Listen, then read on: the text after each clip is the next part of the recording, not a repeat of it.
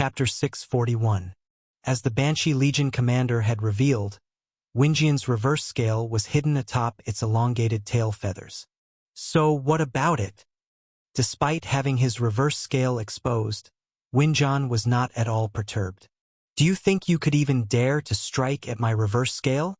Know that even your horns, eyes, beak, and wings have been shattered. Almost a complete destruction of his entire body, and yet he still bluffs. However, Winjian's bluster was not entirely in vain. Indeed, our heroes struggled to get near his tail, especially the tail feathers, as long as those of a phoenix, which Winjian wielded freely. He lashed it like a whip, spread it wide like a peacock, and feathers continued to fall from there. So far, our attacks worked, thanks to good luck and timing. During the wave breeze pattern, when he was immobilized in midair, we could continuously pummel his face. We managed to cut off one of his wings with Verdandie's critical strike and brought him down successively. But he was a son of the Black Dragon, a real dragon. We couldn't kill him that easily, and Winjian rampaging on the ground would not allow a fatal blow to be dealt. Kaiawea dash. Even with his body half destroyed, Winjian fiercely resisted, and our heroes began to suffer more injuries. Seeing our heroes knocked down like bowling pins, I swallowed dryly.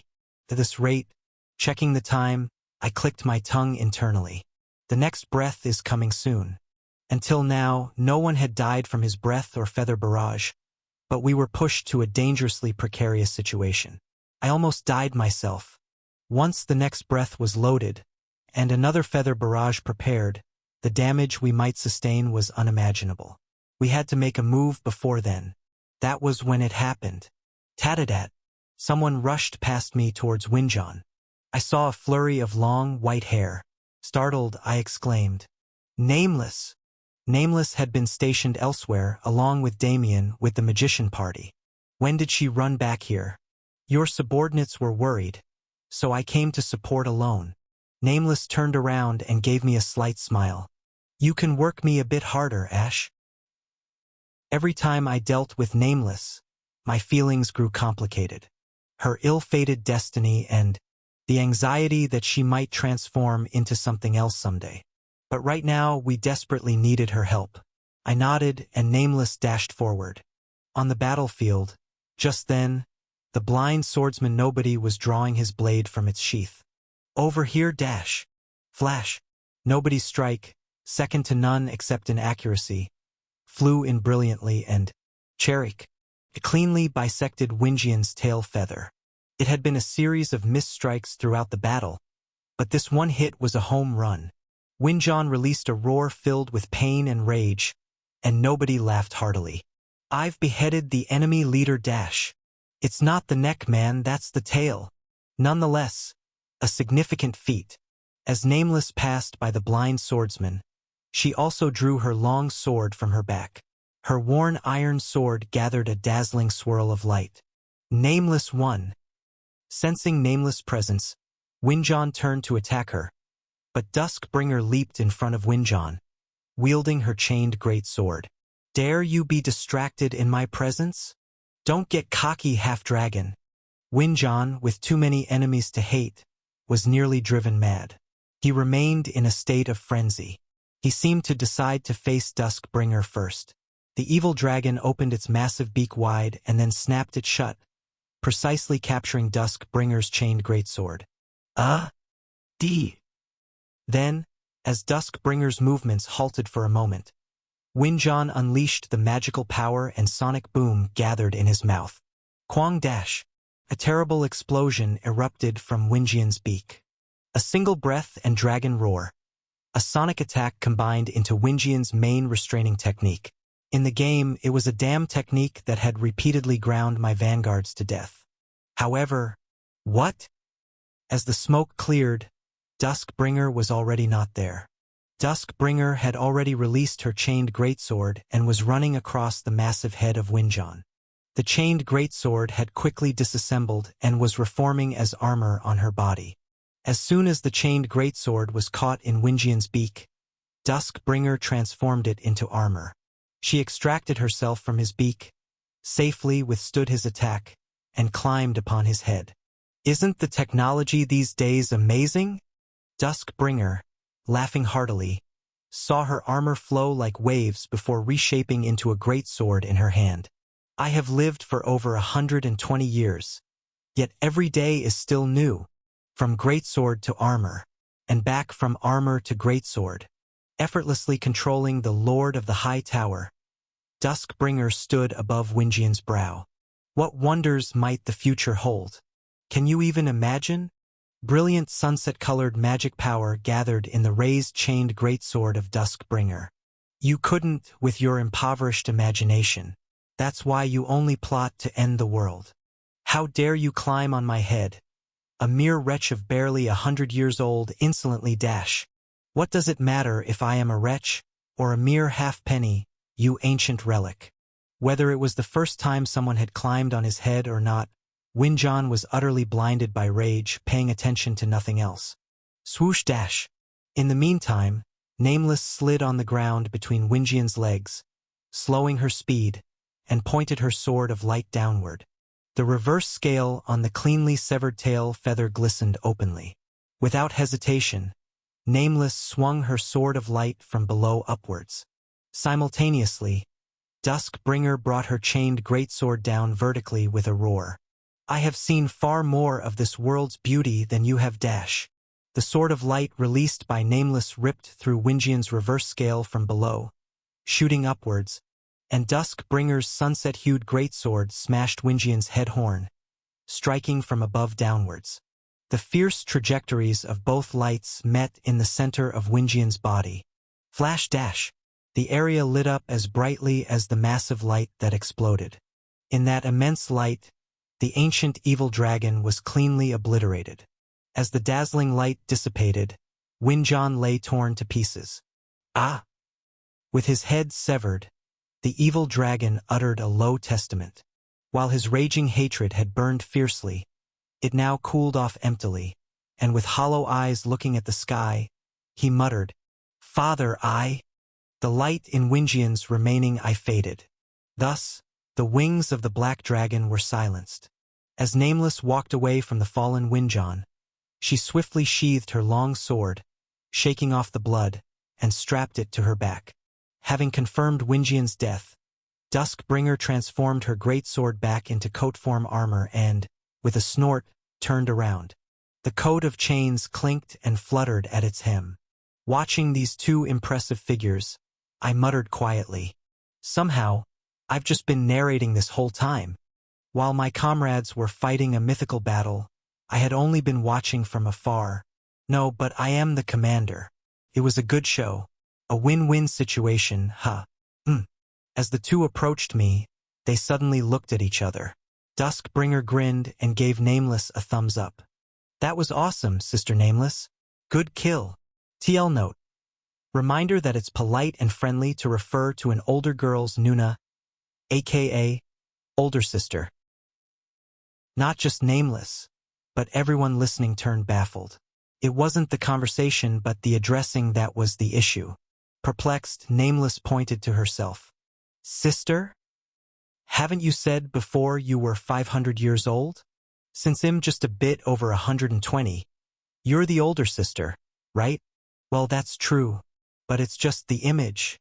It's strangely awkward to see that dragon lady treating someone as a senior. Feels weird. Sis, then." But after a slight smile, Nameless awkwardly returned the thumbs up to Duskbringer. "Right? I am older than anyone here. Feel free to call me sister or whatever you prefer. It was a good kill for you too, little Dusk." TL note. That same for younger girls to be called Iani, aka younger sister. Sounds weird, so I'm temporarily translasting it as Little Dusk, instead of younger sister Dusk, or just plain Sister Dusk. Little Dusk? What kind of rootless title is that? Listening to us, our faces grew even more distorted with distress. But the two women didn't care and exchanged thumbs up, laughing heartily. Well, if Dusk and Nameless are happy, that's all that matters. Ash ash cha cha cha. Anyway, we had safely dispatched Winjian. There had been crises, moments when we almost died, and there were quite a few injuries. But, Once again, we had managed to defeat the dragon without any deaths. I surveyed the heroes around me, trying to assess the situation. Tend to the wounded first, gather the loot, and prepare for a slow retreat. Just then, SSSSS, a chill ran down my neck. I wasn't the only one to notice something was off. Nearly all the heroes sensed something and urgently grabbed their weapons. What's this? I quickly turned around. And then there it was, the dark sky of the Lake Kingdom. From afar, an anciently majestic creature flew toward us, spreading its evil energy beneath it like a cloud, like a carpet. It fluttered its long, two-pronged beard as it flew. In its front paws, it held a giant orb each, observing us with keen, flashing golden eyes, a long, massive Eastern-style dragon. Scalian! Recognizing it at a glance, I shouted. It's the pure scale of the Black Dragon. Everyone, prepare for battle dash. At my command, the utterly exhausted heroes quickly reformed their ranks and began preparing for dragon combat. Damn, I didn't expect it to intervene so soon. This is why I had mentioned the possibility of consecutive battles before. Not just because we had to fight these creatures one after the other in the game. In the game, it was a rare event that when one of the dragon siblings died, another would appear immediately for revenge. And in the worst-case scenario, we could literally face 3 consecutive battles. I prepared for it, but really, did it have to come now? However, I also knew, more often than not, the situation during battle wasn't the worst. Circumstances always seemed to spiral even lower than my worst expectations. So, it was inevitable, in a way, predictable that this dragon would appear here. My lord! Suddenly at my side, Lucas gestured to a scroll he held. It was a dungeon escape teleport scroll. He suggested we should not overextend ourselves and escape. But we can't do that. Why else would we hunt these dragon sons before fighting the true Black Dragon? To craft a dragon slayer, a weapon capable of inflicting damage on that transcendental dragon king. But using the dungeon escape teleport scroll means forfeiting all the loot. Meaning the creation of a dragon slayer from Winjan would become impossible. We only escape in the worst-case scenario. Until then, we must fight. And we had kept our trump cards in reserve. The mage party. Not having exhausted this critical force and keeping them immaculately on standby was in anticipation of this possible series of battles. Especially since the mage party needed to save as much magical power as possible for the battle against the Black Dragon's Eye. Damien had used his ultimate move once but should be rested enough to fight. He could probably use Black Queen too. Come on, dragon. Whether it's one battle or several, it doesn't matter. I'll give you a taste of our power. And then, Kugong. Gliding smoothly through the sky, the pure scale Scalian landed gently at a distance from us. Chapter 642. The dragon's body has a reverse scale. This scale grows in the opposite direction to the other scales that make up its body, and merely touching it can drive the dragon into a frenzy of rage. That is the reverse scale. But what if there is a dragon whose entire body is made up of reverse scales? And if there is just one scale on this dragon's body that grows in the normal direction? For that dragon, which would be the real reverse scale? What is right and what is wrong? Who decides that? I ask the people of this world, what is the principle that decides what is right and what is wrong? Nightbringer, they say, is a dragon whose entire body is covered in reverse scales. As a dragon against the heavens, even the direction of its scales is completely opposite to that of ordinary dragons. And just like a normal dragon harbors a single reverse scale, Nightbringer harbored just one scale that grew in the normal direction. That was the pure scale. Nightbringer tore this pure scale from his body and threw it into the Milky Way. And from this torn pure scale, Scalian was born. So went the mindless content scribbled down in the setting book, which I found myself grumbling about unconsciously. No, shouldn't it be called a sequential scale rather than a pure scale? Pure is used in the sense of being unadulterated, while sequential is in the sense of being in order. Shouldn't it be a scale in order if it's the opposite of a reverse scale? Why did a pure scale come out? Anyway, I was turning over even these needless details in my head as I tried to unearth any weaknesses of the dragon that had landed before us. As the giant oriental dragon touched down, a cloud of dust billowed up, its long whiskers fluttering to the sides. Scalian surveyed us with its round golden eyes. A tense silence flowed between monster and man. We were ready to rush at it and swing our weapons at any moment, while Scalian calmly surveyed us. Then the great dragon's mouth slowly opened, and it finally spoke. Really sorry, no? Excuse me? Question mark. I left my glasses in the lair. Rushed out so fast that this happened. I'll be right back if you could just stay here. Would that be okay? What is this guy saying? Is he offering to retreat voluntarily? If that was the case, there was no reason to refuse, so I hesitantly nodded. Then Scalian's face brightened, and it immediately kicked off the ground. Just wait a moment. Just a moment. I'll be right back. And then it flew off at a terrifying speed, only to return huffing and puffing shortly after, sporting an unusually large pair of glasses that didn't quite fit its face. Now I can see well. Scalian, somewhat embarrassed, unnecessarily raised its voice as it turned its head briskly. Then Scalian, with its glasses and large eyes, scanned us and burst into an open smile. The giant dragon's expression softened like a puppy's. To actually meet you in person. I've wanted to meet the guardian of the world and his heroes. I've thoroughly researched your exploits. It's really amazing how you've managed to defeat such monsters with those small, tiny hands. Is this sarcasm or genuine admiration? Unable to decide, Scalian slowly raised its front paw. The startled heroes on our side immediately pushed forward their shields, readying for defense. Everyone likes you, but my favorite hero is you. And the one Scalian pointed at with its paw was Violet.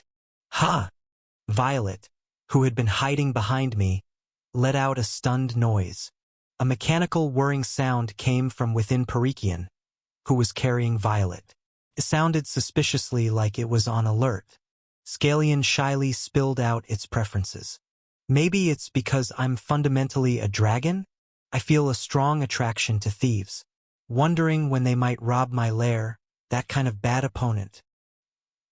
And such a thief, moved by a great cause, participates in a grand war to save the world.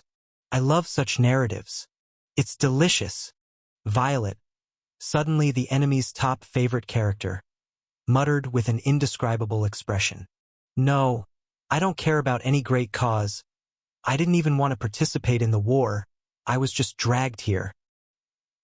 Why am I unpopular with human men, but like this with dragons? Unsure whether to be happy that someone liked her or angry because it was an enemy dragon, Violet was thrown into confusion. In this bizarre atmosphere, I rubbed my aching forehead.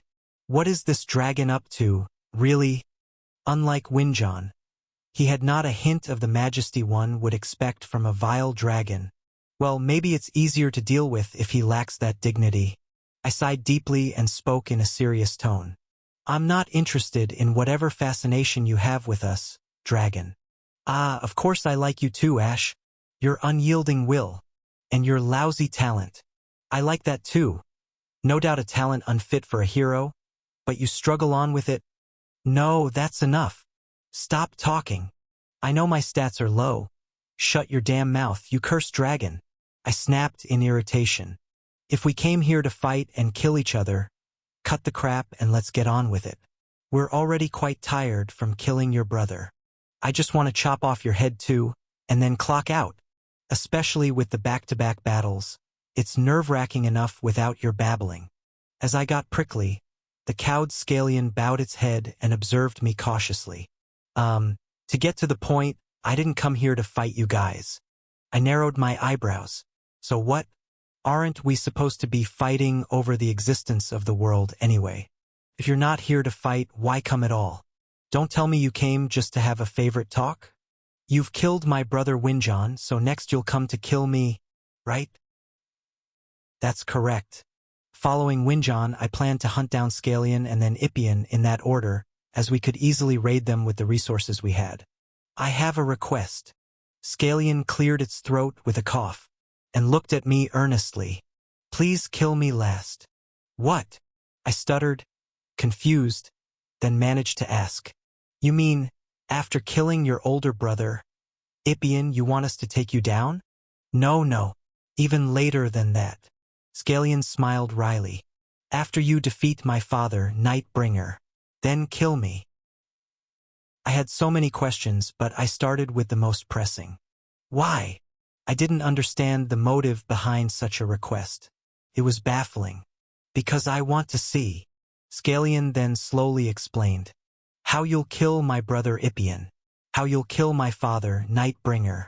I'm curious about the method, the story. I'll tell you up front. I am a child of the Black Dragon. I belong to a clan that seeks to annihilate the world, and I indeed wish for the world's end. It's an undeniable truth that I am also an enemy you must fight. Calmly affirming that it was our adversary. But more than that, I'm curious. The dragon revealed its inner thoughts. Ippian is strong, and Nightbringer is incomparably stronger than anyone. I want to see how you will deal with them. If we must fight and kill each other, I at least want to see the end of this story. Scalian looked around at us carefully. Guardian of the world, and heroes, you have fought battles that were nearly impossible. There were countless times you should have been wiped out, but you've made it this far. We still held our weapons aloft, wary of it. As someone who has followed your journey, I can't stop the story here. Whether you die or I die, I can't allow the story to end here.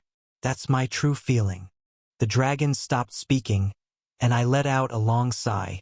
So you're asking to delay our fight? You want to watch the story of us killing your brother and your father? Yeah, that's it. How about it? Not a bad proposal. I responded immediately. I refuse. Eek. Startled by my blunt reply, Scalian was taken aback. I growled. To kill Nightbringer, the Black Dragon, we need a dragon slayer forged using you. It's already a near impossible task to bring down Nightbringer using all the dragon slayers created from your brothers, and you ask me to postpone our fight till after? That makes no sense. Then Scalian tilted its head. It seems like I could replace that dragon slayer, no? Actually, it's the opposite. The weapon forged by killing me would inherit my traits, essentially replacing my role, right?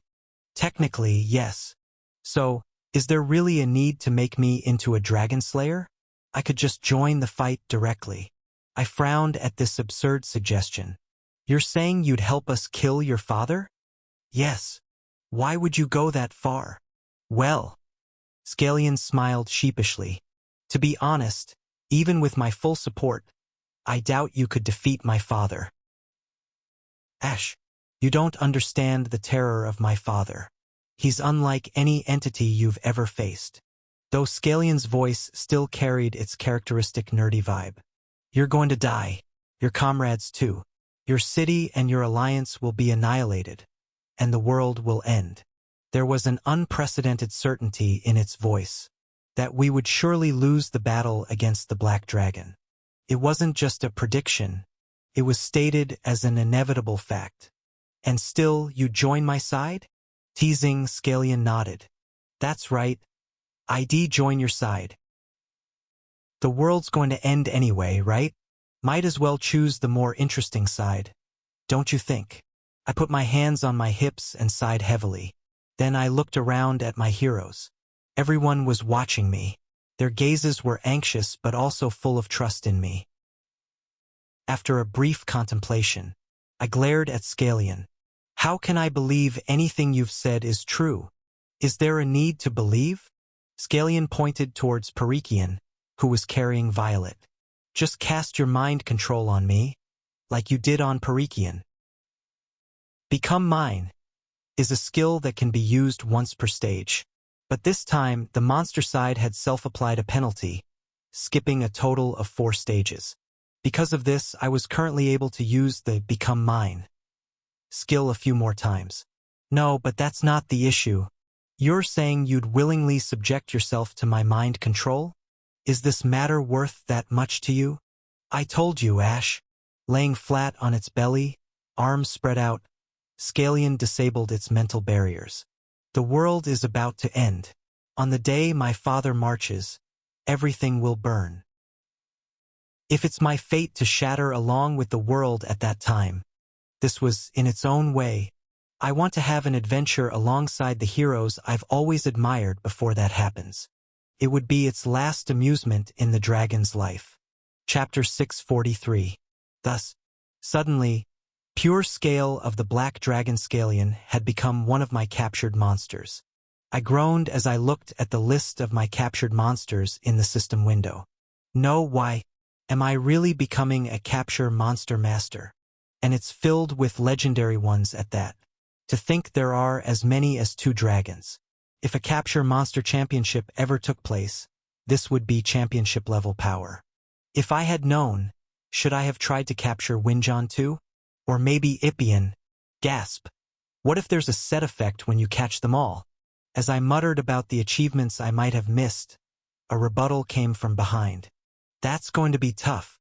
Scalian, who was fiddling with the collar-shaped restraint around his neck as if it were curious, explained. It's odd for me to say this as a dragon friendly to humans, but my brothers despise humans to their very bones. They'd rather kill themselves than become your subordinates. Suddenly, I remembered Callie Alexander, who had committed suicide upon becoming a captured monster, despite being friendly to humans, and the figure of Salome, who had willingly become my captured monster. Which category does this guy in front of me fall into? Does he really intend to be on my side? Scalian was currently polymorphed into a human form. Messy long hair, large glasses of the same style he wore as a dragon, and a voluminous robe. He was definitely a handsome man in his original form, but his gloomy complexion and the awkwardly raised corners of his mouth ruined his looks. He was oozing nerdiness. Strangely, he feels like a kindred spirit, which makes me feel weird.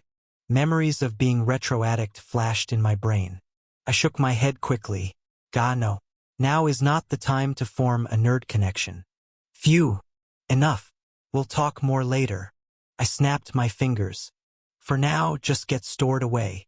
Ooh. To be stored away in subspace like this. Scalian, who had been marveling, vanished into my capture monster-exclusive subspace with a whoosh. Parikian was sucked in as well, and Violet, who had been lying on top, fell to the ground with a shriek. I clicked my tongue inwardly. Is there any point to this? It seems dragons can tear through subspace and come out on their own will anyway. Anyway, with Scalian's interruption taken care of, and luckily, Ippian didn't barge in. It seems today's ordeal is finally over. All right, everyone, good work. Let's wrap this up. Grab your stuff and let's go home. I had the heroes gather the corpse of Winjon and the loot from Rare. While everyone was busy collecting the loot, I looked around. And I need to take care of these bastards. Standing awkwardly on the side was the Banshee Legion commander. She was still holding the head of the Dullahan Legion commander in her arms. Leave them to me, Prince Ash. Diarmuiden and his party of mages raised attack spells in their hands in unison. We didn't get to do anything today, so at least let us take these guys down. Having been excluded from the battle in anticipation of further dragon intrusions, the mage party was itching for action. Diarmuiden chuckled wickedly as he approached the Banshee Legion commander. It's a bit disappointing that our only prey today is a dead Dullahan and a half-crushed Banshee, but if we can take down a monster. Just then, the Dullahan Legion commander's head, which the Banshee was holding, suddenly opened its eyes. I'm not dead yet. Whoa! Startled, Diarmuiden jumped back, and the other heroes around screamed in shock. Carried away, I screamed along before suddenly regaining my composure and trying to regain my dignity. No, I thought you were definitely dead since you were just a head. What the heck? Dullahans are always separated from their heads. Just being a head doesn't mean I'm dead. No, I knew that, but you had your eyes tightly shut, so of course I thought you were just dead. See, See, it's bad for my heart. Dr. Mutin's legs went weak, and he trembled as he searched his pockets for medicine. Oh, Grandpa, you need to be careful watching horror movies at your age. Then the Banshee Legion commander, still holding the Dullahan's head, spoke up. Hoo. Why are you pretending to cry while being able to speak just fine? Just say it with words. Ahuha. Tard. Hoo. You just said bastard, didn't you? Definitely called me bastard. Guardian of humanity. I have a proposal. The Dullahan Legion commander spoke. I'm not particularly fond of horror movies, so it was uncomfortable facing him, but I still listened attentively. Let's hear it. Wouldn't you allow us to join your alliance as well? I furrowed my brows. The Dullahan Legion commander continued calmly. The Black Dragon clan has not only enslaved our legion for centuries, but also killed everyone like this. I want revenge on them. If I can contribute to their destruction, I'm willing to cooperate. I snorted. So, you just don't want to die right now? Honestly, that's not entirely untrue. Dr. Mutin, who had taken his heart medicine, seemed better and began doing aerobics with a huff and puff. Flames wrapped around his fingertips as he slowly did his health exercises, and it was clear he'd roast these monsters once he finished. The urgency slightly heightened in the Dullahan Legion commander's voice as he continued. But our hatred towards the Black Dragon Legion is certain. If we can contribute even slightly to their downfall, we'll do whatever it takes. The Banshee Legion commander chimed in. Black Dragon bastards. Hoo. Now you're swearing quite naturally, Banshee. I pondered for a moment. The surrounding heroes and Monster Legion commanders stiffly waited for my decision, while Dr. Mutin continued his slow aerobics. Huff and puff. Sigh. After exhaling deeply, I nodded. All right, but you'll have to become my captured monsters. I still have a few uses left of become mine. There's no reason not to accept Legion commander-level bosses if they fall into my trap without resistance. These guys haven't really harmed us, after all. A faint smile crossed the Dullahan Legion commander's fearsome face. I will gladly do so. The Banshee Legion commander sobbed pitifully. Ahuha. Thank you. Hoo. Either cry or speak. Please choose one. I used become mine in rapid succession and captured the Dullahan Legion commander, only the head, and the Banshee Legion commander speaks well. Thus, today's capture monster haul. I've enlisted Pure Scale of the Black Dragon Scalian, SSR, as an ally. I've enlisted Dullahan Lord Black Rider, SSR, as an ally. I've enlisted Banshee Queen Cleodna, SSR, as an ally. It's like reluctantly accepting perishable food from the neighbors. Isn't today's haul insanely good? All SSR grade? Huh? No joke. Am I really becoming a capture monster master? I briefly entertained the thought before shaking my head. What would I do even if I became a master? There's no championship league. Get yourselves together. I'll call on you again. I snapped my fingers, and the two Monster Legion commanders were sucked into subspace and vanished. Sweating, the heroes looked at me, and I nodded. Well, that's that. Let's all head back. Time to wrap up and rest. Yes. The rest of the heroes hurried to assist with collecting the loot. Hee. It really feels like my cardiovascular health improves when I do the ivory tower health exercises I developed myself. After finishing his exercises and returning late, Dr. Mutin looked around with wide eyes. What? Prince Ash? Where did all my achievements go?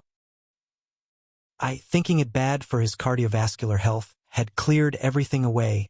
I massaged the grumbling old mage's shoulders as we walked together towards the exit. Well, need your great performance in the next battle. Let's conserve your strength until then. You really mean that, Prince Ash? I'm counting on you. I grimaced. Really, because in the next battle, this old mage must shine. We took down Winjon and captured Scalian. Next battle, it's Ippian. A tough battle was approaching where our frontline mages would truly suffer. after returning to Crossroads and taking a break. The next day, I went straight to the forge. The loot acquired from this free exploration was lined up inside the forge. Kelly Bay couldn't help but marvel repeatedly as he inspected Winjian's scales and feathers. Amazing, truly amazing. I've never seen materials like these in my life. Tustivian was also an exceptionally fine top-grade material, capable of creating powerful equipment. But Winjian was of a higher class. After all, it was a genuine dragon species. These feathers are particularly remarkable. Kelly Bay picked up a feather and waved it. Not as good as the scales, but still robust. And above all, light. Rear support heroes can wear this equipment without burden. Typically, normal armor is heavy, burdensome for mages, rear supports, and heroes like me with weaker stamina. Equipment made from Winjian's feathers would provide an excellent alternative. Please make robes or capes from this. Then the mages should wear them first. They're going to have a tough time in the next battle. No. Lucas, who had followed me and was standing behind me, spoke in a stern voice. My lord, you should wear it. My lord, please. In the last battle, you almost didn't make it. If it hadn't been for Hecate and the Glory Knights, it would have been really dangerous. Lucas, who had much to unload, poured out his reasoning, and Evangeline, standing behind him with her arms crossed, nodded in agreement. There are always variables on the battlefield. No matter how cautious you are, my lord, accidents that you overlook are bound to happen. I recalled how Winjian had gathered its breath even as it fell with severed wings. Such a thing would be impossible in a game. But this is reality. The transcendent will and hatred of the evil dragon will continue to target the parts one least expect. Evangeline and I, the Glory Knights, and many others are prepared to risk our lives to protect you, my lord. But there may be situations where we cannot reach you. I could do nothing but grunt in response. Please wear proper armor. This is advice from your bodyguard. All right, Kelly Bay, then make a cape as a top priority, please. Include a barrier creation artifact in it. Make it strong enough to withstand at least one dragon breath. Kelly Bay looked incredulous. This guy, see if he has any conscience. A cape to withstand dragon breath. It seems possible with these materials, doesn't it? Why not give it a try? Just because it's not his job to make it, he talks so easily. However, Kelly Bay did not ultimately refuse. Despite his grumbling, the smile tugging at the corners of his beard suggested he was already excited about the prospect of making it. We'll handle the regular equipment like that, but this will be the real challenge. Thump! A beautifully glowing magic core was placed on the workbench. We all swallowed our saliva as we gazed at it. Winjian's magic core. In other words, the dragon heart. Just as the dagger Isagam, made from the dragon heart of Tustivian, possessed an extraordinary destructive power. The equipment to be made from the even more powerful dragon of Winjian's magic core would also be incredibly potent. Kelly Bay squinted his piercing eyes at me and asked, So, what do you plan to make with this? Chapter 644. Equipment made from a dragon heart, or the power core of a dragon, is significantly more powerful and efficient than other gear. Moreover, the characteristics of the dragon to whom the dragon heart belonged are reflected. Winjian's innate traits include mind control, feather bombardment, and flight. Of these, mind control is notably the most significant. If I were to create a piece of equipment that enhances the mind control ability by 100%, and I used it, it would synergize incredibly well with my gaze of command. If enemies vulnerable to mental attacks were to swarm, I could single-handedly control their minds and defeat them. However, the immediate problem is the enemies that need to be defeated right now. The immediate threats are the Eye of the Black Dragon, Ipian, and Nightbringer, a high-ranking monster with overwhelming resistance to mental status abnormalities. Especially against Nightbringer, the likelihood of mind control being ineffective is overwhelmingly high. Parikian was a combat-oriented individual among the Black Dragon troops and had low magic power, yet I managed to force mind control on him by repeatedly applying elemental disassemble. and Scalian could be captured only because he removed his own barriers. The 2 dragons I captured were special cases. Realistically, using mind control as a tactic against the remaining dragons is difficult and inefficient. The second option to consider then would be feather bombardment. If I were to create a bow or a long-range weapon utilizing the feather bombardment ability, it would boast remarkable power. If I were to imbue bows or crossbows with the feather bombardment trait, they could wipe out several waves of enemies with insane firepower. Suddenly, I thought of Burnout. If that elf archer were still alive, this weapon would have been a great option. But feather bombardment is primarily specialized for dealing with multiple enemies. It's not about a concentrated single shot but optimized for striking a wide area simultaneously. In other words, it also won't play a significant role in the next raid. What's needed now is a powerful shot that can penetrate the hard scales of a dragon in one go. Perhaps it would be better to give up on the feather bombardment and create a regular breath-powered gun for immediate dragon hunting. Anyway, skipping the feather bombardment trait leaves the flight trait. I became lost in thought. Even in the game, it was possible to create armor with the flight trait granted by Winjian's power core. The armor released had a wide-area flight special function that could temporarily make all nearby allies fly. This equipment would provide mobility to our allied artillery. At least once, it would allow them to dodge the dragon's wide-range attacks, and more actively operate mages and ranged attackers. Good. After much thought, I decided. At first glance, it seemed the most mundane, but creating equipment that would aid the survival of our rear-line troops through wide-area flight. I detailed this intention to Kelly Bay, and he nodded in agreement readily. I thought I'd make a weapon as flashy as Imperial Edict, but, well, this isn't bad either. Besides, it's your decision after all. I grinned. For a mage, survivability equates to offensive power. Rather than firing a spell and retreating from the field, if this equipment can assure survival and allow for bolder movements, it will undoubtedly be an asset in battle. Most importantly, in the upcoming battle the Eye of the Black Dragon raid, the flight feature will be of great help. So it's armor, but what kind of armor? Kelly Bay asked, and I replied immediately. A robe for mages, please. Following that, I fiddled with my hands and chuckled heartily. Finally, it's time to present a fine piece of equipment to our Flame Magus. Listening, Evangeline tilted her head. The Flame Magus? You mean Sister Lily? Then, from the other side, Lily, who was working on something with the Alchemist Guild Master, looked over in shock. I waved my hands frantically. No, the older one. Why are there so many Flame Maguses in this place? After checking on various tasks throughout Crossroad, I returned to the Lord's Manor late in the afternoon. Oh, I'm tired. I'd love to take a long nap, but there's so much to do. I first wanted to talk to Scalian. After all, he was one of my captured monsters, could communicate and was friendly towards humans. There must be some information I could extract. However, when I checked, this guy wasn't in the subspace. Parikian was missing as well. Where have these guys gone again? I have a guess. Lucas muttered begrudgingly, and I had a hunch too. So, to the Lord's Manor garden. Sure enough, both problematic dragons were gathered here. Parikian was curled up as if embracing a precious egg, encircling someone in the middle with his long body. Without saying, that someone was Violet. Kill me. Violet, with a pale face, stared into the void, drooling from the corner of her mouth. Her condition worsens by the day.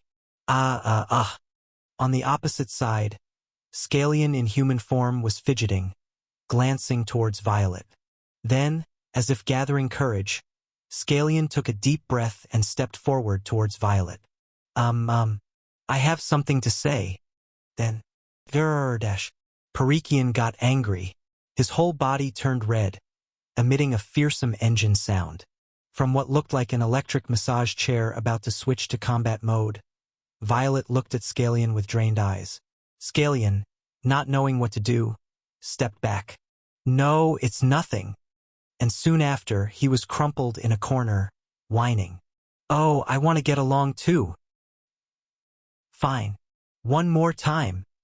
This nerdy dragon did not give up and kept circling the area, and each time he got closer, Parikian reacted prickly, continuing to wrap around Violet. Watching this from a distance, I muttered in dismay. Why are they shooting a romance fantasy? Romance? Lucas asked incredulously as if to say, where do you see that? But isn't that exactly the setup? Like titles such as Born to be Loved by Dragons or Dragons Obsessed with Destroying the World Choose Me. Unexpectedly becoming the protagonist of a dragon romance fantasy, Violet, caught between two dragons, was so pleased she even shed a tear. Looks happy, so okay. Anyway, I couldn't just watch this disaster unfold indefinitely, so I made my presence known by approaching. Then the two dragons and one human turned to look at me. Zip! With amazing speed, Violet dashed out from between the two dragons and grabbed my trousers. Your Majesty! Handling one was tough, but two is crossing the line. I can't take it anymore. I'm going crazy. I'm dying. Cutting off Violet's continued pleas, I simply replied. Salary doubled. Eh? Two dragons, so double the pay. Okay? Violet had already received a significant salary boost when she was assigned exclusively to Parikian. And now double that. She became stunned by the shocking financial remedy. While Violet was momentarily stunned, I gestured for Scalian to come over. I had come today to try to extract some information from this friend. Hello, Ash. Scalian awkwardly waved his hand and then approached me hesitantly. Watching a love fantasy or breeding diary unfold between two dragons and one human was fun. Or perhaps forming a nerd sympathy bond with this nerdy dragon could be enjoyable too. Scalian. But I decided to focus on a more pressing issue. Tell me about your brother, Ippian. Cutting to the chase, Scalian shuddered. I looked Scalian in the eye and enunciated each word clearly. His strengths, his weaknesses, and everything else you know. The last Black Dragon Legion to defeat before heading to topple the Black Dragon. The Eye of the Black Dragon Ippian. Of course, I already knew about Ippian.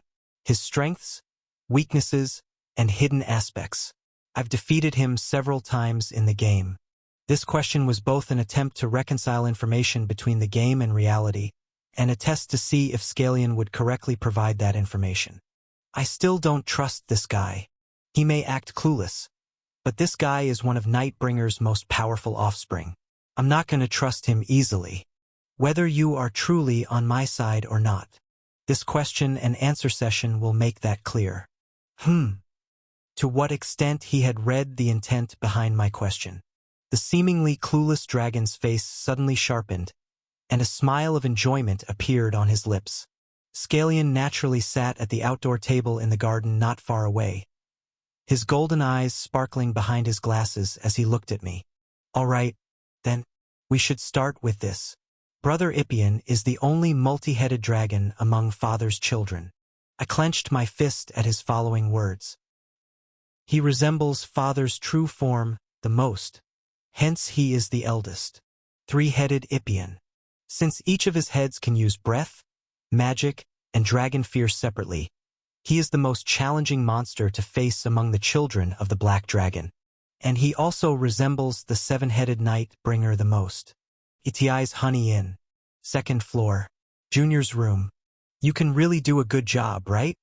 Hecate, wearing a robe and sitting in front of the mirror, asked with a half-doubting voice. Behind her, Junior chuckled and flashed the scissors in her hand. I've been cutting my siblings' hair from their infancy through their teenage years at home. I'm probably better than your average hairdresser. I trust you, Junior. Hecate clenched her eyes shut, and Junior took a deep breath before carefully picking up the styling scissors. Hecate had taken the full brunt of Winjian's breath in the last raid. Though her burnt and crushed body quickly recovered, her long hair was gone. Her hair had reverted to the short style she had during her school days. Actually, since I was appointed to the Glory Knights, since I was cursed, my body hasn't grown at all. My hair doesn't grow, and my nails don't grow either.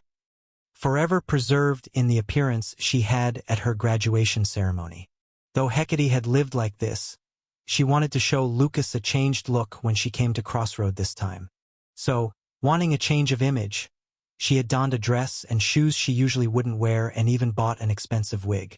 But now, even that wig had burned, and Hecate's hair was back to its original short look. Shocked by her unchanged appearance from her school days, Hecate had locked herself in her room. Junior, worried, came to find out what was wrong and offered a solution. Short hair could be styled in many ways. Trust it to her, the best hairdresser of the Jupiter family. Even now, you're quite cute. Absolutely not. Lucas, that guy, doesn't even see me as a woman. No. Maybe that's just because that knight's perceptiveness is legendary. As they chatted and relaxed Hecate's nerves, Junior brought the scissors to the side of Hecate's head. Cut here, trim there, and with heat and wind magic. Junior may not have the sophistication of a hairdresser from the imperial capital, but she was confident she could make a cute style change. At least enough for Lucas to notice the difference. Having calculated her moves, Junior advanced the scissors, and Hecate swallowed her nervous saliva with her eyes tightly closed. That's when it happened. Burst. Cough. Hecate, are you here? I have something to say. Suddenly, the door was flung open, and Duskbringer burst in. Startled by the sudden intrusion, Hecate jerked violently, and Junior swallowed a scream. Snip! And then, the scissors, going much deeper than Junior had planned, chopped off a large chunk of Hecate's side hair. Hecate's beige hair fluttered and scattered in all directions. Hecate hunched over in the chair, Junior holding the scissors and Duskbringer, who had just opened the door and was still holding the doorknob. All three remained motionless, as a hellish silence ensued. The same thought crossed everyone's minds. This is a disaster. Chapter 645. It's okay. It's okay. With a chunk of her side hair brutally chopped off, Hecate smiled nonchalantly. I'll just die for a moment and come back. Then I'll be revived with my old hair, and we can continue. How can you say something so horrifying? Junior desperately grabbed Hecate, who was staggering towards the exit. Hecate kept trying to slip away, saying, I know many painless ways to die, so it's okay, while Junior clung to her, pleading, I'll try to fix everything, so don't die. As the two women struggled, Duskbringer blocked Hecate's path with a heavy sigh. First, Hecate, I must tell you why I've come here.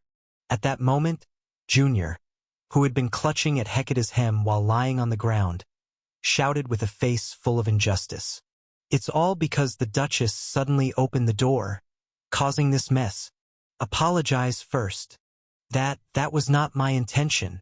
Anyway, listen to why I came here. Ahem. Duskbringer, gathering her breath, looked seriously at Hecate. Hecate, your curse is nearing its end. At those words, Hecate's red eyes regained focus. Hecate slowly faced Duskbringer, who nodded. Since coming to this front line, you have already died twice. Once in an accident at a construction site. Once more during a Winjon raid while saving Ash. Hecate had died and was revived by the curse. I created the curse on you, so I know. Duskbringer raised her small hand and lifted one finger. One more time. If you touch death just once more, the curse on you will dissipate, and you will end. One more death would be the third death at this front line. At that time, Hecate would end, Duskbringer declared calmly. Junior, with eyes wide open, stuttered. What do you mean it ends? It will revive one last time. The problem is what happens after. Duskbringer, crossing her arms, sighed. Normally, one gets suspended, both soul and body preserved, unable to move or decay, just frozen alive. Eek! Junior, swallowing a scream, asked urgently. What if she's lucky? Isn't there a better outcome? This is the lucky outcome. This is good. Are you saying there's a worse scenario? Yes. In the unlucky scenario, Hecate clenched her fist tightly. You become a wraith. A wraith? You mean? Losing all reason, memory, and pride. You would seek to slaughter everything around you, Duskbringer declared calmly. Simply put, you become a monster. That's why, when the Glory Knights near suspension, they transfer the curse to a successor and prepare for their end. The end, you say? If suspended, you'll be entombed alive. If turned into a monster, your successor will behead you personally. A sneer formed on Duskbringer's lips. The curse grants immortality while active. This is a fair price to pay. How can this be? Don't be too harsh, young mage. Both this child and I have come too far for that. Duskbringer clicked her tongue as she looked at Hecate's shortcut side hair. So, Hecate, don't waste the last of your lives over something as trivial as hair. Besides, it's not like there's no third option. Both Hecate and Junior's eyes widened. Duskbringer's bitter smile deepened. As the inventor of the curse, I've come to make a proposal to you, the last generation of Glory Knights, who can no longer inherit the curse. Duskbringer's amber eyes glittered with a sinister darkness.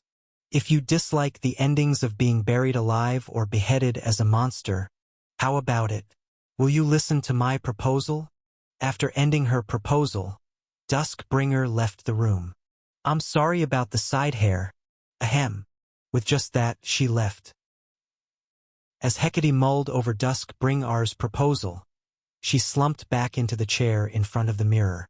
Junior, awkwardly standing behind the thoughtful Hecate, eventually took a deep breath and raised the hairdressing scissors again. Hecate. Yes. Now that it's come to this, your hair, why not try something adventurous? Hecate looked at Junior in the mirror with curiosity. Junior rambled on. After all, that night Lucas, he doesn't care how hard we try to look good. That's true. Then how about we do the opposite? Go all out. All out. Really bold. Just try something new that you haven't done before. They were talking about hairstyles. But it was also about Hecate's curse. On the brink anyway. Why not boldly seek another path? At least it's better than being buried alive or beheaded by comrades. Junior unwittingly added more. The world is ending anyway. The world might be doomed soon, right? Of course, we are struggling to prevent that, but still, it's the end of an era. When else to take such bold adventures, right? Hecate, who had been blankly listening, finally chuckled. That's true. Huh. If the world is ending anyway, why hesitate to try things we've never done before? Hecate closed her eyes and leaned back in the chair. Let's do it, an adventure. Please take care of it, Junior. Make it so bold that Lucas will have to open his eyes wide.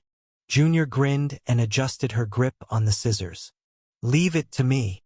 As Hecate felt the scissors touch her hair, she asked cautiously.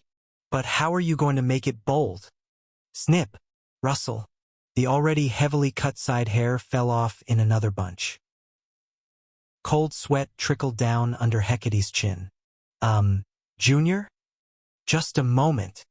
But Junior's eyes, reflected in the mirror, had already entered a state of magical concentration.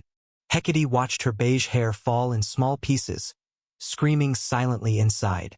After the conversation with the Scalian evening, I took the heroes from the Lord's mansion to a restaurant downtown because Evangeline had been whining about wanting to eat out. The world is ending.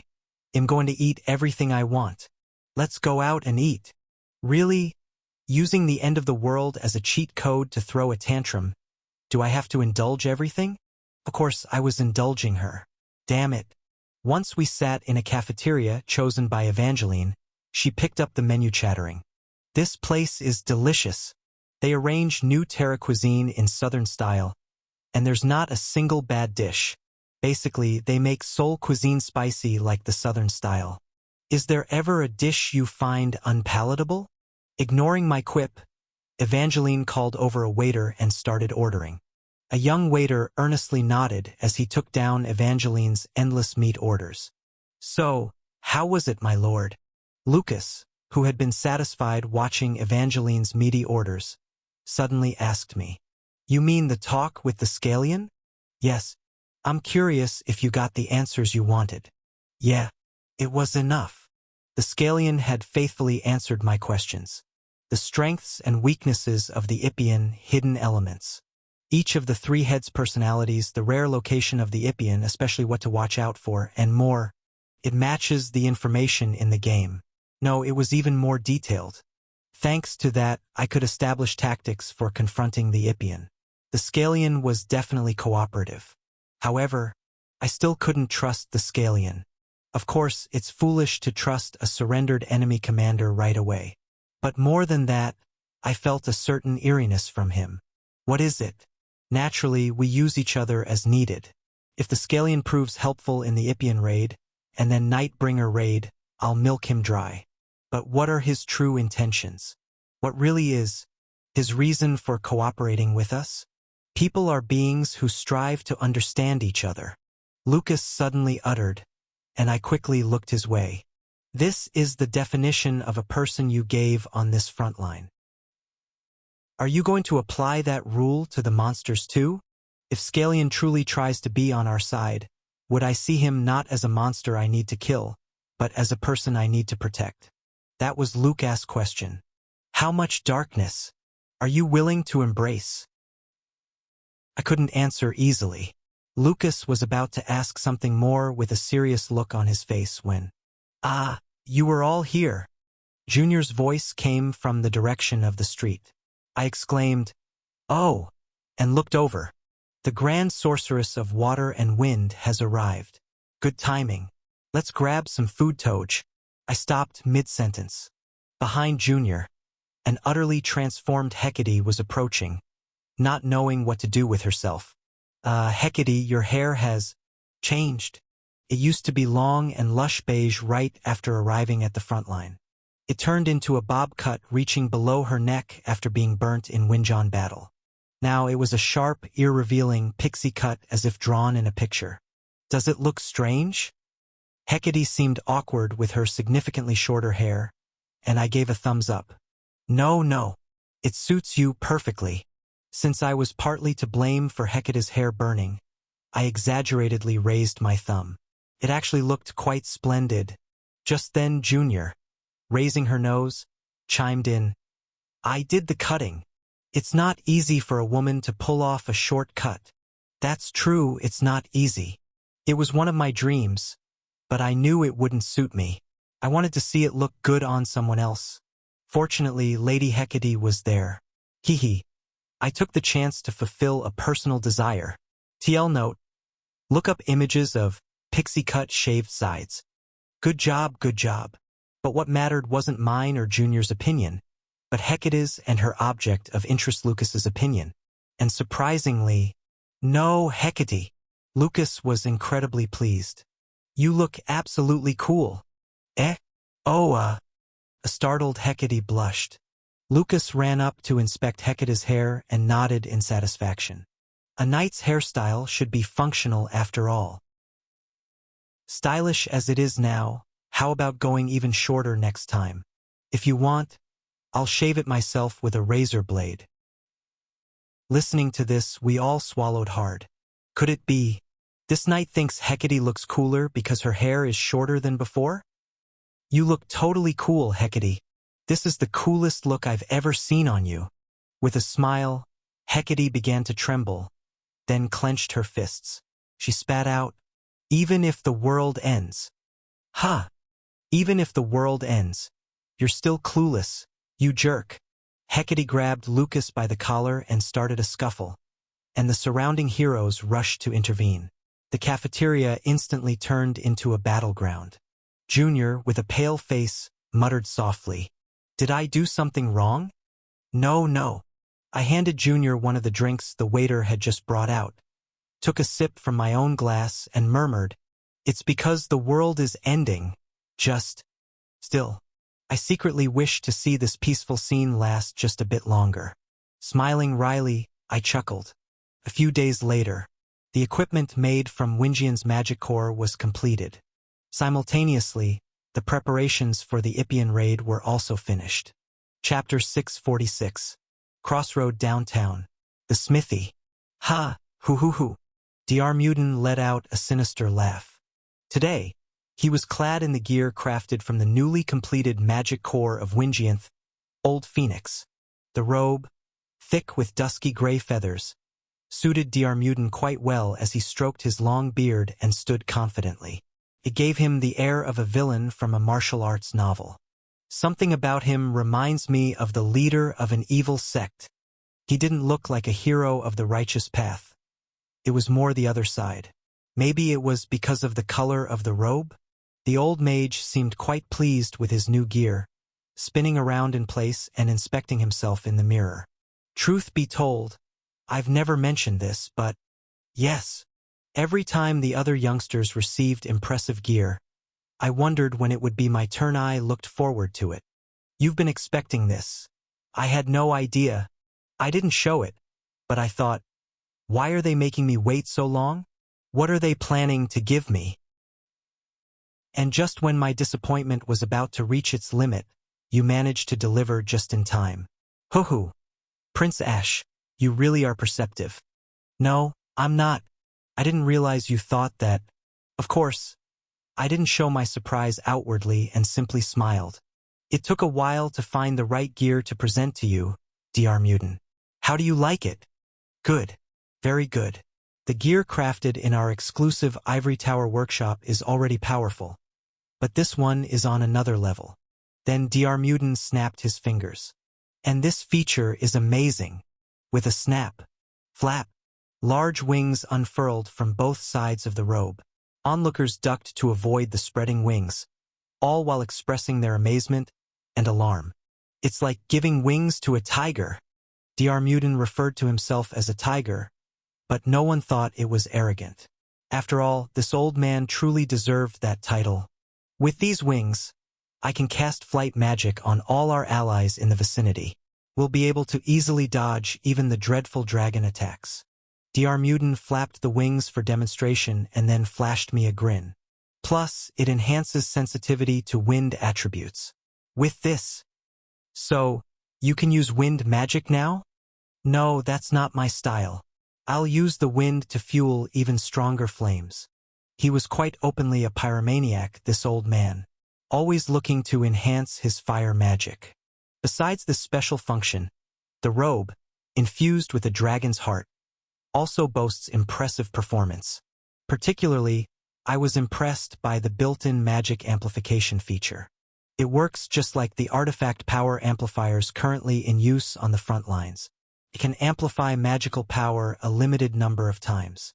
It's truly a piece of equipment that gives wings to Diarmuiden, who is already a formidable damage dealer, a nuker. For a mage, there might be no better equipment than this.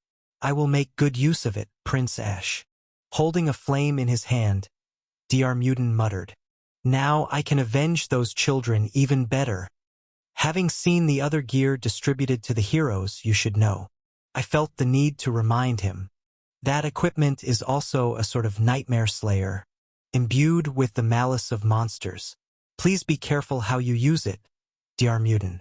Don't worry too much. To have survived this long in such a position, one must befriend the darkness. Diarmuiden laughed ominously. No half-hearted darkness can bring me down. I silently nodded. Diarmuiden is the strongest defensive mage on the front lines, owner of the Ivory Tower, and, as he says, a veteran of many battles. Naturally, I trust him. Meanwhile, several other pieces of equipment were being produced simultaneously. Some were custom-made for me. Here. This is that infamous cape you ordered, Kelly Bay announced, waving a thin, red cape like a matador. You have no idea how hard we worked to pack defensive capabilities into this thin cape, especially these past few weeks. We've been stoking the magical fire in the forge to the point of melting, even adding more firewood. At that comment, I suddenly looked around and saw members of the production guild, covered in sweat and black soot, scattered throughout the smithy. It wasn't for nothing. The production guild members were indeed dying. Carpenters and stonemasons were deployed mainly for the assembly of the city walls, while blacksmiths and alchemists were busy with the production of equipment. Since magic construction techniques and assembly work were necessary for the city walls, blacksmiths and alchemists were also deployed there. The creation of equipment likewise required stonemasons and carpenters to repair the existing forges, build new ones, and select stones that could withstand magical fire and the right kind of fuel to burn. With a shortage of labor, even individuals from the 4 major races with the necessary skills were drafted to lend a hand. Everyone was filthy but continued to work silently. Thanks to this, both the repair of the city walls and the production of equipment were on schedule. "I'm sorry for making you all work so hard," Kelly Bay, who handed me the cape, grumbled sourly. "Hey, we have it easier here than you heroes risking your lives on the front lines." "Don't apologize. Everyone on the front lines is fighting with the readiness to die. My complaint was just—" Kelly Bay made a motion as if gulping down a mug of beer. "Asking for a refreshing drink now and then. Got it. Ha, understood. I'll make sure it's a top-notch drink." Right. Anyway, here's your cape." Kelly Bay gestured to the cape in my arms and scratched his head. "It should withstand a blast. You probably won't die." "Maybe. Were you just saying that? Or did you really manage to do it? Just don't get hit on purpose. You might not die, but you could get seriously hurt." "Understood. I'll think of it as for emergencies." Then I also received a suit of armor. This time it was specially crafted for me, fitting my body perfectly. I was emphatically instructed not to pass it on to anyone else. The heroes under my command all rushed in and forced me into it. I messed up, so just let me put it on myself. Considering your poor stamina, it's been made especially lighter. Thank you so much. It seems everyone in this city has memorized my poor stamina, I muttered as I finished putting on the armor. The armor, made of thin leather, was comfortable. Although not comfortable enough to sleep in, it seemed I wouldn't feel any discomfort while running or rolling around. As I dressed in the armor and cape, all the heroes around me sighed in relief. Was I really that much of a concern to them before? Other heroes were also receiving and donning new equipment. Dressed in armor, robes, and capes, all the heroes looked noticeably darker in appearance. It was inevitable since the equipment was made using byproducts of the Black Dragon Legion. It felt like everyone had taken a step closer to the darkness, which didn't make me entirely happy. The raid on Ippian is scheduled for tomorrow morning. I looked around at the heroes, led by Dr. Muden, and announced once more, "Make sure to rest well, everyone." The heroes nodded solemnly in response. The Black Dragon Legion raid seemed extensive at first but was now nearing its end. The battle with Ippian is tomorrow. After encouraging the heroes who would depart tomorrow. Early in the night, I returned to the mansion and headed to the garden. That constellation over there is the lighthouse, see? Standing tall at the entrance of the Milky Way, stretching out, illuminating other constellations like a lighthouse. In the garden, a lecture by Scalian on constellations was in progress. The dragon, more knowledgeable in human lore than humans themselves, was lecturing not only Violet and Perikian but also other gamblers, club heroes, and even the mansion's servants, who were all listening intently to the night sky, especially Perikian, who had initially been wary of his sibling, now stretched his featureless head long into the night sky, completely absorbed. Violet placed one hand over Perikian's head, showing him the night sky through illusion, while munching on cookies with the other hand. She seemed much more at ease. "And that one is the claw, also known as the plow. It looks like a claw but also like the end of a farming tool, right? So in ancient times, it was a constellation that both hunters and farmers prayed to for prosperity." When he mentioned the claw, Perikian stretched his neck even further upward. He was nearly standing on his spot. "Wow, claw! I'm falling. I'm falling." Violet couldn't maintain her stance and screamed, startling Perikian, who then slowly lowered his posture and gently enveloped her. "That's right. Good. Violet, her hands greasy from eating cookies, casually wiped them on Perikian's head. Perikian, whether he realized it or not, submitted to her touch like a well-trained beast, assigning rules among the stars thrown into chaos, carving names and symbols, and giving them stories. Isn't human creativity truly amazing? Meanwhile, absorbed in his own tale, Scalian continued his lecture regardless of the surroundings. Even though they don't know the true nature of the darkness beyond those stars. Ahem. The constellation talk was interesting, but the pressing matter wasn't this. As I cleared my throat and approached, the people in the garden turned to look at me. Your Highness. You've arrived, Your Highness. Yes, I have. Now, since we have a sortie tomorrow, let's all start wrapping up for today. Following my command, everyone began to disperse with sounds of agreement. Scalian. Approaching the dragon, who seemed disappointed to be interrupted, I asked bluntly, "Are you really not planning to help in tomorrow's battle?" "I've told you, Ash." Scalian scratched the back of his neck awkwardly. "I want to watch from the sidelines to see what measures you humans take and what heroic battles you fight. If I join in, the balance will be completely ruined." "Are you expecting it? How you will defeat my elder brother?" I considered using Imperial Edict to force him to participate, but if I had to drag this guy into the battlefield, it would be more fitting during Nightbringer raid, not the Ippian raid. What about Ippian? Isn't there any chance of persuading him? Avoiding battle, if possible, was the best course. I looked around at the 2 captive dragons in my garden and asked, "I heard last time that if the world ends, you die too, right? Wouldn't Ippian also not want to die?" It was a story I heard when capturing Scalian. If the world ends, these creatures die too. I thought they just planned to live peacefully among themselves after the apocalypse. But it seems the world that Nightbringer imagines after the destruction is different. We are but extensions and avatars created from a part of our Father's body, tools to achieve his great deeds. Scalian stated calmly, "It's natural for tools to be discarded once their use is over. After achieving the destruction of the world, we were meant to be discarded from the beginning. Initially, the destruction that our Father envisions a process that returns this world to nothingness includes even his own death. After reducing the entire world to ashes, he even plans to erase his own life. Why would Nightbringer want to end the world to such an extent? You are immortal, aren't you? Eventually, your life will decline, and the ideals you hold will wither away and perish." Suddenly, the resonant voice that visited me at the end of The King of Flies echoed in my mind. The end is a given. So what kind of end do you wish for? Tell me, Great Ender.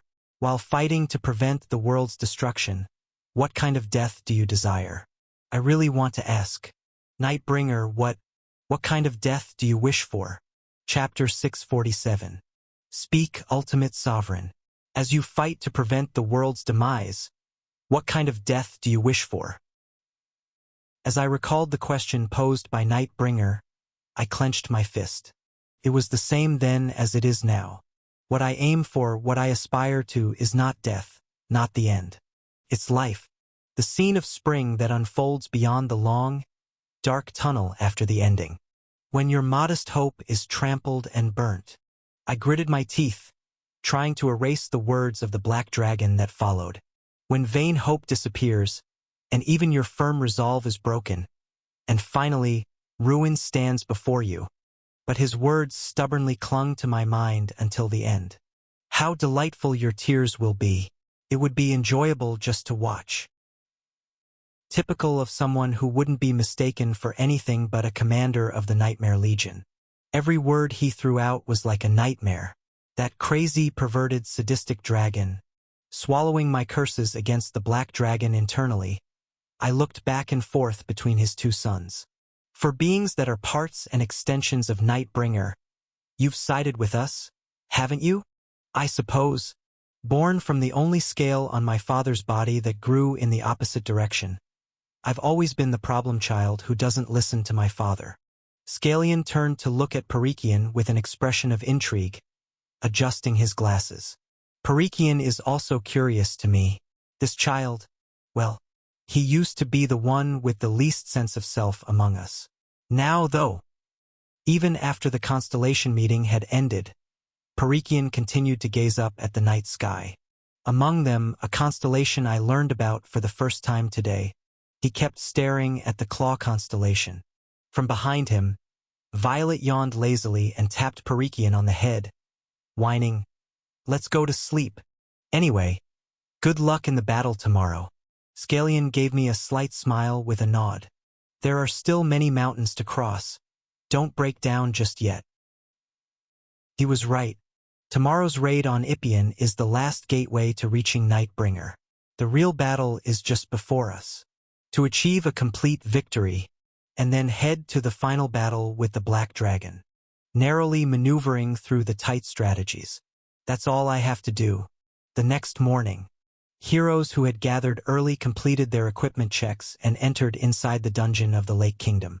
Zone 9 Dungeon Guardian Camp, where the royal guards of the Lake Kingdom once served, now a fortress in all but name. It is now a hideous ruin. At the far edge of Zone 9, a grotesque, crumbling fortress welcomed us. The presence of such a ferocious facility smack in the middle of the city was strange, and yet seemed utterly fitting for the current state of the Lake Kingdom. Truth be told, the refined and beautiful aspects that had been there before were even more peculiar. This city has been a submerged ruin under the lake for over 500 years. Perhaps this hideous and ominous side fits the atmosphere better. And near the entrance of this fortress, Nameless was waiting. Nameless! I greeted her warmly, while Duskbringer, walking at the forefront of our group, reached out her hand. "Hey, Sister Nameless. Welcome, Little Dusk." I still can't get used to these two calling each other like that. Nameless also exchanged simple greetings with my subordinates, and even noticed the two dragons trailing at the end of our group. The lineup has gotten quite diverse. Knowing that they were in my captivity, she didn't draw her sword, but her gaze towards the two dragons was anything but warm. Parikian seemed upset, rumbling like an engine within him, while Scalian sweated nervously. "Let me show you. This way." Nameless stretched out her hand, and the tightly closed gates of the fortress burst open upward, scattering dust in all directions with a clang. Leading the way into the old corridor, we followed, holding torches high above our heads. As we walked through the short, musty-smelling corridor, I was lost in thought. Among the children of the Black Dragon, Winjon, Scalian, and Ippian are of similar strength. However, there's something to consider here. Winjian's strength includes the forces of his subordinates. Winjon had mobilized a corps known as the Guardians, and they attacked in unison with his subordinates. Therefore, in the game, he was quite a formidable opponent. We had a way to counteract mind control, which is why we were able to win easily. In other words, excluding his subordinates, Winjon is clearly weaker than Scalian or Ippian. I almost died at the hands of that weaker Winjon. If we consider pure combat power, Ippian is far superior. It will be a difficult battle. But I've learned the strategy, and we've completed sufficient tactical training. I glanced around at the heroes under my command. The heroes who met my gaze nodded all at once. I smiled broadly. We can win. Definitely. Soon the dusty corridor came to an end. The end of the corridor led into the interior of the fortress, which was much larger and simpler in structure than expected. The fortress, with its stone walls curved roundly, had no ceiling, allowing a clear view of the sky. At the end of the corridor, there was a stone building that seemed to have been used by the guard. From the end of the corridor stretched a vast dirt floor, completely empty. Nameless, who had stopped in front of that dirt floor, turned around to face us. "Once we enter the fortress courtyard here, he will burst out. Are you ready?" "Of course. And you know this." Nameless gestured with her eyes. "If we can take control of the walls, we can fight to our advantage. There's a dungeon gimmick that can only be used during the Ippian raid and only here in the Guardian Camp dungeon. Whether we utilize this gimmick or not will determine the outcome of this battle." Nameless was reminding us of that fact. So I was prepared, but a friend's advice is always valuable. "Thanks for the advice, Nameless." "All right, let's go in 3, 2, 1. Nameless inhaled deeply and sprinted forward, followed by Duskbringer and the Vanguard heroes. The heroes, trained in order, quickly formed a grand dragon-fighting formation in the courtyard of the fortress. I slowly moved forward and planted a flag in the ground. Thump! A moment of brief silence. Then, whoosh! A dry wind blew from somewhere, making the flag I had planted flutter. Simultaneously, thump! Thump! Thump! Thump! Thump! Torches along the fortress walls lit up in succession, and finally, a huge beacon blazed on the rooftop of the Guardian Camp building.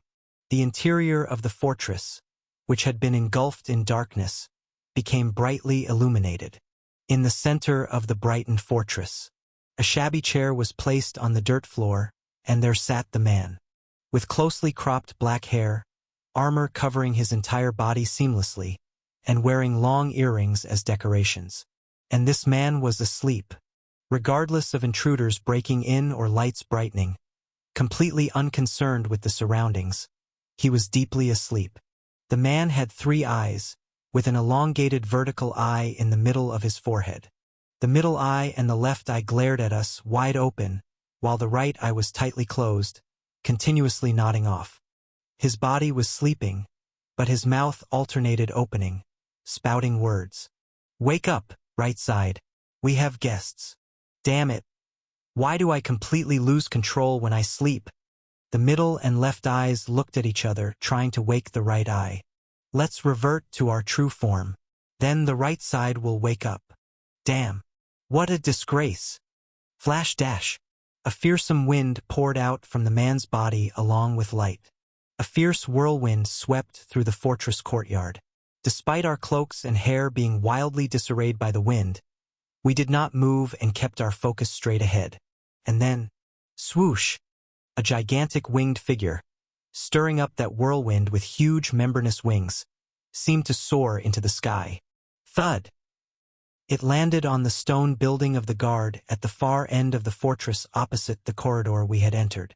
It was a gigantic black dragon, covered densely in black scales like well-forged armor, its sleek body topped with 3 heads, each spewing out a fearsome golden glow from its eyes. A malevolent dragon with 3 heads. A 3-headed black dragon. The eyes of the black dragon, Ippian, stretching out 3 long necks. The 3 heads quietly looked down at us. The middle head opened its mouth with a solemn voice. "You've come this far, far beyond my expectations, guardian of humanity." Immediately after, the left head screeched. "Is it time to acknowledge such a wretched creature? We should burn, kill, and devour him quickly, then present him to our father." Following that, the right head blinked its sleepy eyes. "Just let me sleep. If you're gonna kill, do it quickly and let's rest. My eyelids are so heavy I could die." Then, indeed, the right head began to nod off. Thus, the 3 heads glared at each other, berated each other, and fought among themselves. It was a maddening sight, completely lacking the dignity befitting an enemy leader. Nevertheless, I swallowed my saliva. A dragon, Ippian, performing a literal triumvirate with each of its 3 heads possessing its own personality. The most powerful in combat among the children of the Black Dragon had finally appeared before us. While we were tensing up, the middle and left heads of Ippian continued to bicker. These are the champions who have defended humanity, turning the tides. It would raise the dignity of this fight to death if we show each other respect before battling. Are we in a position to talk about dignity now? That bastard has killed all our siblings. The fiercely growling left head then noticed Perikian and Scalian standing idly behind us. "No, not Scales and Claws. You were alive? But what are you doing there?" Scalian adjusted his glasses and replied honestly while sweating. "I came to watch, brother." Jying. Perikian only emitted a low, unintelligible engine noise. "Ho, is that so?" The left head laughed menacingly. "Let's hear the full story later. For now, just watch carefully, you disgraceful siblings." Keying. The golden light drained from the eyes of the right and middle heads, and the left head's eyes burned even brighter. It meant the dominance was now in the left head. "There won't even be time to watch. I'll finish this instantly." Thump dash. Ippian kicked off the stone building it was standing on and soared upward. The mere recoil cracked and started to crumble the building, and Ippian, rising above the collapsing structure, plunged right above our heads. Ground attack! Dodge! As I shouted, Ippian's massive body crashed down on us, followed by its gigantic tail sweeping across the ground. A sudden melee, a tail swing that utterly demolished the area. But, thanks to our tedious training on ground attack responses, all our heroes kicked off the ground and soared easily, dodging the attack without a scratch. A smile unwittingly formed on my lips. Seeing it, Ippian asked with an irritated voice, "Why do you laugh, guardian of humanity?" "How can I not laugh when things are going so perfectly?" I shouted spiritedly, pointing at him. "The opening move of the battle has been ideally set." It wasn't just because we had dodged the first attack well. Ippian, sensing something, frantically turned its head to the side and saw, thump, thump, thump, thump, a series of our heroes leaping over the fortress outer wall, climbing onto the ramparts. Leading them was Tyrant, with silvery gray wings on his robe spread wide, his long white beard fluttering as the old mage laughed menacingly. Yes, our mages and ranged fighters, along with the reserve party that had been with Perikian from the start, hadn't entered through the main gate. They had been waiting outside the fortress and had taken flight collectively using Tyrant's new equipment, Old Phoenix. Jumping over the outer walls, they had taken over the fortress ramparts. And this dungeon's unique gimmick, ancient mana cannons, lined up along the ramparts. "Ha! Preparing to take flight again," Ippian scoffed. "Do you really think you can target me with such ancient relics as mana cannons? Setting aside their power, are there even humans left who know how to fire them?" "That's precisely the point." I grinned, revealing my teeth. "That's the driving force that has led me to the front lines." The heroes atop the ramparts grunted as they lifted the cannons, turning the barrels, which had been facing outside the fortress, inward. "It's been a while." Damien placed his hand on the trigger, glanced roughly at the sight, and then slammed the trigger down. Boom! The fired mana shell traced a beautiful and smooth arc in the air. Then, as Ippian scoffed, attempting to dodge, it took an eerily guided trajectory towards the left head of Ippian. Ippian couldn't dodge. Quagwagwang. The dragon's head was engulfed in a fiery explosion. Chapter 648. In the game, the Eye of the Black Dragon Ippian raid unfolded in a quite classic dragon raid format. As soon as the battle started and Ippian landed in the fortress's courtyard, the vanguard heroes who had been waiting captured and held him.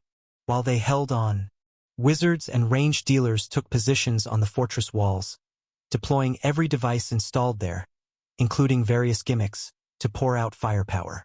How well the vanguard heroes could hold on to Ippian, and during the time the vanguard heroes held on, how effectively the dealers on the walls could pack their attacks within the limited time.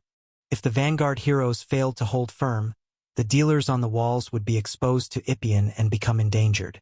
Conversely, if the dealers on the walls failed to deliver proper damage, the vanguard heroes could not endure for long and would be annihilated.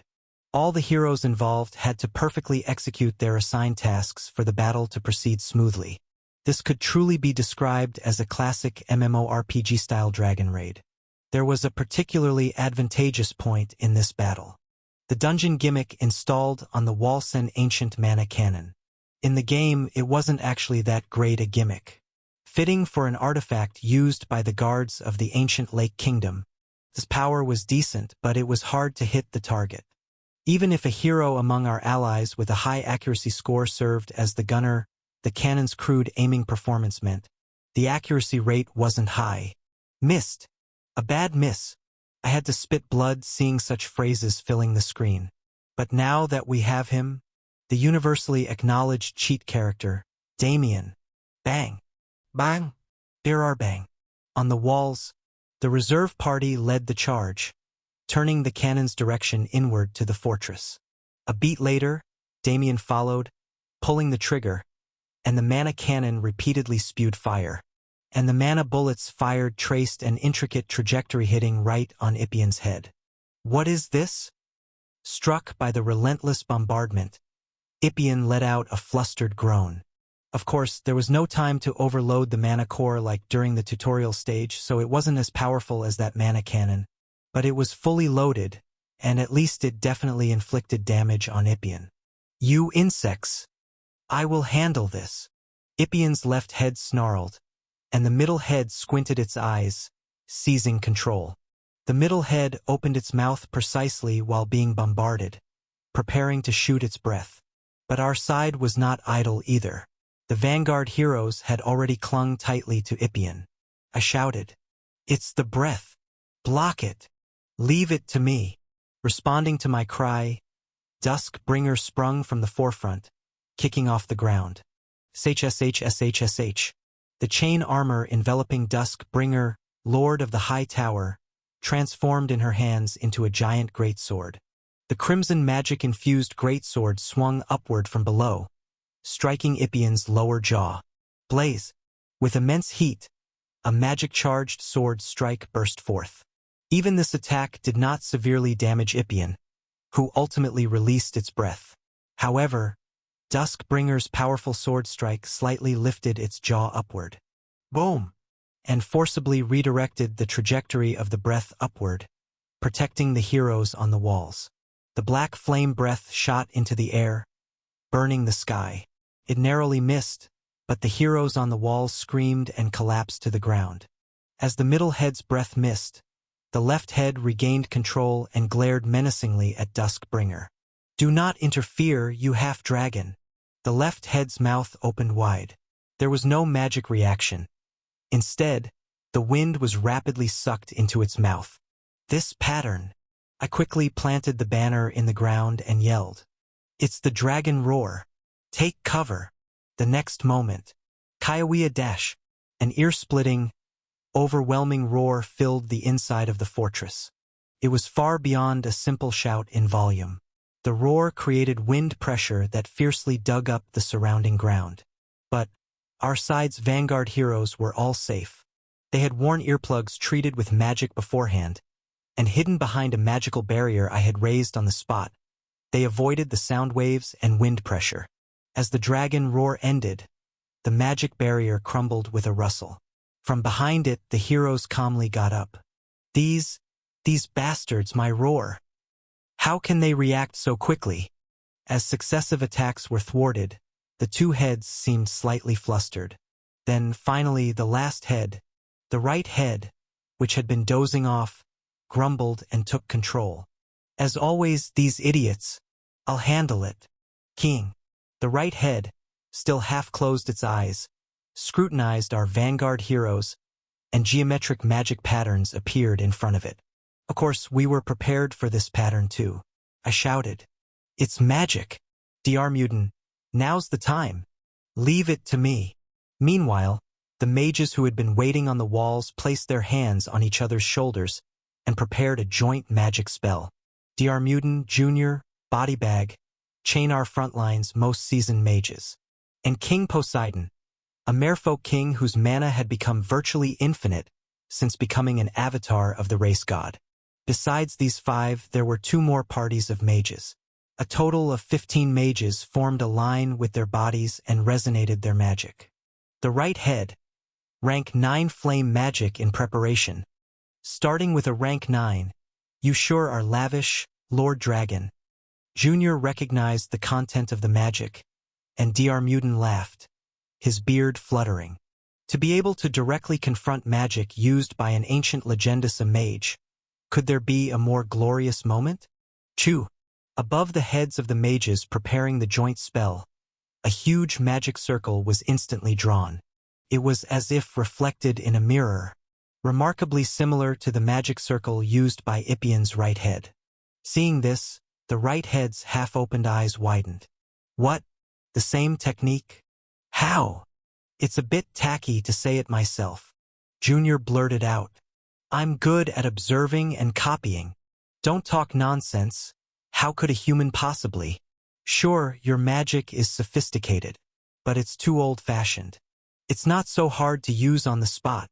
Ippian's right head and our mage party almost simultaneously completed their magic. Don't be so angry, Mr. Dragon.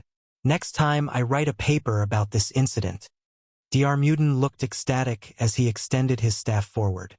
I'll mention you in tiny letters at the very bottom. Thwack!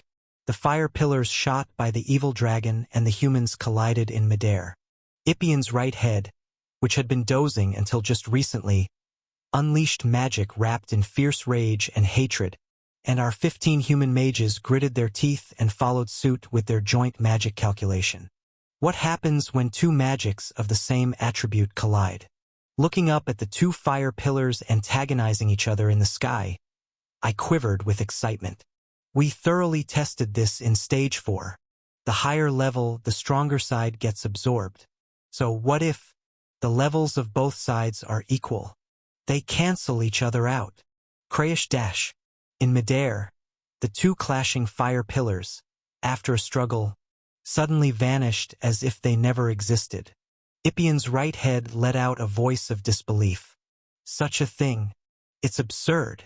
The Black Dragon Legion's magic attributes are fire and wind, and on our side, there are mages who counter both attributes. The mages combine their powers, adjust their levels to be equal through joint magic, and King Poseidon supplies the mana for casting. In the game, it was much simpler to cause cancellation just by filling up the number of mages. In reality, more complex theories, principles, and implementation processes are needed. The minute and difficult parts are for the practitioners to handle anyway. We completely neutralized the magic. Ugh, we did it. Ah, boy. The mages staggered from a collective overload in their magic channels. Ipien, too, had its magic flow temporarily halted, and its entire body stiffened. The magic counterattack caused both sides to simultaneously stun each other. During this time, our vanguard heroes clung to Ipien's body and slashed with their swords, while Damien on the walls continuously fired the mana cannon, accumulating damage. Things are rolling properly. I nodded my head. Ipien's 3 heads alternately use patterns, mainly breath, dragon roar, and magic. Among these, the middle head specializes in breath, the left head in dragon roar, and the right head in magic. The pattern we need to actively counter is the magic. Breath is merely to be dodged and dragon roar to be blocked, but with magic, we can use cancellation to exchange stuns. We could counter with elemental disassembly, but that would be too much for Junior to handle. On the other hand, calculations show that everyone can manage to continue countering with joint magic cancellation throughout the battle.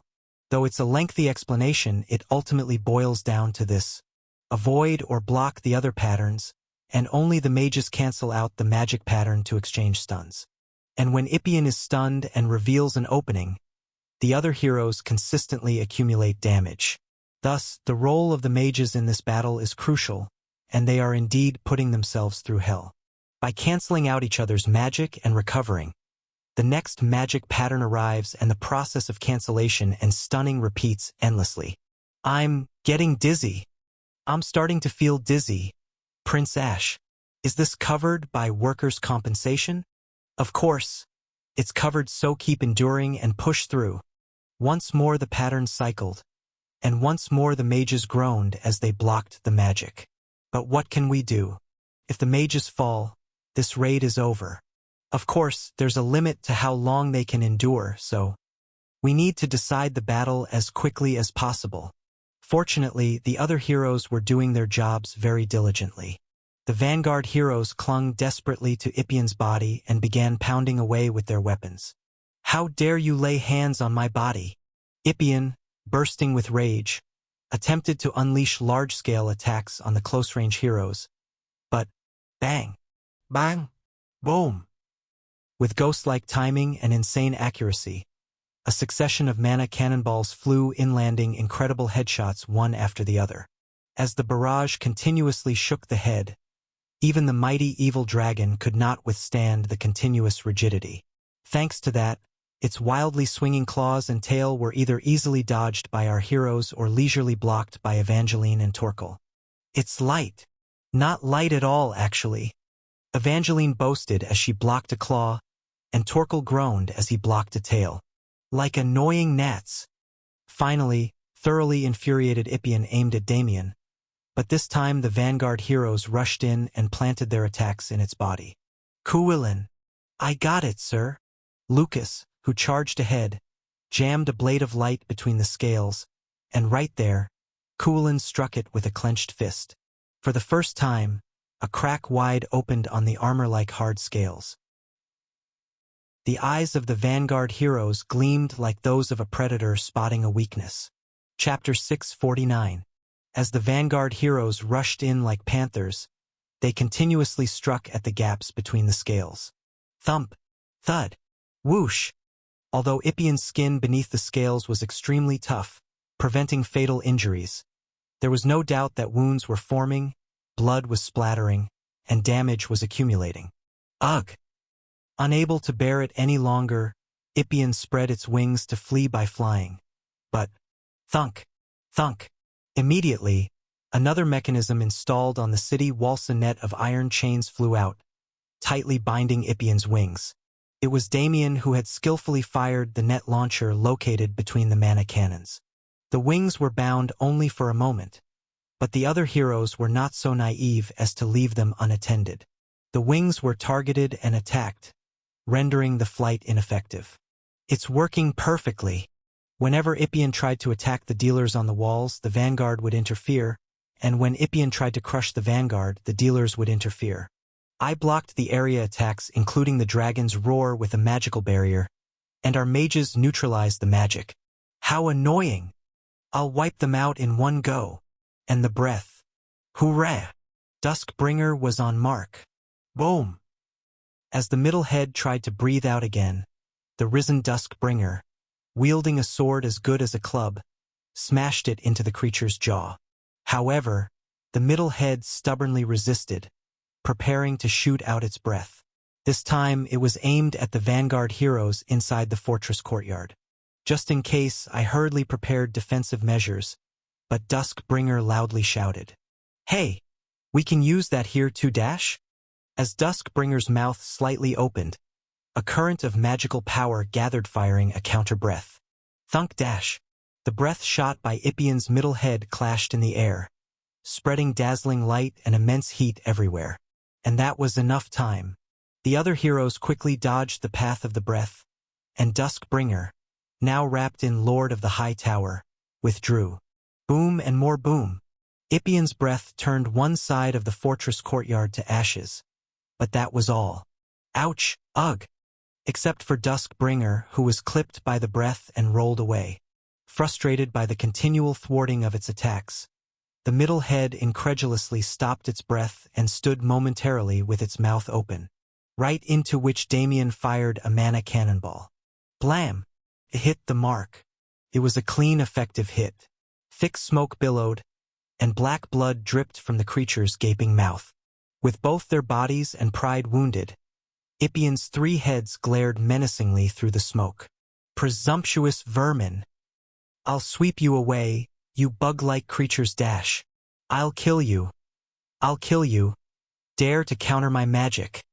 The three heads equally shared control, and the malevolent aura emanating from the wicked dragon grew even more toxic. I swallowed dryly. Phase 2. From now on, the three heads would simultaneously launch attacks. Growl dash. This time, the left head prepared a breath, the right head a roar, and the middle head magic. Phase 2 proceeded in such a way, each of the three heads simultaneously using breath, dragon roar, and magic. Without knowing the countermeasure in the game, this phase often led to annihilation. However, this time we had a countermeasure. If we interrupt the motion of one of the heads, the other two will also be stunned. In other words, by continuously neutralizing the magic, we can also cancel the other two heads' attacks. The middle head is preparing 9th rank wind magic. Although it's 9th rank, its output is weaker than the right head's, so let's stick to it. Our mages once again caused the neutralization of magic. Crunch dash.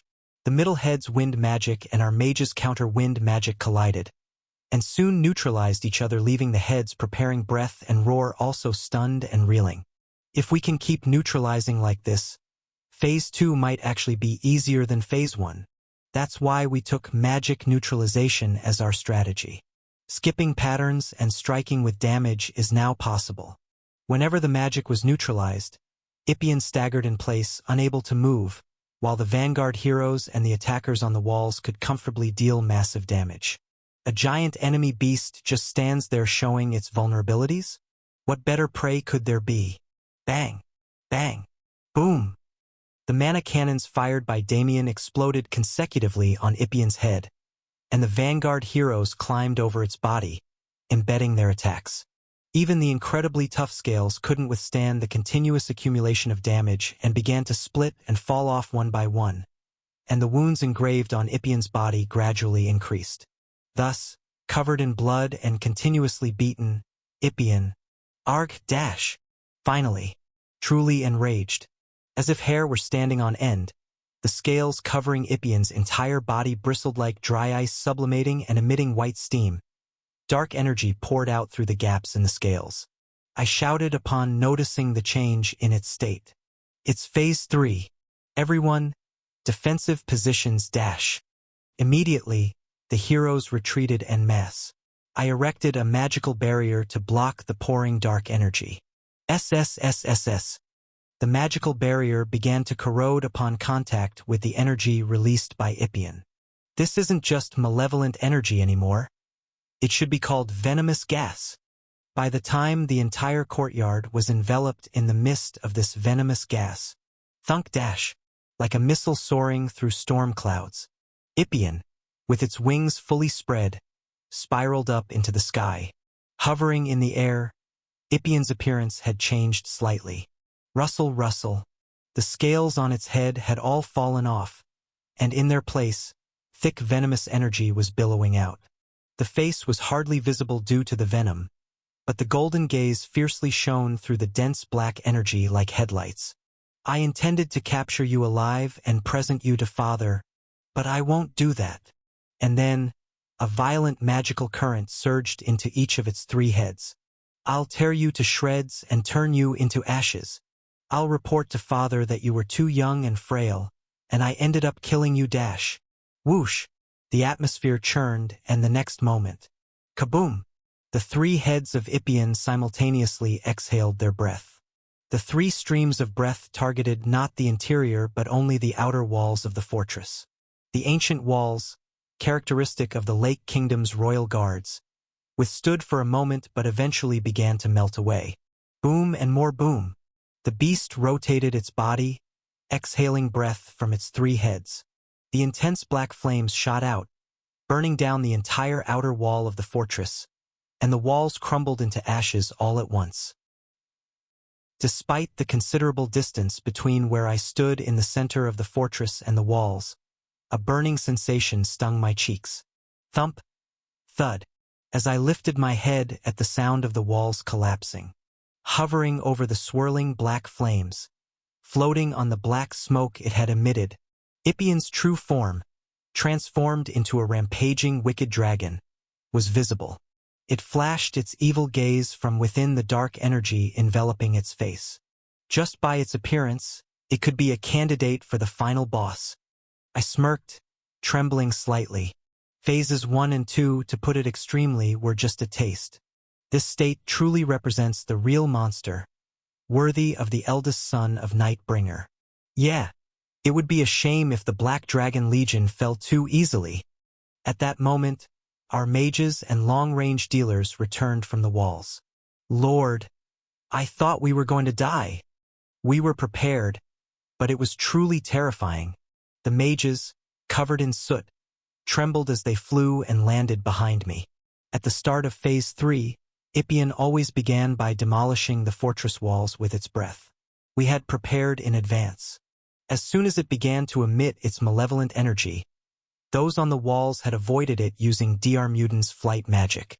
Thanks to that, everyone was safe, but it seemed they were still in shock. They all trembled. "Are you okay, Damien?" "Of course, Your Highness." I asked Damien, who appeared calm, and he smiled, setting up his new equipment, a giant slingshot in the ground. "It was just a warm-up." Smiling back, I scanned the surroundings once more. Where the walls had completely crumbled, now stood a giant wall of black flames, towering like a new barrier. It would be unwise to think of escape, guardian of humanity. The three heads of Ippian simultaneously let out a low sneer. Since it's impossible from the start.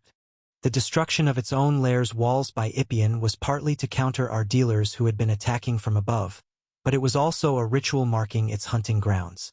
This wall of black flames signifies that either it or we must die. It's essentially a room you can't leave unless you win. With Ippian in a berserk state, its attack power increases within its hunting grounds. It's different from before. Assume that a mere brush is lethal, and move safely. Upon conveying this to the heroes, they all swallowed hard. Until now, we had managed to weaken its attacks by consistently applying stuns and rigidities through various gimmicks, allowing for easy dodging or defense. But in Phase 3, with the walls gone and all gimmicks blown away, Ippian itself has boosted its attack power. No exaggeration, now even a scratch could be deadly. So, our approach too must be swift and decisive. I pointed at Ippian and shouted, "Junior, elemental disassemble." Yep, dash. Junior had prepared the elemental disassemble spell and cast it on Ippian. Clang dash. A white halo appeared in the sky, followed by a distortion as if space itself was shattering. The magic had undoubtedly hit. However, Junior's expression was not bright. As expected, one shot of elemental disassemble isn't enough. It was the same as with Perikian. Ippian was also countering elemental disassemble by increasing its magical output in real time. Moreover, its magical power was overwhelmingly higher than Perikian's. Even Perikian, the least magically powerful member of the Black Dragon Legion, known for extreme martial prowess, could only be gradually worn down by applying elemental disassemble several times. This ancient dragon had lived playing with magical elements since the distant past. Hoping for elemental disassemble to fully affect Ippian was unrealistic. Indeed, it easily countered, snorting derisively. "Is that all the resistance you've prepared? Then, let's finish this." Thunk dash. Ippian spun in midair and shot towards us like a jet. At the same time, a fierce current of wind gathered in its wide-open three maws. Since it just used the breath pattern, it seems the three heads are simultaneously issuing a dragon's roar. With the three heads' enhanced attack power simultaneously roaring, my magical barrier could no longer hold. Then before that, I just need to prevent them from using it. I smirked. Elemental disassemble clearly hadn't taken full effect. Despite being a supreme mana burst skill, Ippian's magical power remained intact. But undoubtedly it had been diminished somewhat. This was what I was aiming for. The planned operation begins now. I turned to the heroes with a smile. The situation was fraught with tension, but the thought of unveiling the new trick we'd prepared, as one who strategizes against formidable foes, I couldn't help but feel exhilarated. I call it Operation Hairstyle Change.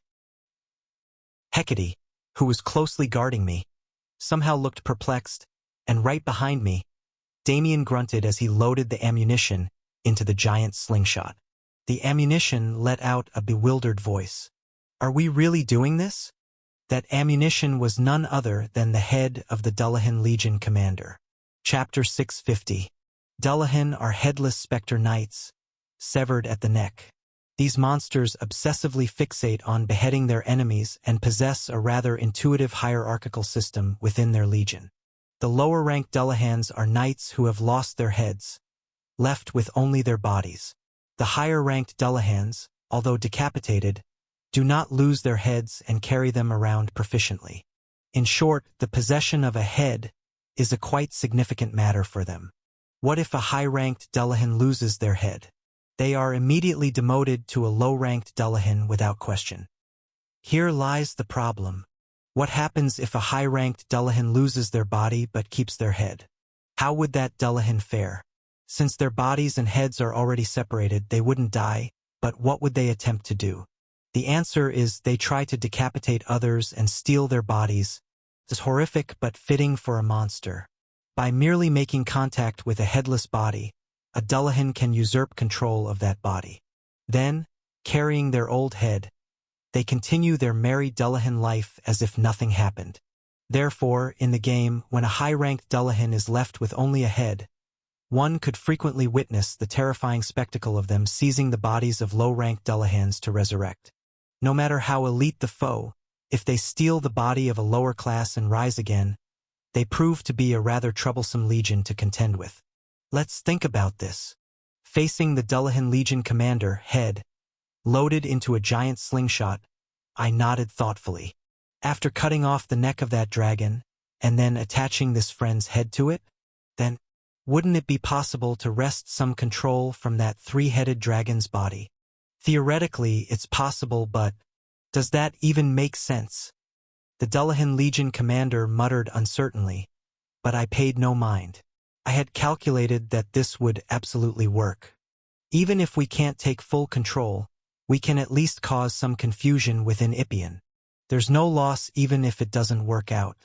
At that moment, Evangeline, standing in front of me with her shield raised, broke into a cold sweat. Isn't this plan a bit too bizarre? I knew you were like that, Senior. It's not that I'm bizarre. It's that this guy has such a bizarre special ability. I'm just trying to make use of it. As I made this not quite an excuse, I swiftly stretched out my hand. All right, let's start Operation Hairstyle Change. Hecate awkwardly adjusted her shortly cropped hair. Hairstyle change? To think it meant this. How do you plan to cut off Ippian's neck? With the slingshot string taut, the Dullahan Legion commander inquired. I grinned and looked up at the sky. Ippian's massive form was drawing nearer. Just watch. Ippian was in a frenzy. In other words, while his attack power had increased, his defense had decreased. By the third phase, the scales on his head and neck had all fallen off, and in their place, he exhaled venom that shrouded his face like dark clouds. Moreover, with elemental dissolve applied, even his magical defenses were reduced. His once sturdy defenses were now noticeably weaker, the perfect timing for us to attack. Great job, Violet. You can end the illusion now. At my command, Violet behind me, panting heavily, cancelled the illusion. SSHHH. With the invisibility dispelled, the figure of an elf princess riding on the back of the three-headed dragon became visible. Verdandi, with her long, flowing teal hair, was once again mounted on Ippian's back. Just like the last raid, using Violet's illusionary domain for stealth, she had descended to the fortress courtyard and climbed onto Ippian's body, having been hidden on the dragon's back all along. Reusing an old tactic, that's so unlike you, Senior. If it works well once, I'll use it 10 or 20 times more. Just like boiling down bone broth. These bastards don't even exchange greetings or texts among siblings.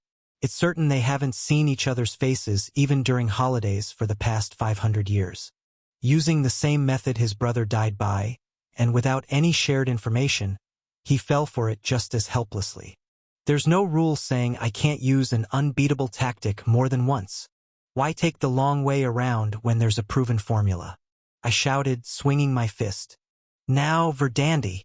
In Verdandi's hand, the dagger, Isegam, flashed with a dazzling green magical glow. Surprised, Ippian tried to dodge belatedly, but it was futile. Emitting green flames from the tip of the dagger, Verdandi swung Isegam with all her might. Cling! A dazzling green flash split the air. Dong! And the next moment, Ippian's massive right neck pillar was cleanly severed. Ku-huck? Blood poured out like a waterfall, and one of the three-headed dragon's heads separated into the air. The right one. No! What is this? Startled, the remaining two heads stopped their charge and hastily braked in midair. Then, they violently twisted their bodies trying to shake off Verdandi. As Verdandi made her escape, I repeatedly swung my arms forward. Damien, fire! A white flash sparked within Damien's brown eyes, and then, whoosh, the slingshot fired. How can you do such crazy TIIings? With the fading cry, the Dullahan Legion commander's head flew away. The head fired by Damien drew a beautiful arc across the sky and, thud, It stuck perfectly to the severed right neck stump of Ippian, as if replacing it with a new head. The remaining two heads were absolutely horrified. What the hell is this? A Dullahan Lord's head. Then could it be? As previously explained, a Dullahan can usurp control of any body it touches with its head. And my captured monster is the strongest among such Dullahans, the Dullahan Lord. It's possible. The eyes within the Dullahan Legion commander's helmet flashed menacingly with murderous intent, and then Ippian's right half stiffly flailed like a wooden puppet. It works, it really works. I've taken over this damned dragon's body. This lowly specter knight. What is he doing now? If you don't want to burn away with your soul, you better back off now. In midair, Ippian and the Dullahan Legion commander began a fierce struggle for control of the body. Evangeline, who had been staring blankly at this scene, muttered nervously. A Dullahan head attached to the severed neck of a dragon. It's starting to get a bit scary. It is quite grotesque. As I prepared for the next stage of the plan, I chuckled lightly. Still, isn't this better than the truly frightening scene? Evangeline's shoulders twitched as she recalled the recently witnessed, terribly crumbling scenery of Crossroad. Yeah, compared to that scene, this level of grotesqueness is almost cute. Evangeline inhaled softly and signaled me with her eyes. What's the next step, senior? If the hand you're dealt is useful, you might as well play it all, right? I turned my head to the side. There, as expected, was the Banshee Legion commander I had captured last time, gaping at Ippian. The crying elf, the Banshee. This monster can inflict a unique status ailment called depression on its victims, and, while the victim is depressed, possess their body. Using the stolen voice of its victims, it emits a chilling wail, spreading depression around it. Such a mental status ailment monster. In the game, it was a real headache. The possessed ally hero would continue to cry until the Banshee's body was defeated, spreading the depression debuff all around. Whether to endure the spread of depression and hunt down the Banshee, or to prevent the spread of depression by killing the afflicted ally hero with your own hands. It was a damned monster that forced such a terrible dilemma. This time I have unyielding commander, so there's not much to worry about, but in the game it was one of the creatures I hated the most. But now it's on my side, my captured monster. It can be very useful. When was the last time you had a good cry, Fairy of Sorrow? Pointing at Ippian's left head, I commanded the Banshee Legion commander. Hey, cry! The left head of Ippian's three heads, the one with the roughest mouth, is the most emotional. In the game, its resistance to mental status ailments dropped each time another head died, embodying its sentimentality. That means, ahaha, koo-ha-ha. With the right head dead at this timing, the Banshee's depression took effect. As the Banshee Legion commander mournfully wailed, she inflicted a mental status ailment on the left head, soon filling its eyes with sadness. Ah, my sister. I never treated her well. And the other siblings, all dead. That guy on the right, he didn't deserve to die like this. Quickly succumbing to the depressive state, the left head drooped downward. This works. The Banshee Legion commander muttered in disbelief and immediately possessed Ippian's left head. The possession was successful, and the left head, now the Banshee Legion commander, lifted its head triumphantly and laughed heartily. It does work. Then, using the original tremendous volume of the left head, it began to wail. Hukiu Kriongasikia. Hukiuk bastard. Though only the crying sounds changed, this violently loud wailing was no different from a dragon's roar. Oh no, left side. Snap out of it. If you go down too. The middle head desperately yelled, pummeled by the dragon roar pouring from its side. But for Ippian, the situation had already escalated to the worst. The right half, stolen by the Dullahan, was tearing its own limbs apart, while the left half, taken over by the Banshee, was shooting dragon roars at itself, causing self-harm. Quah! Eventually unable to maintain flight, Ippian crash-landed in the fortress courtyard. Then, amidst the thick dust, I've been with you for ages, but I'm truly sick of it. The middle head, with its eyes turned coldly golden, surveyed its left and right necks. My patience ends here.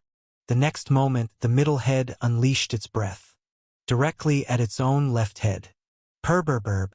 The fiercely shot black flame breath precisely burrowed into the mouth of the left head, which was gaping as it roared. The left head tried to resist using its roar, but soon, before the powerful force of the breath, the entire head grotesquely burned and melted. Phew! After confirming the death of the left head, which it had completely burned and crushed, the middle head stopped the breath and then sharply turned its head to the right. And then, it bit into the neck where the head of the Dullahan Legion commander was hanging, and forcefully tore it off in a swift motion. Pew-hack! Blood sprayed in all directions. As if to ensure that it would never allow a Dullahan intrusion again, it completely ripped off the neck. Middle you. At that moment, the head on the ground, the right head opened its mouth. It had held on thanks to the dragon's tough vitality even after being severed. Coughing up blood, the right head muttered, "How could you even go as far as to kill directly?" Crack! Before the right head could say more, Ipian's massive hind foot crushed it. Brain matter and blood splattered messily on the fortress's dirt floor. How long has it been since my head was this quiet? Drenched in the blood of his brothers and his own, the last head, having fully seized control of the body, twisted its blood-soaked massive mouth into a smile. "I should have killed you both much sooner." Chapter 651. The lone head of Ipian remained in the center. Creak! In the center of its forehead, a new golden eye slowly opened. Facing that opening eye, I twisted my mouth bitterly. Finally, it's the last phase. When two of Ipian's 3 heads were taken down, the hidden eye opens in the last head like this. Lucas, who was watching, swallowed hard. That eye is. Yes, it's the same eye as his father's, Nightbringer. The reason his epithet is Eye of the Black Dragon. In the myths, it said that Nightbringer plucked out one of his eyes and threw it into the Milky Way, and from there, Ipian was born. That plucked out eye of Nightbringer is exactly this one. It's the Eye of Darkness. At that, Damien fumbled around, then held his forehead with his hand and lowered his voice. "Ko, Kiki, I can see the darkness well too." "Yeah, that's right." Leaving aside Damien, who at that age, he's 20 now, is still endearingly afflicted with second-year middle school syndrome. The Eye of Darkness is a powerful magical eye that can generate darkness simply by focusing its power. This fight will serve as a rehearsal for the upcoming campaign against Nightbringer, which is going to be a nauseatingly tough opponent. The handling of that magical eye aside, what's more important is definitely that. As the new eye of the beast finished opening, at the same time, the scales covering the eye emitted a white light. I pointed at those scales and said, "Those scales covering the eye are precisely Ipian's reverse scale." The heroes tensed up, staring at the brightly shining reverse scale of Ipian. Yes, up until now, Ipian had no reverse scale. It only becomes exposed when this last eye opens. 1. Remove 2 of the 3 heads. 2. Find the reverse scale that appears when the last head opens its eye. 3. Destroy it to defeat the beast. This is the Eye of the Black Dragon Ipian. The real raid process is inconvenient and complicated. Anyway, we've arrived. Ipian, having brought out its strongest means of attack, also exposed its weakest vulnerability. This raid, it's time to decide the battle. SSSSSSSS. From where its left and right heads had been, now a dense darkness poured out instead of blood. Now I see. Now I understand. While engulfing the surroundings in a fog-like darkness. And now, with faces unseen within that darkness, only 3 dazzling golden eyes flashed like car headlights. Ipian growled. "Now that I have opened my eyes, I finally understand what path my father sought to walk, and why he chose that path." "Really? I'm curious too. Tell me, why is your dad doing this?" As I teased him, the eyes of Ipian moved slightly side to side. It seemed as if it was shaking its head. You mortals will never understand. The creature's middle eye tightly closed, and the next moment, thump dash, the eye popped open, and its magical eye attacked us. Whoosh! Suddenly the lights went out. A viscous darkness, like thick ink, enveloped us, and all the lights held by our side's heroes simultaneously lost their light. The wall of fire that surrounded this battlefield was a black flame emitted by the beast. This magic fire burns black with heat but emits no light. Thus, in an instant, the whole world was plunged into darkness. The eerie darkness that enveloped the Lake Kingdom. The sound of insects nibbling filled my ears. Soon enough, those now familiar voices began to emerge. Perish. Explode. Diaper reshek splody deeper reshek splody deeper reshek splody deeper reshek splody deeper reshek splody deeper reshek splody deeper reshek splody deeper reshek splod. While it's unclear why the curse always repeats the same repertoire. Suddenly I wondered, what words is this darkness whispering to my other companions? What wounds within the hearts of other heroes is this darkness tearing at? Whoosh dash. In the next moment, the darkness lifted. The curse's words disappeared all at once, and the cold sweat that had formed on our backs evaporated and vanished. Someone in the center of our camp was emitting light. I turned my head to examine the source. It was Nameless. From the old iron sword she held aloft, a dazzling light burst forth, pushing back all the surrounding darkness. Light! With a gentle smile, Nameless raised her iron sword even higher. Turn the lights back on. Brighten the light. Stirred by her words, the heroes hurriedly switched their backup lights back on and set them up. The area brightened, and then it became visible. Through the thickening darkness, the figure of Ippian, which had stealthily walked closer to us, emerged. Was it an illusion due to the intensifying darkness? His body seemed to have grown even larger. Until now, I was merely an accessory to my father. With a low voice that resounded through the area, the creature that had drawn near used the Eye of Darkness again. Now that I understand my father's great enterprise, I have truly become his legitimate heir. Thump dash. Once again, a viscous darkness engulfed us, and all our lights shattered and lost their glow. Who? But not Nameless. The pillar of light she emitted continued to push back the darkness without faltering. Light dash. This time I shouted. Turn on the light. Illuminate the path. I focused my will on the ceremonial sword part of my standard. Light and shadow. Then, from the top of the standard I held aloft, dazzling light also began to pour forth. Lucas used divine descent and emitted a golden aura, while Evangeline summoned a spirit of fire and wrapped it around her spear. One by one, the heroes under my command emitted light in their own ways, resisting the darkness. Whoosh dash. A warm sunset light also joined the array of lights. It was Duskbringer, emitting the magic power of a red dragon from her whole body. She stood next to Nameless, pushing back the darkness with the sunset light pouring from her greatsword. Resisting the waterfall like descending darkness by emitting light, I commanded, Nameless, and Your Highness. I raised the standard forward. Please open the way. The darkness had now become too thick. Ippian was no longer visible. Its third eye, its reverse scale, the form of the creature we must slay, nothing could be seen. It was hiding in the darkness, preparing its next attack. That's why we must find it. The heroes emitting light must dive directly into the darkness. Tot dash. Nameless and Duskbringer, as if they had been waiting, stood in front of the darkness, raising their weapons. Break through. Duskbringer swung her greatsword powerfully first, and the sunset light burst forth, parting the darkness ahead like a curtain being drawn aside. Ha! Through the path that opened, Nameless projected the light of her old sword. A pillar of light shot down this path, where darkness could not encroach. And at the end of this illuminated path, a slow-moving dark figure appeared. Assembly. Temporary party name. Night Dancer. I called the name of the elite vanguard party I had instructed beforehand, to break through and run in the last phase.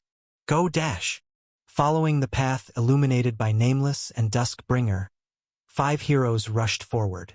Lucas, Evangeline, Kuelin, and the vanguard priest Xennies, and lastly the blind swordsman Nobody. It's an honor to be called up among such distinguished company. Leading the way at the front was Nobody. In such dense darkness, where other heroes were severely restricted in movement due to their limited vision. Nobody, being blind from the start, was less affected. Since I can't see anyway, whether it's inside or outside the darkness, it's all the same to me dash. Nobody dashed forward, almost flying, followed by the other 4 heroes. The light shot by Duskbringer and Nameless created a path, but as they moved further from us, the amount of light began to diminish. As the 5 heroes advanced, the amount of darkness pouring from all directions increased. However, the heroes emitted light in their own ways and carved a path through. And in the dense darkness, they located the position of Ippian. This way dash! Nobody, who had heightened his senses to the maximum in the darkness, quickly pinpointed the position of Ippian, and as the heroes rushed forward and shone light on it, the half-melted form of Ippian in the darkness was revealed. It was a bizarre sight. The right neck from which it had been pulled had a massive magic circle, and into the burnt and smashed left neck black winds were gathering. And the middle head was gathering its breath with all 3 eyes tightly closed. Among them, the burnt and smashed left neck, which had been accumulating black wind, unleashed it toward the 5 heroes who had drawn near. There was no head, but it was undoubtedly a dragon roar. Qua! An enormous roar combined with darkness poured out. The blast of air whipped around the area, making it hard to see what was happening on the other side. But soon I saw it. Evangeline, who had activated Final Fortress, was at the forefront, holding up a shield against the dragon roar. Wayaak! With a peculiar scream, Evangeline was ultimately flung backwards. But thanks to Evangeline's shield and the effect of her ultimate skill, the other heroes managed to hold on safely. Go! Xennies provided the remaining 3 with divine power armor, and they dashed towards Ippian as if flying. Cheek! The morale, or perhaps the venom, or perhaps the darkness that Ippian emitted, whatever it was, just being close caused the heroes damage. The divine power armor boiled up and took the damage instead, but it couldn't last long. It's okay. The reason these heroes were dispatched was not to defeat Ippian, but to scout for the location and condition of the creature. Ha! Lucas raised his sword of light and delivered a strike of will. Then, with an explosion of light, the magic circle formed above the pulled-out right neck became clearly visible. Junior, who had been analyzing the shape of that magic circle from this side, screamed, "Oh, dark magic? It's not fire or wind attribute. And my God, it's a 10th tier. This is cursed. It's beyond what we can neutralize." Diarmutin was sweating. This is not the time for jokes. Nerds, looks like it's a magic system we don't know how to use here, but its power is damn strong. Then we just have to force it down a tier, Junior. Yes. What do you mean yes? You know, target that magic circle with elemental disassembly. But you know we've already tried. Ippian's magic power is too high. It will respond by increasing its output. But we should at least be able to rank it down from 10th tier to 9th tier. Junior then flinched and nodded vigorously, raising his Lord of Crimson. Indeed, definitely. With that, by forcefully interfering with that magic circle using elemental disassembly, we could overlay our own magic circle on it. I don't understand what he's saying, but it seems possible, technicians. But still, neutralization is impossible, Prince Ash. We do have users of dark magic on our side. But Diarmutin glanced over, and Chain looked gloomy as he shouted. 9th tier what? I barely manage 5th tier, and even that's incomplete. Dark magic itself is from ancient times, so the whole system has been practically phased out. There's no need to neutralize it anymore. It's the end of the raid. What's important now is to block their attack and hold on. It doesn't have to be the same attribute. Use the strongest attack magic we can against their magic. I turned to look behind. Just hold on with the magic. Then our sniper will. Damien, who had deployed the Black Queen in railgun form, was targeting Ippian with his eyes flashing white. I smirked. He'll land the finishing blow. Chapter 652. The wizards responded quickly and successfully carried out my orders. As Junior cast Elemental Disassembly, she interfered with Ippian's spellcasting, forcibly downgrading his 10th tier magic to 9th tier. After aligning their power levels, we countered with DR Mutant's specialty, Fire Magic. Qua. From Ippian's severed right neck erupted a fearsome scream, along with dark magic. It collided head-on with the fire magic jointly cast by our wizards. The two magics appeared to antagonize each other momentarily, but soon Ippian's dark magic began to aggressively push forward. Look out! It's swallowing us up. The wizards gasped in horror as our pillar of fire seemed to be contaminated and engulfed by the darkness, pushing the point of collision backward. I urged the wizards on. Keep it up, no matter what. But the output difference is too great. Damn it. All magic users, join the joint magic. We have to hold out. Following my command, all heroes with magical talent participated in casting the joint spell. Just like adding RAM when assembling a computer, connecting several people also increases efficiency, or so I understand. I'm no expert in computers or magic, but they seem roughly similar. While we hold out, we just need to destroy his critical point. Meanwhile, the vanguard heroes had climbed onto Ippian, reaching the forehead of his middle head. HRGH. Lucas, wrapped in the golden aura of divine descent, delivered an enhanced strike of will with all his might. Crack. With a dazzling sword light, a crack formed across the scale-like covering over Ippian's closed eye. Kuilin. I know. As Lucas stepped aside, Kuilin, having regained his posture in midair, wrapped himself in a crimson aura and plunged downward. First, heartbreaking storm wolf. Crack. For a moment, the space seemed to distort and then swiftly returned to its original form. Kuilin, currently the strongest on the front lines simply by his specs, had used his ultimate move, drawing on the divine powers of his race.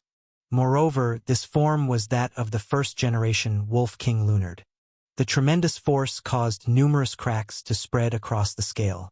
However, the scale did not shatter completely. Kuilin pulled back his fist and stepped aside as he shouted, "Nameless dash! Tot-a-tot dash!"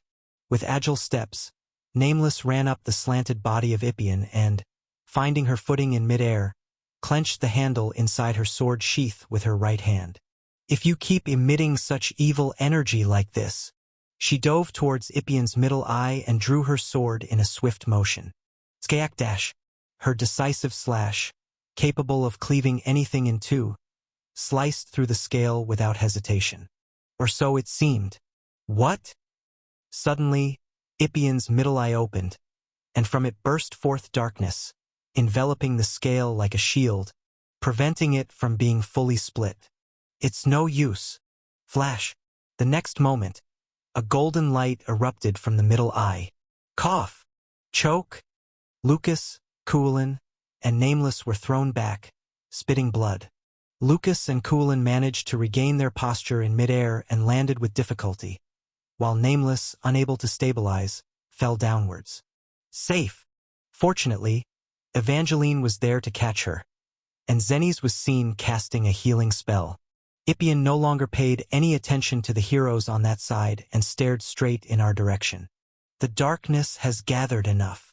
The darkness emitted from his 3 wide-open eyes condensed into a sphere in front of his gaping mouth. At the same time, the magic power accumulated inside his throat began to bubble fiercely. Ippian's most powerful attack, imbued with darkness, a breath, he seemed about to use it. I will plunge you into the deepest night. And this was the moment I had been waiting for, the perfect chance to take him down. Damien dash. I called out to Damien, my sniper in preparation behind me. Finish him off. Yes, Your Highness. Calmly, Damien prepared his shot. Already transformed into a railgun, the Black Queen, barrel was loaded with 7 magic bullets that had merged into one in midair. Ipion's critical point had already been damaged. Since he had resorted to his dark shield as a safety measure, that was his last line of defense. At the very end, on top of his final shield, we would slam in the strongest bullet we had. Grind it! As I swung my fist forward and shouted, "My eyes!" Damien muttered softly, staring straight into Ipion's eye. "I see better than your eyes. Why am I feeling this weird sense of competition?" Boom! With a sound like a cannon firing, Damien shot the Black Queen at full power. The recoil knocked Damien back, rolling, and the other heroes who were waiting caught his body. The magic bullet, shot like a ray of light, flew straight and accurately. Thwack! Thwack! Thwack! It shattered the darkness-made shield, tore through the last resisting scale, and pierced right through the middle eye within Ipion's scale. Boom! It penetrated the center of Ipion's forehead and exploded out the back, flaring up. Cough? Ipion let out his death throes. The sphere of darkness gathered in front of his mouth disintegrated vainly. With the loss of his middle eye, the eye of darkness, Ipion lost control over the darkness. Damien's magic bullet had pierced through the center of his forehead, stirred his brain into mush, and left a giant hole in the back of his head. He swayed, unable to control the breath he had been gathering, vomiting it out as if it were refluxing. Clang! The magic circle floating above his right neck flickered and eventually shattered like breaking glass. The dark magic that had been pushed right up to our wizards disappeared instantly, and in turn, the fire magic launched by our wizards pressed forward toward him. Boom! Ipion's huge body was instantly engulfed in tremendous flames. Considering the fierce flames, I worried if the heroes who had approached too closely had been hurt. Fortunately, 5 of them were seen hastily moving away from the spot. They seemed safe. "Oh!" Dr. Muden murmured softly as he watched the pillar of fire burning down the collapsing black dragon. "In my life, I've never seen such beautiful flames. To create such flames, indeed I am impressive."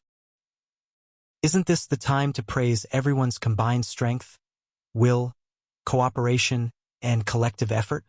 Anyway, we had shattered Ipion's greatest weakness, his critical point, and even penetrated the eye of darkness. In doing so, we destroyed his brain by penetrating his forehead and burned the rest of his body with maximum output fire magic. The darkness that had been emanating from various parts of Ipion's body gradually faded. Thud! Engulfed in flames, Ipion's huge body staggered and then fell forward. The wall of black flames surrounding this guard division camp also began to die down. Without realizing it, I smiled. Finally, we had defeated him. Everyone did great. He was a persistent one, wasn't he? But we took him down impressively. I paused mid-sentence. Suddenly, I remembered the incident with Winjon. Normally, the breath that should have been cancelled was sustained and finally released solely by his transcendent hatred and will. A chill ran down my spine. No, everyone, don't let your guard down. If this were a game, Ipion would definitely be dead. It was already a confirmed overkill. But, however, this is reality. The transcendent will of the evil dragon could far exceed my calculations. Do not relax your guard until his death is confirmed. Maintain battle readiness. And my caution was justified. Lying burnt, the 2 golden eyes on Ipion's face suddenly opened wide. "I hate you." Thump. He reached out with his burning forelegs. Being that watches over the universe, a father cursing fate, us his imperfect children, we dreamed the forbidden dreams against heaven, defying the natural order, yet ultimately our legion's dream perished. Thump, thump, thump. Even as he fell forward, his entire body burning, his head riddled with holes spewing blood, brain matter, and darkness. Ipion dragged his ash-turning legs, starting to crawl towards us on the ground. Memories of the Milky Way, the burning earth, warmth I've never felt, the split me, the spread me, the torn me, killing and killing and killing, dying and dying and dying, that's all there is. Spewing unintelligible words without pause. Even though he was certainly dying, no.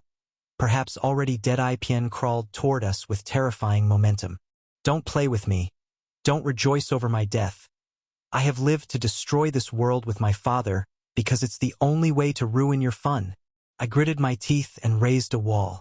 The vanguard heroes raised their weapons and shields, while the rear heroes unleashed all kinds of restraining attacks, including magic and gunfire. Boom! Boom! Boom!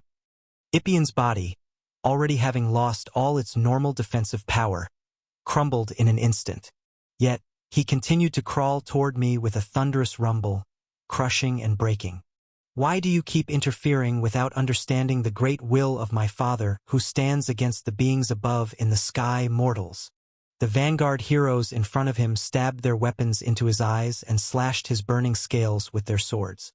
But like a broken tank, Ipien ignored all the attacks and forcibly pushed through. I will definitely, right here, kill you. Bleeding blood and darkness from his empty, torn eye socket, she stared straight at me. Guardian of humanity! Suddenly, my magical wall had crumbled, and the vanguard heroes who had been protecting me fell, unable to stop his blind charge. In a panic, the Glory Knights grabbed me and dodged to the side. But Ipien, now a veritable corpse dragon, didn't stop chasing me. He's already dead. As the Glory Knights escorted me, I ran desperately, thinking, this is just his last bit of stubbornness. Just hold on a bit longer, and he'll collapse on his own. I was only half right. It was true, he was already dead, and this was the evil dragon's last flailing. But the problem was the premise that just holding on a bit longer was possible. That was not the case. Flash dash! His burning jaw gaped open, and the magic power turbulence gathered inside was aimed at me. A breath! I thought it had all scattered earlier. During the gathering, Ipien had fallen after being penetrated in the brain by Damien's magic bullet. Most of the breath he had been gathering in his throat had dispersed, but some remained intact. If you're going to die anyway, you could die more gracefully, really. Cursing, I spread out the cloak given by Kelly Bay like a shield. It was supposed to block a breath at least once, so I was planning to somehow hold on with it. Then it belatedly occurred to me, even if I use this cloak to stay safe, what about the Glory Knights guarding me? And the other heroes behind me? Could they survive a direct hit from this breath? Right behind me were the core dealers of the World Guardian front. If I lose them here, there's no way to fight the Nightbringer. Ah, damn this game. I cursed sincerely, spread Kellebay's cloak, and threw myself forward right in front of Ipien's mouth. Your Highness! Hecate's voice sounded in alarm from behind, but this was the best I could do. Trusting in the protective performance of the cloak given by Kelly Bay, I was the one to block the breath at the forefront. I thought it was a gamble worth taking. If I'm lucky, the cloak will completely block the breath, and if I'm unlucky, I'll suffer a serious injury. The other heroes needed to defeat the Nightbringer would be safe. I gritted my teeth. Better I suffer the pain than them. Flash dash. That's when it happened. Someone darted like lightning between Ipien's mouth and me, reaching out their hand toward me. The moment their hand touched mine, Arcadish, the chain armor wrapped around their body disassembled and transferred onto me. This armor was the Lord of the High Tower. And of course, the owner of this armor was... Really? Duskbringer gave a wry smile towards me. Don't you know how precious your body is? You're not a child left by the water. I had no time to respond. The next moment, a sunset-colored magical power like a curtain sprang from behind the Duskbringer, who had stirred up their own bloodline and enveloped us, and over it poured the breath that Ipien had emitted in his last desperate struggle. Chapter 653. 110 years ago, in the capital city of the Bringer Duchy, Solar Queen, the streets were vibrantly decorated with colorful flowers and the city was abuzz with excitement. Songs could be heard from every corner, and the sounds of merry drunkenness filled the air from early in the day. The smells of alcohol, cooking food, cosmetics, perfume, and burning bonfires mingled together. Autumn festival. The city celebrated one of its few annual festivals with high spirits. Crowds packed the streets, drinking and dancing, reveling in the atmosphere. In the heart of this jubilant city, at a fountain in the bustling square, a woman ascended the platform set up there. Her appearance drew cheers filled with joy from the citizens filling the square. Long live Duchess Bringer! Glory to the Dragon Lady! Long life to the Solar Queen! Welcomed by the citizens, the ruler of the Bringer Duchy Day Bringer waved her hand. Her dark skin and tall stature were accentuated by her intricately braided hair that flowed long down her back. Her form-fitting ceremonial military uniform highlighted her impressive figure, and the blood-red cape tied around her waist reminded everyone of her lineage. The artistically ornate rapier at her hip announced her as a supreme military commander and distinguished warrior. Above her Hiata crown, the silver crown, symbolizing the authority of the Bringer Duchy, gleamed brilliantly atop her braided hair. Daybringer, beloved by all citizens of the nation as the Dragon Duchess, gave a bright smile and shouted, "You have waited long, my subjects. This is the autumn festival we have all eagerly awaited for a year." The crowd erupted in cheers. Daybringer winked at them, saying, "I too have waited for this day. Even after experiencing it over 100 times, every year feels freshly delightful." At the king's words, the crowd cheered again. Daybringer dramatically gestured to the side. "Let's skip the long speeches. Everyone, drink to your heart's content, dance, sing, and..." Daybringer grinned broadly. "Love, love, my subjects." The citizens raised their arms in response. "We will drink, dance, sing, and love. By the name of Duchess Bringer, I bless this year's festival. Have a wonderful time, everyone." With these words, Daybringer, her cape fluttering, descended from the platform. With resounding cheers, the official festival began.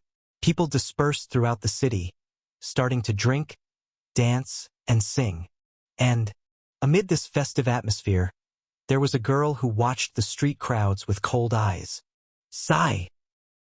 Hidden in an alley beside the main road, the girl watched the thronging masses and muttered to herself, "It's okay, I can do this. I can do this." The grimy girl was sweating profusely. She appeared to be barely 10 years old. Her emaciated body was clad in what looked like nothing more than tattered rags due to malnourishment.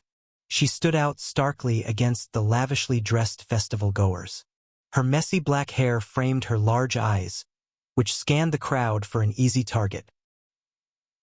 After a while, she spotted a suitable victim.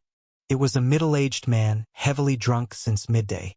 He was arm in arm with a friend, singing loudly and staggering, with a wallet temptingly sticking out of his back pocket. Good.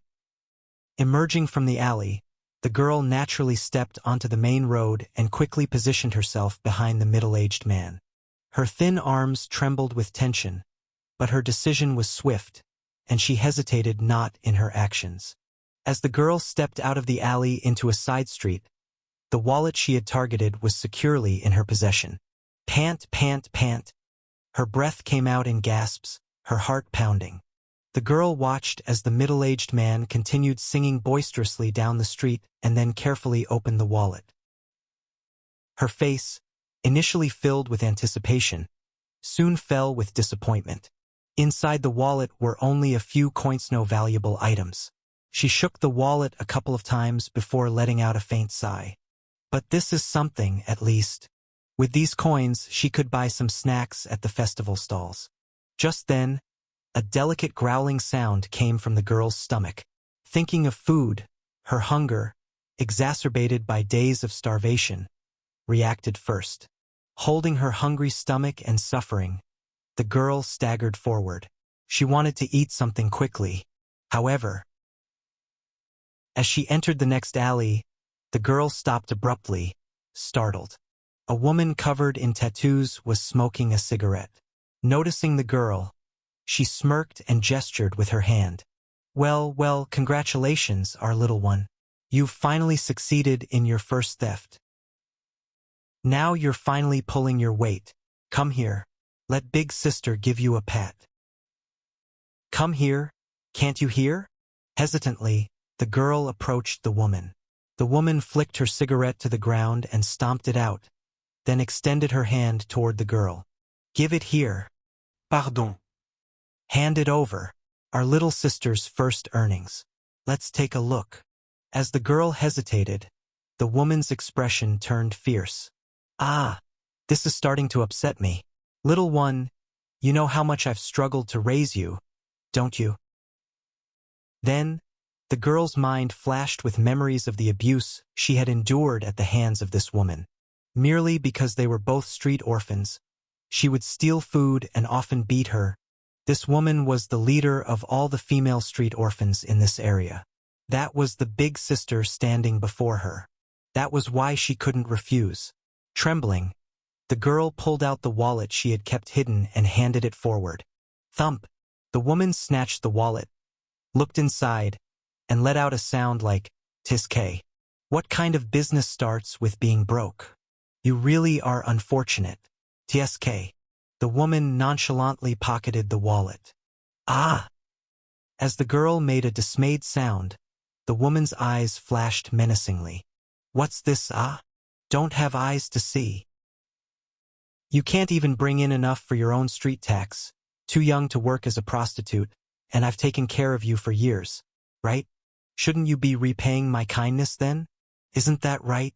She knew she should agree, but for some reason today, those words wouldn't come out of the girl's mouth. Whether it was the festival's atmosphere, her first successful theft, or the persistent hunger gnawing at her stomach, for the first time the girl chose to resist. Can't you give it back? What? I'm so hungry. I'll steal another wallet and give it to you.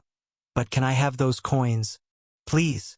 What came back was not an answer, but the woman's strong grip. Snap. Struck by a slap, the girl collapsed against the alley wall. Dazed, she could only clasp her hands and plead as the woman repeatedly slapped her face. Ah, ah, ah. After beating the girl until she was satisfied, the woman spat on the ground, panting. Raising rotten brats like you is why I live in poverty. It's all because of you. Don't you pity me? Ruining my life and living like this because of you. I'm sorry, sister. It's my fault. If you're sorry, then hurry up and go pickpocket some more. It's a festival. Big crowd today. You'll make more in one day than you have in your entire life. And from now on, you bring everything you earn to me. I'll give you your share. Got it? Yes. Then get going. The girl hurriedly fled the alley. Tisk. Watching her go, the woman flicked the recently acquired coins into the air and glared toward the central square. Drink, dance, sing, love. Such bullshit. Mulling over the ruler's words, the woman scoffed. All four are stories we have no part in. The girl, emerging from the alley, plunged once more into thievery. She boldly picked out an old, portly, and amputee veteran and attempted to pickpocket him. Had she even half the strength she usually possessed, she would have succeeded without a hitch. But she was too famished, and the beating she had taken in the alley left her body uncooperative. She was caught while pulling the wallet from the pocket, and before she could flee, her hair was seized. Aff!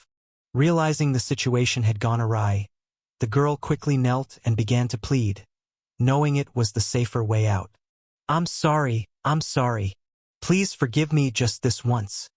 Why me? But the other was not in a normal state. The old veteran growled menacingly.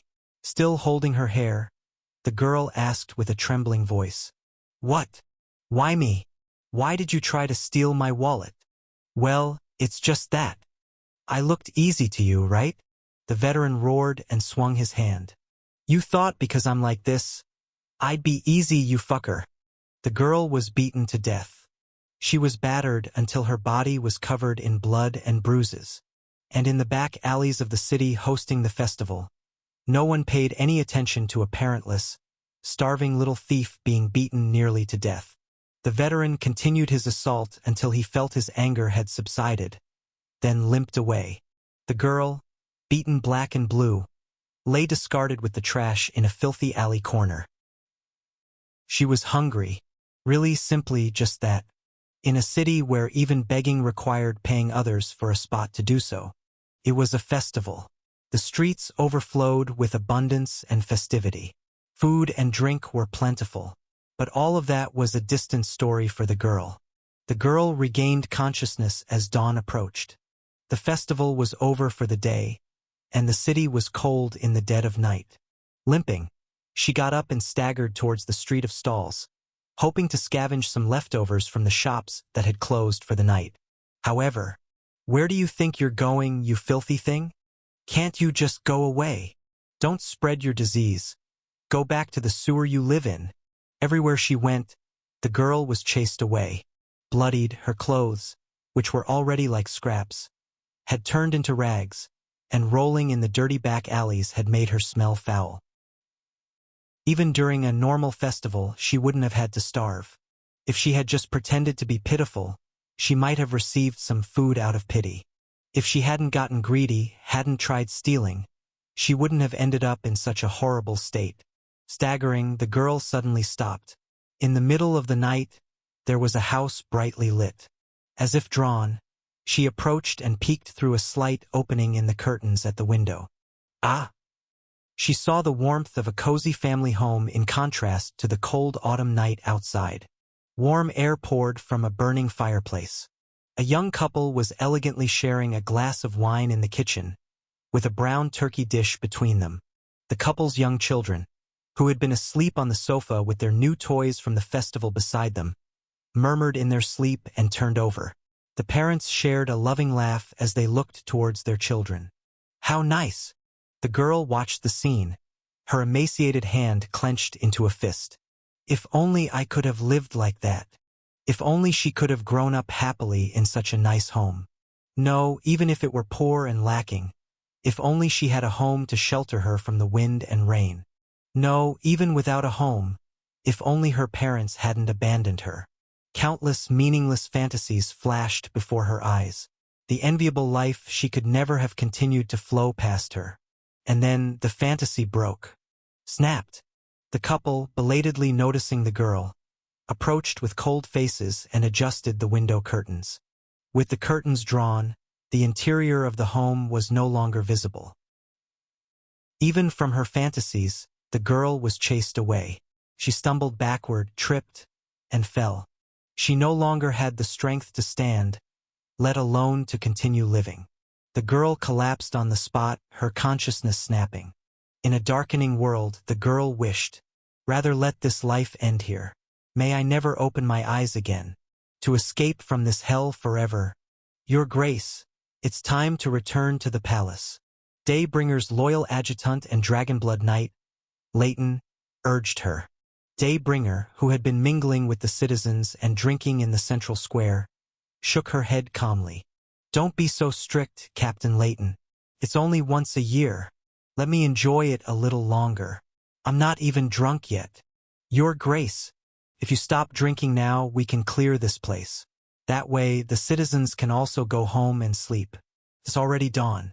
The day will break soon. Sigh, okay, I get it. Always nagging. Finally, after continuous nagging, Daybringer surrendered and waved her hand grandly. That's it for today's drinking. Those who haven't finished their drinks can continue tomorrow. The warriors, who had been pushing themselves to the limit to drink with the queen until the end, cheered all at once and then simultaneously collapsed. They had all been forcing themselves to stay awake just to share this glorious drinking session with the queen. Leaving the devastated drinking scene behind, Daybringer left the area with a clean appearance. Following her, Leighton shook his head. His dragon lady was an excellent ruler in all respects, but her excessive love for festivals and enjoying mingling with the citizens was a problem. Every festival was utterly exhausting for him as an adjutant. Shall we have a quiet drink together when we return, Captain Leighton? Please refrain, Your Grace. I'm already exhausted to death. You really do exaggerate, don't you? Daybringer, covering her mouth and chuckling, suddenly spotted a shadow lying on a road shrouded in darkness. Captain Leighton, what is that child? Excuse me? Leighton looked in that direction too, and soon he could see it. The figure of a young girl, lying bloodied and dying. Chapter 654. Bringer's Grand Palace. The girl, still lying on the bed after being treated, gasped for breath, unable to regain consciousness. Daybringer sat by the girl's bedside, looking at her condition with a dark expression. Just then, the captain who entered the room, Leighton, reported to Daybringer. The investigation shows that not only is there no family register, but no registered personal details at all. She likely comes from the slums. Why is she so injured? It is common for children from the slums to get hurt and die, Your Majesty. Common? Daybringer raised his voice in anger and turned around, to which Leighton coldly replied without changing his expression. Your Majesty, a nation without poverty and crime does not exist. You know this, don't you? Even with your benevolent rule, someone in the shadows is starving or getting stabbed.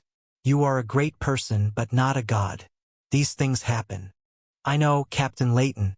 I am a flawed queen, and this country is not perfect. But still. Daybringer quietly looked at the girl's unconscious face. While there are festivals in the sunlight of my country, children like this are dying in the shadows. Leighton, glancing at the girl on the bed, sighed softly. It's too late for this child. She has been hurt too much in her weakened state. She probably won't survive the night. Leave it to me, Your Majesty. I will ensure she is buried well. No. Daybringer rejected the idea outright and slowly got up. This child starving and getting hurt to death is my, and this country's responsibility. Daybringer's calloused hand moved towards her mouth. Her dragon blood lineage's distinctive sharp teeth were visible. I have misruled the nation. It is my responsibility. Your Majesty, surely. I will save her. Leighton opened his mouth in shock. Daybringer declared earnestly, I will make this child my vassal, my dragon knight, Captain Leighton. Daybringer bit her little finger, drawing blood, and brought the dripping droplet to the girl's lips. No objections. Your Majesty, that's not pos. Leighton had no time to intervene. The droplet of dragon blood lady's essence fell into the girl's lips. When she opened her eyes, the girl thought she had died and gone to heaven. Sunlight poured through a gap in the curtains. The feather pillow was soft, and the blanket was warm. Her body, freshly washed, smelled of nice soap. The girl truly believed she had died. Could she now live in a world without pain or hunger? Gurgle. But it wasn't so. This was reality, and though clean, her body was still hungry. The girl groaned, sitting up. I'm starving. As she clutched her aching stomach and looked up, she noticed something. On the small plate on the bedside table were bread and fruit. Unconsciously swallowing her saliva, a voice came from the other side of the bed. It's all right. It's yours, eat up. Startled, the girl looked in that direction, seeing a woman in uniform dealing with paperwork, wearing reading glasses. The woman Daybringer smiled kindly at her. You must be very hungry? Eat comfortably. Hesitantly, the girl reached out her trembling hand and picked up the bread. She bit into it desperately. The scent of the grains she hadn't eaten in so long filled her mouth. Tears unknowingly flowed down the girl's cheeks. She couldn't even think about swallowing as the tears streamed down. I guess I must be dead, huh? She murmured. If it's not the afterlife, no one would treat me this warmly. This is certainly reality. And Daybringer grinned slightly. From now on, many people will treat you warmly, my child. The queen gently stroked the girl's hair. Then, the girl finally managed to swallow the bread in her mouth. The tear-soaked bread tasted incredibly sweet. The girl's name was Soot. It meant soot. TL note. The first one was Sutu. It's what I've been called, though I don't know since when. When she was an infant, the girl who was found in a mining village and grew up roaming the back alleys spent her life amidst soot, ashes, filth, and trash. Thus, wearing such clean clothes and getting dressed up was a first in her life. The tightening ribbon around her neck made her feel uncomfortable, causing her to twitch repeatedly. Soot, Soot, that's a good name. Daybringer, who had personally adjusted the girl's clothes, smiled with her full lips. Let me say this first, Soot. From now on, you must live with me. Although it was a joyful and surprising thing to say, Soot could not understand. She had realized it late, but surely the other person was the Dragon Lady, the queen of this country. Why would she want to live with someone as insignificant as herself? I have fed you my blood, the dragon blood, and transfused it to you. Now, dragon's blood flows in your body. Startled, Soot watched as Daybringer, as if making excuses, scratched the back of her head. Surprised? But you were so weak. I had no choice but to save you. Even then, you lost consciousness for a few more days. How fortunate it is that you have woken up like this. What shocked Soot was not understanding why Daybringer would do such a thing for someone like her. She no longer had the courage to ask. Afraid that if she asked, and Daybringer couldn't find a reason, she might be driven away. So, am I becoming a dragon now? Thus she changed the subject. Daybringer kindly explained. You've acquired part of the qualifications, but no. To become a dragon, you need the dragon's heart, the dragon blood, and one more crucial thing. One crucial thing? Not having any idea what that could be, Soot cocked her head. Daybringer, finding Soot's reaction adorable, stroked her head, then led her deeper into the palace. The audience hall. The place, large but modest without a single jewel on the throne, was where Daybringer entered. She sat on the throne, and Soot hesitantly stood beside her. Then, she noticed something a beat later. In front of the throne, two people were bound and kneeling. A young woman with tattoos all over her body, and an old veteran with one of his legs replaced by a prosthetic. Following the great dragon lady's command, we have caught the culprits, reported Leighton, Daybringer's loyal captain, who had scoured the city like hunting rats for days to find the perpetrators who had brought Soot to death's door. Please dictate their punishment. Daybringer's eyes emitted a cold light. Since they dared to touch my vassal and dragon knight, they deserve a proper punishment. Both the woman and the veteran shook like aspen trees. It was nothing new in the slums for a poor kid to be beaten to death, a common occurrence day in and day out. But unfortunately, they had caught the queen's eye. If they had remained unseen, it might have been ignored, but once noticed, they must be dealt with. That was the queen's duty, and the two criminals knew it well. Now, Soot. Daybringer turned to Soot and said, "These are the people who did this to you. I have received the investigation results. They exploited you and beat you to near death. What punishment do you wish for them? I will dispose of them as you desire." Daybringer was anticipating how harshly Soot would respond. Dragon blood turns its recipient aggressive. This is why dragon knights are also called berserkers. Regardless of their previous personalities, those who receive dragon blood come to enjoy fighting and become more aggressive. Soot too had been bestowed with dragon blood, and with it, she was destined to become a dragon knight raised by Daybringer herself. She would have to take up arms and slay enemies in due time. Daybringer wanted to observe how Soot would exact revenge. Depending on this, she could guess what kind of dragon knight this girl would become. And after hesitating for a long time, Soot finally spoke. "I can dispose of them as I wish, Your Majesty?" "Yes. What do you wish?" "Then could you release them?" Surprised by the unexpected response, Daybringer blinked. "That woman has exploited you for years, and on the day you almost died, she brutally beat you. And that man punched you until you were almost dead. A few more hits from him, and you would have died on the spot. And yet you say to just let them go?"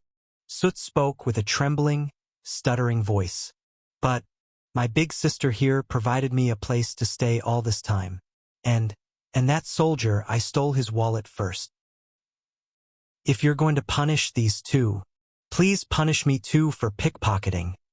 Speaking clearly but with a trembling voice, Soot tightly closed her eyes. Silence fell in the audience hall. After a moment, Daybringer let out a long sigh. It seems I am the one who should be punished. Daybringer looked deeply at the people gathered in the audience hall. Leaving a child like you to survive only by pickpocketing, letting children gather in the slums to exploit each other, and allowing a veteran who served our country to struggle through life. I, as the Queen, am the greatest sinner. Then, Daybringer gestured. Release them. Yes. The soldiers untied the woman and the retired veteran. They stood up, bewildered. Keep in mind that my knights and sheriffs will be watching. Make sure I don't see your faces here again for this reason. There won't be a second time. The two people walked away the way they had come. They kept bowing repeatedly to the Queen and Soot. Soot couldn't bear to meet their eyes and kept her head bowed low. Daybringer turned to Layton. Captain Layton, at your command. Have the knights, sheriffs, and the treasurer patrol the slums to assess the situation and organize both short-term and long-term welfare for the poor. Look into the welfare of the veterans again too. Not just pensions, but in multiple aspects. Your command is received. Also, strengthen the reporting system to reduce areas outside the law. Make sure there are no children in my city starving or being beaten to death. Understood? Yes. After issuing several other commands to Layton, Daybringer turned to Soot. It seems you might not make a good knight after all. At Daybringer's words, Soot flinched, but then took a deep breath and bowed her head. I'm sorry for disappointing you. Are you going to send me away now? What? Ha ha ha. What are you talking about? Daybringer laughed heartily and stood up from the throne. The essence of a person can't be hidden, even if it's covered in soot. She then bent down in front of Soot, meeting her eyes. You are a good child, Soot, and I have always been waiting for someone as good as you. Soot blinked her large eyes in confusion as Daybringer smiled warmly at her. Let's live together. Soot stared blankly at that smile, as warm and dazzling as the midday sun. At that moment, the girl did not know that she would long for this kind, warm smile for over 100 years to come, and that it would be over 100 years before she would meet a boy who wore a smile of the same warmth. At that time, the girl had no idea. Chapter 655. Tap tap, tap tap. The sound of Daybringer's military boots echoed clearly as she walked along the corridor inside the palace. Behind her, the girl, Soot, tried to follow as quietly as possible. However, due to the difference in their strides, she eventually had to close her eyes and run to keep up with the pounding sound of her footsteps. With a grin, Daybringer eventually stopped walking. Soot, catching her breath, stood beside Daybringer and looked up at what the Queen was observing. It was a wall adorned with several portraits. Pointing at them, Daybringer explained, "These are the portraits of the previous Daybringers of our duchy." Ah! Flustered, Soot hurriedly bowed deeply towards the portraits. Daybringer covered her mouth and laughed. You don't need to bow next time. Oh, okay. Here, this one is the founder of the Bringer family. Daybringer pointed to the highest and oldest portrait. The last red dragon, Daybringer. In the portrait, a tall woman with flaming hair and a bold smile was depicted. As Soot stared mesmerized, Daybringer's explanation continued softly in her ear. She defeated Jormungandr, the serpent of the world that was advancing towards the Everblack Empire, and through that connection, she married the human emperor of Everblack and had descendants. She essentially founded our duchy of Bringer. Wow! To think that a dragon and a human had a child, that's amazing. Ha ha ha. Daybringer burst into hearty laughter at Soot's naive, and perhaps impertinent, remark. She really laughs well, Soot thought to herself unknowingly. And this one is her descendant. Daybringer pointed to the next portrait. The first half-dragon, half-human, the first Dragonblood Duchess, Dawnbringer. Depicted there was also a tall woman, her short red hair fluttering about. She was fully clad in armor, her eyes cold and her skin pale, which somehow made Soot shrink a bit in intimidation. Ha! Then Soot thought, Daybringer and her descendant, Dawnbringer, they didn't look alike at all. Did she take after the emperor she married? Then Daybringer pointed to another portrait. And Dawnbringer passed the dukedom to the current Daybringer, me. Don't you think the real thing is better? The real thing and the portrait, both are splendid. In a clearly recently painted portrait, Daybringer was smiling brightly. With her dark skin and braided hair tied in several knots, dressed in a white uniform, she looked very gallant and impressive. Yes, gallant and impressive, but we don't look alike, do we? Daybringer suddenly hit the nail on the head. Startled, Soot slowly nodded. Right? Neither the ancestral dragon Daybringer, nor her descendant Dawnbringer, nor the currently living Daybringer next to her. They didn't resemble each other at all. They seemed completely unrelated. If one were to search for similarities, maybe the red-tinged hair, the reptilian vertically slit pupils, and the sharp teeth. But they were too different to be considered parent and child. We're not related by blood. Really? The House of Bringer is a lineage tied by purpose, not by blood. Surprised, Soot listened as Daybringer slowly explained. Daybringer and the Emperor of Everblack loved each other, but they couldn't have children. Instead, Daybringer adopted one of the loyal Dragon Knights, passing on the Dragonblood and Dragonheart. This nominal descendant was Dawnbringer, qualified as a dragon but also bearing the essential limits of a human. Half dragon, half human. That's why it's crucial to find the right person to inherit the Dragonheart, Dragonblood, and the purpose, continuing the legacy and will of the ancestors. That was the House of Bringer. Dawnbringer, too, chose one of her following Dragon Knights to pass on the dukedom. That's me. Ah. I will do the same. When I find the right person, I will give them my heart and blood, and hand over this country and our lineage to them. Daybringer gazed at the empty space next to her portrait. My successor will once again carry the great ancestral dragon's name. They'll be called Duskbringer. Does the name repeat? Yes, it's the Red Dragon naming convention. The names signify times of day, repeating in a sequence: dusk, dawn, day, and back to dusk again. Continues like that. Soot recited the name of the next Duchess Bringer without really thinking. Duskbringer. While contemplating how burdensome it must be to inherit the name of the great progenitor. Now that you've seen the faces of the former dukes. Daybringer smiled wryly at Soot and extended her hand. You must also train hard to become a knight worthy of your title, shouldn't you?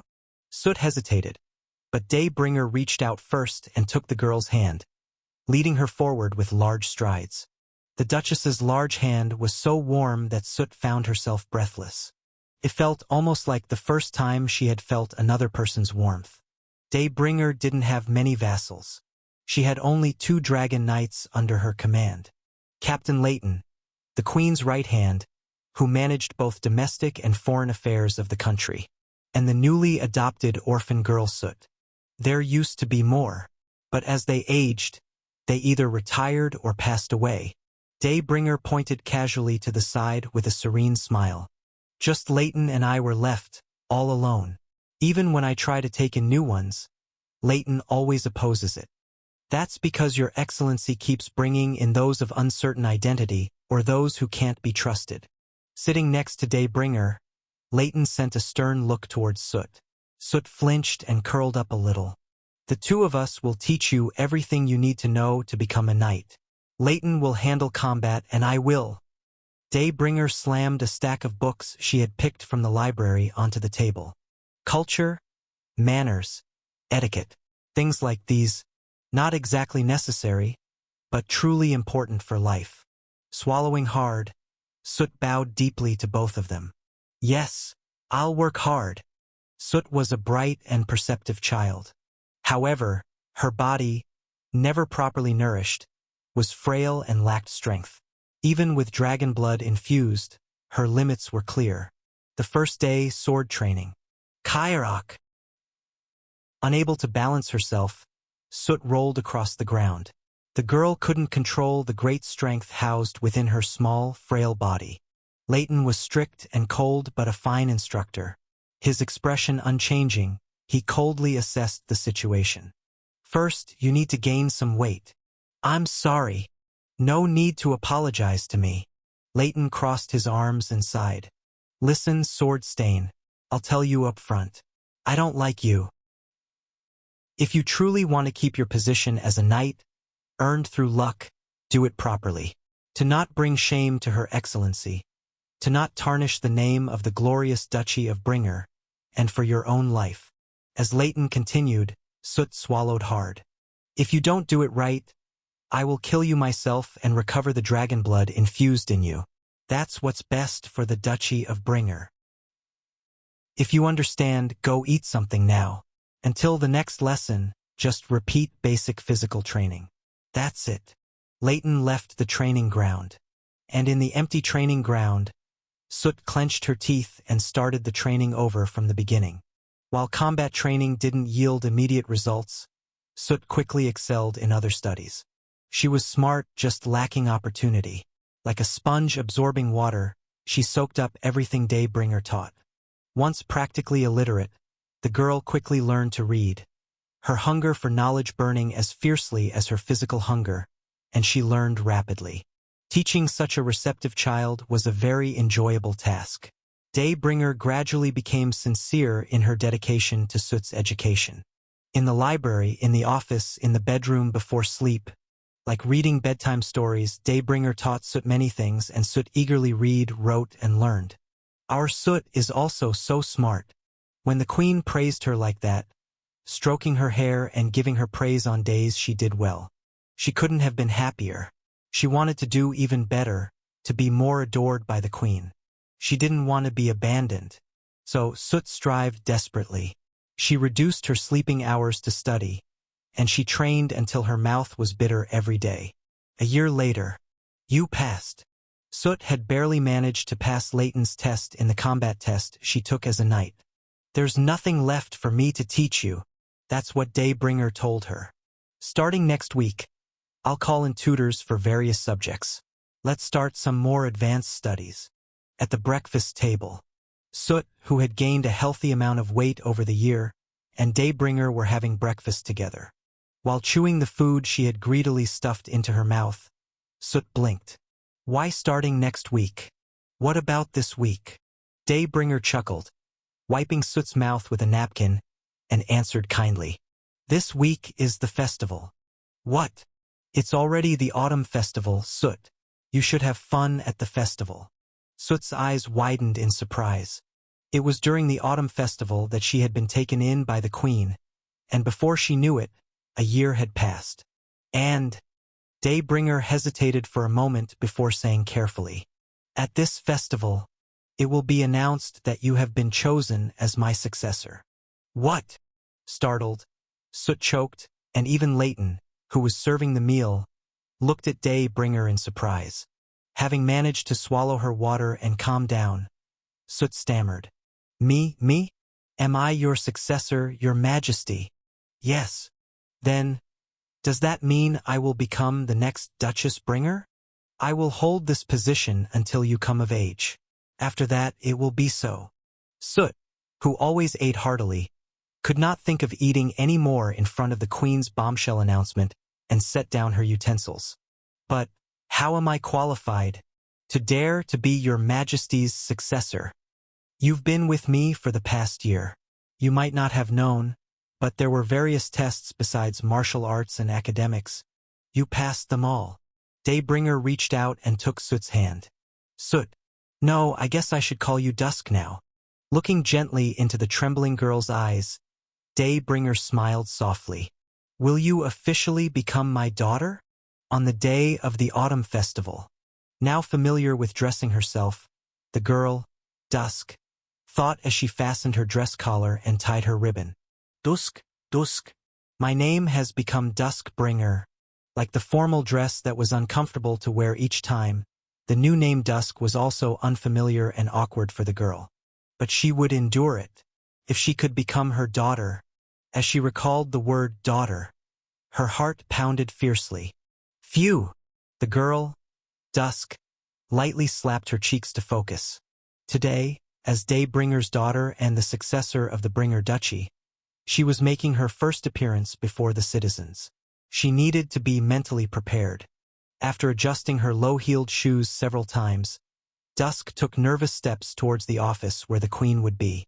Knock knock after knocking, she cautiously opened the door. "Your Majesty, ah no." After swallowing her breath and gathering her strength.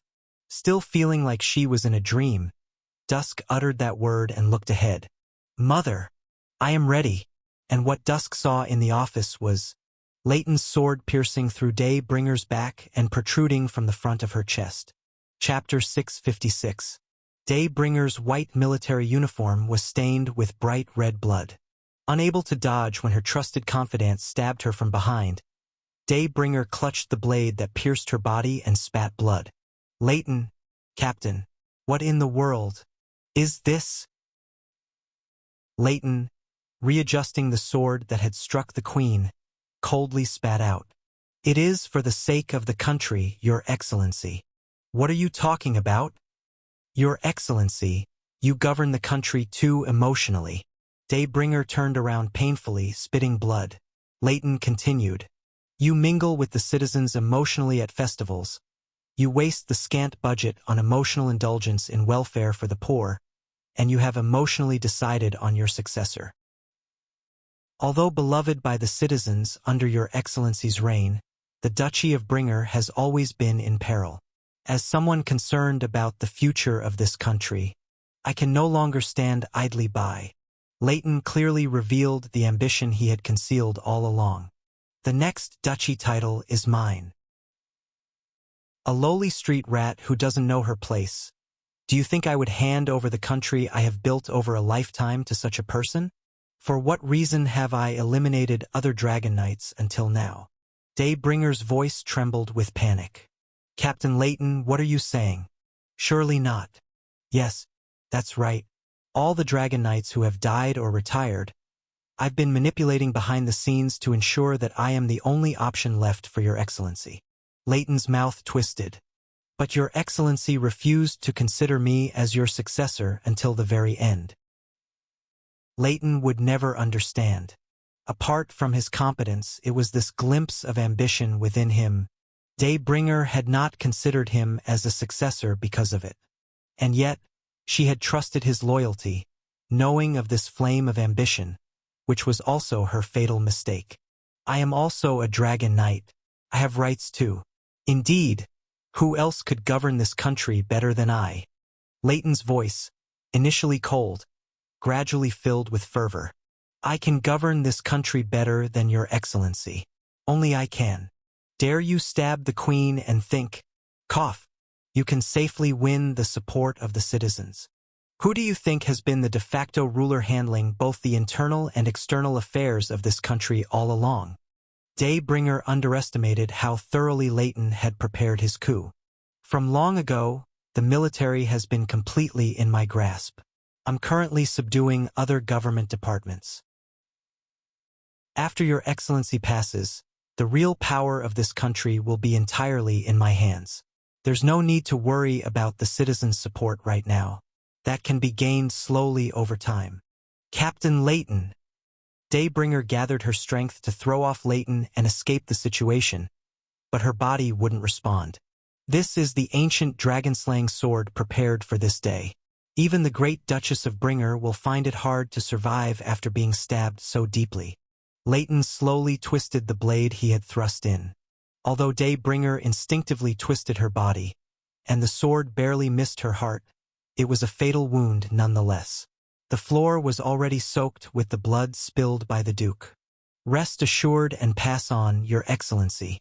I will govern this country efficiently after consuming Your Excellency's heart and blood." "Arf!" The very moment Daybringer sensed her end. Suddenly, "Mother, I'm ready dash," the young dragon Knight Dusk said as she entered the office. Silence flowed briefly among Daybringer, Leighton, and Dusk. Dusk was a clever child and grasped the situation immediately. It was not an unusual sight to her. Even in the back alleys where she grew up, adults constantly stabbed and betrayed each other for the throne. Swish dash. Dusk, who had trained in swordsmanship over the past year and never separated from her wooden sword, drew and threw it straight at Leighton. The wooden sword flew directly at Leighton's face. Leighton dodged it by tilting his head lightly, but his attention was briefly disrupted. Ugh! Daybringer seized the moment, grasping the sword blade embedded in her chest and pushed it backward, dispersing magic power all around. Ugh! Swept away by Daybringer's magic power, Leighton was thrown far. Daybringer collapsed in place, vomiting blood, and Dusk hurriedly supported her. Mother, are you all right? Dusk. Daybringer held back the blood pouring from her chest with her own hands. The internal injuries are not healing. Although the dragon power manifested and healed the torn skin and stopped the blood, the inside ravaged by the blade did not recover. Even her magic power, which would normally bubble like lava, was now chillingly cooling. It seemed there was a special curse on the ancient dragon-slaying sword. Do not make this difficult, Your Excellency. From a corner of the office, Leighton had already neatly regained his composure and readjusted his grip on his sword. Think carefully about what path truly serves the country. Without just Your Excellency and that young girl, this country can become much stronger. I am capable of it. You know my competence better than anyone. Daybringer managed a blood-soaked smile. Had you only aimed for my neck, I might have passed on my heart and blood to you. But I cannot do that now, not when you aim to kill this child as well. Daybringer stretched her arm and tightly embraced Dusk's small shoulder. If the prosperity of this country requires the sacrifice of such a young child's life, it would be better for it to perish. And with her other hand, she reached out and pressed against the wall. Boom dash! The burst of Daybringer's magic power created a large hole in one wall of the palace, sending dust and debris flying in all directions. Gritting his teeth, Leighton ran forward with his sword, scanning the area, but by the time the dust settled, there was no sign of Daybringer. Release the soldiers. Officers of the military, who had been waiting in silence outside, rushed towards Leighton. He commanded fiercely in a cold voice. She won't get far. Find her.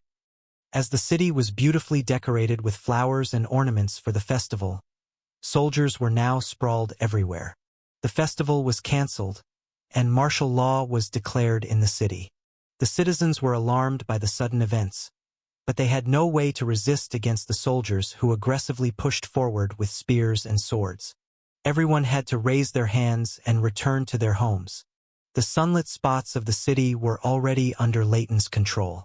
Over here, however, there were still hiding places left in the shadows of the city, and Dusk knew the back alleys better than any soldiers. Dusk, wearing a shabby robe, supported Daybringer and headed deep into the back alleys. Help, please! Entering a dirty lot used by no one but the underbelly residents, Dusk cried out. Help, please! Is there no one? Although there were hidden people around, no one showed themselves. The rumors spread quickly. A coup had occurred at the palace, and Leighton and the military quickly seized key points in the city. Leighton had been the queen's right hand for a long time. Every citizen knew how accustomed he was to wielding power in this country. The scent of fresh blood indicated that power in this country was shifting to a new ruler. In such a situation, who would dare help a dethroned queen dying on the run and face the consequences later? Both the poor and the rich valued their lives equally. People shrank back and held their breath, trying not to get involved in this affair. Please! The queen is dying. Someone help! Dusk cried out desperately, but no one appeared. How could this be?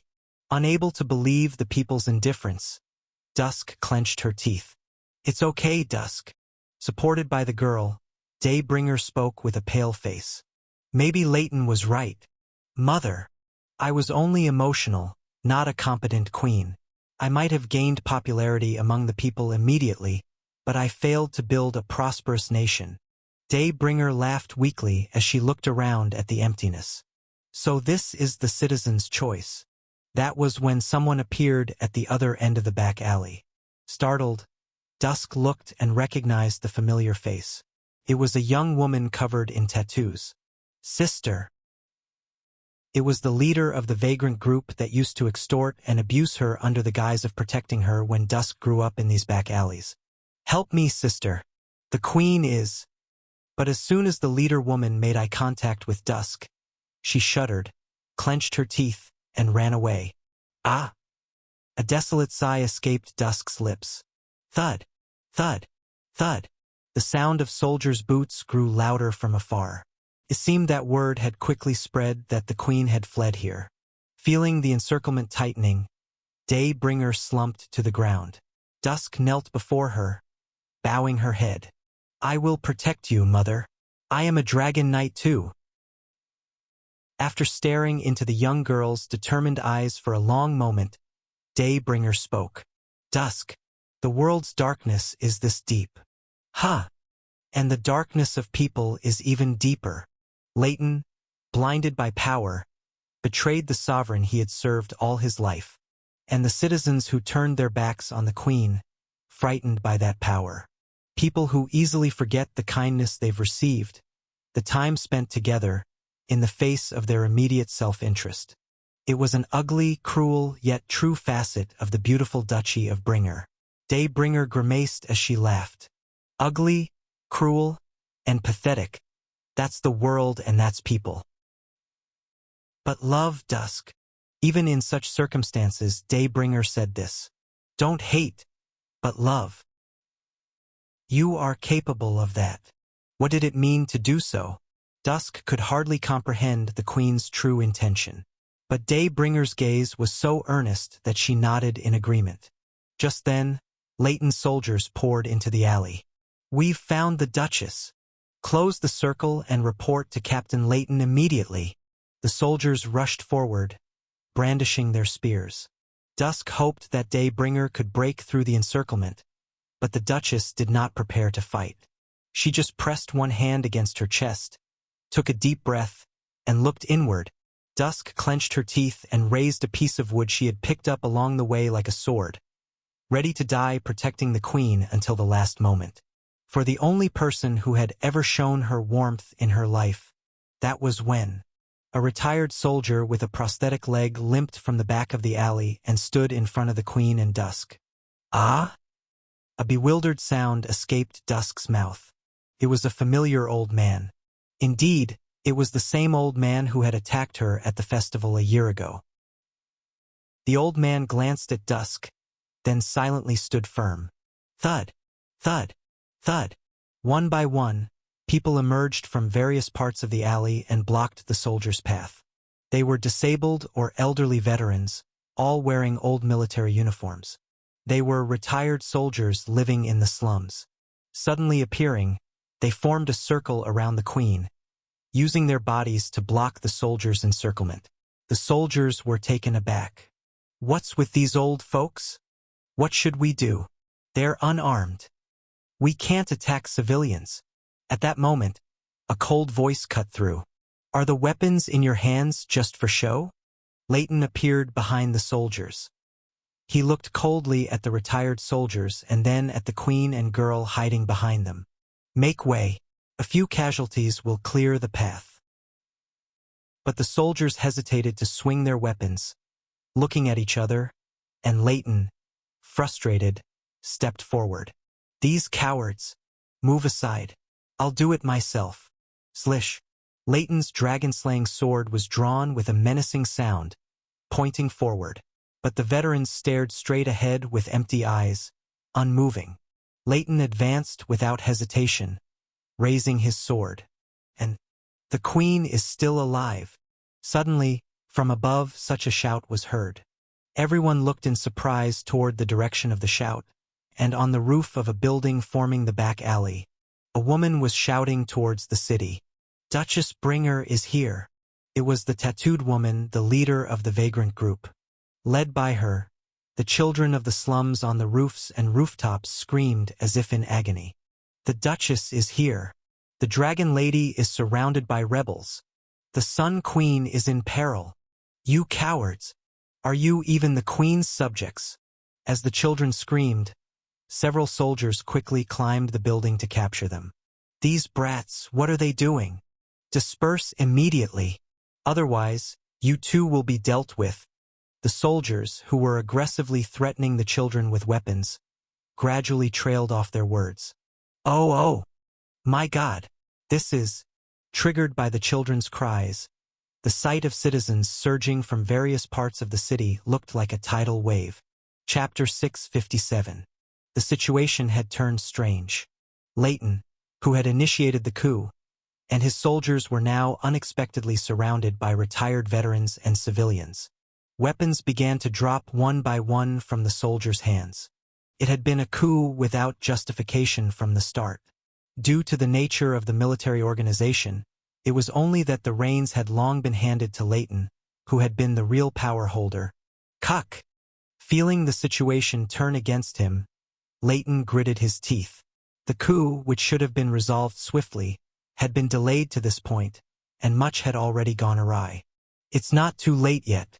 If I kill the Duchess and seize the Dragonheart and Dragonblood, the legitimacy of the Bringer ducal family ultimately stemmed from the power of the dragon.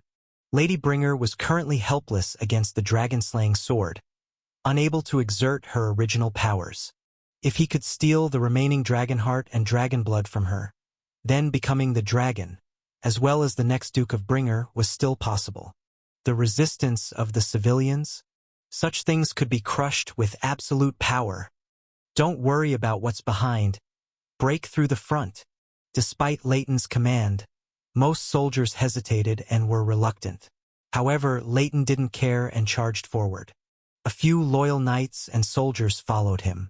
It was a situation of riding the tiger after already participating in the rebellion. Rather than laying down their swords and giving up, they decided to fight it out with Leighton. The retired veterans formed a wall in front of the queen with their bodies but were quickly slaughtered, spilling blood. Leading from the front, Leighton brandished his sword to clear a path and dashed towards Lady Bringer. I will rip out your heart and devour it. Then I will... this country. As Leighton cleared his last resistance with blood and finally reached Lady Bringer. Gugu. Already there, her flaming crimson hair fluttering upwards. The girl who had inherited the name Bringer stood there, eyes tightly shut. When she was first stabbed with the Dragonslayer sword, Lady Bringer was already on the verge of death. Since escaping the palace, she had felt death looming behind her. She should have started the succession ritual and passed on the Dragonheart and Dragonblood to Dusk immediately. But she gritted her teeth and endured death. Before the succession ritual, she tried to control the rampaging Dragonheart and Dragonblood inside her, and her emotions. The rage of being betrayed by a trusted subordinate surged to her head. She felt an immediate urge to transform into the form of a dragon and destroy everything. But she endured. She couldn't pass her angrily pulsing heart and blood to Dusk. To ensure that the girl's small body and soul, and her future life were not destroyed. It had to be passed on whole and precious. Dusk. And finally, peace came. The surging anger and grudge subsided as she looked into the girl's eyes, vanishing like a lie. Realizing she was ready, Lady Bringer smiled gently. Take my hand. Dusk, as if enchanted, took the queen's hand. The next moment, the girl's consciousness moved not to reality but into Dusk's mental world. This place is? Dusk looked around in surprise. It was a land where fires blazed on the ground. Everything was burnt to ashes and still the ground radiated heat from the flames. On this charred earth, Lady Bringer smiled as usual. But only then did Dusk understand why Lady Bringer had often appeared to be smiling. She had always smiled to endure the boiling rage inside her. This desolate scene was truly the real mindset of the queen who had lived as a monarch for over a century. To become the Duchess of Bringer, you must first acknowledge. Lady Bringer slowly began. That you are a monster. That you possess physical abilities far superior to ordinary humans, enjoy a lifespan several times that of ordinary humans, and govern while looking down on ordinary humans. Becoming a dragon from being an ordinary human makes you feel this difference even more. Everything was burnt, ashes whirled to the horizon of her inner world, which Lady Bringer slowly scanned. You might not think it now, but once you stand atop a high tower, atop a high castle, your perspective changes. A sense of superiority and a chosen people mentality can emerge at any moment. So Dawnbringer had one criterion for selecting future dukes, she said. And towards the girl who had obtained that qualification, Lady Bringer smiled faintly. A strong heart that will not give up on living as a human. That is exactly what is necessary for a human to become a dragon. The qualification to become a descendant of the Red Dragon. Lady Bringer, kneeling on one knee before Dusk, took the girl's hand and placed it over her own heart. True strength is not in this heart or the magic power flowing in this blood. Then, it's the heart you showed me, the courage not to hate, that is truly strong. Dusk's eyes widened. The courage not to hate? There is always a reason to hate someone, but you have decided not to hate even those who almost killed you. That's remarkable. Lady Bringer nodded. It is because of that courage that people have saved you again. Us. But such miracles don't happen often. What you have to protect as a queen in the future are not the weak and the good, but the weak, cowardly, petty, and very occasionally good, ordinary people. Just like you and Milady Bringer said with a smile.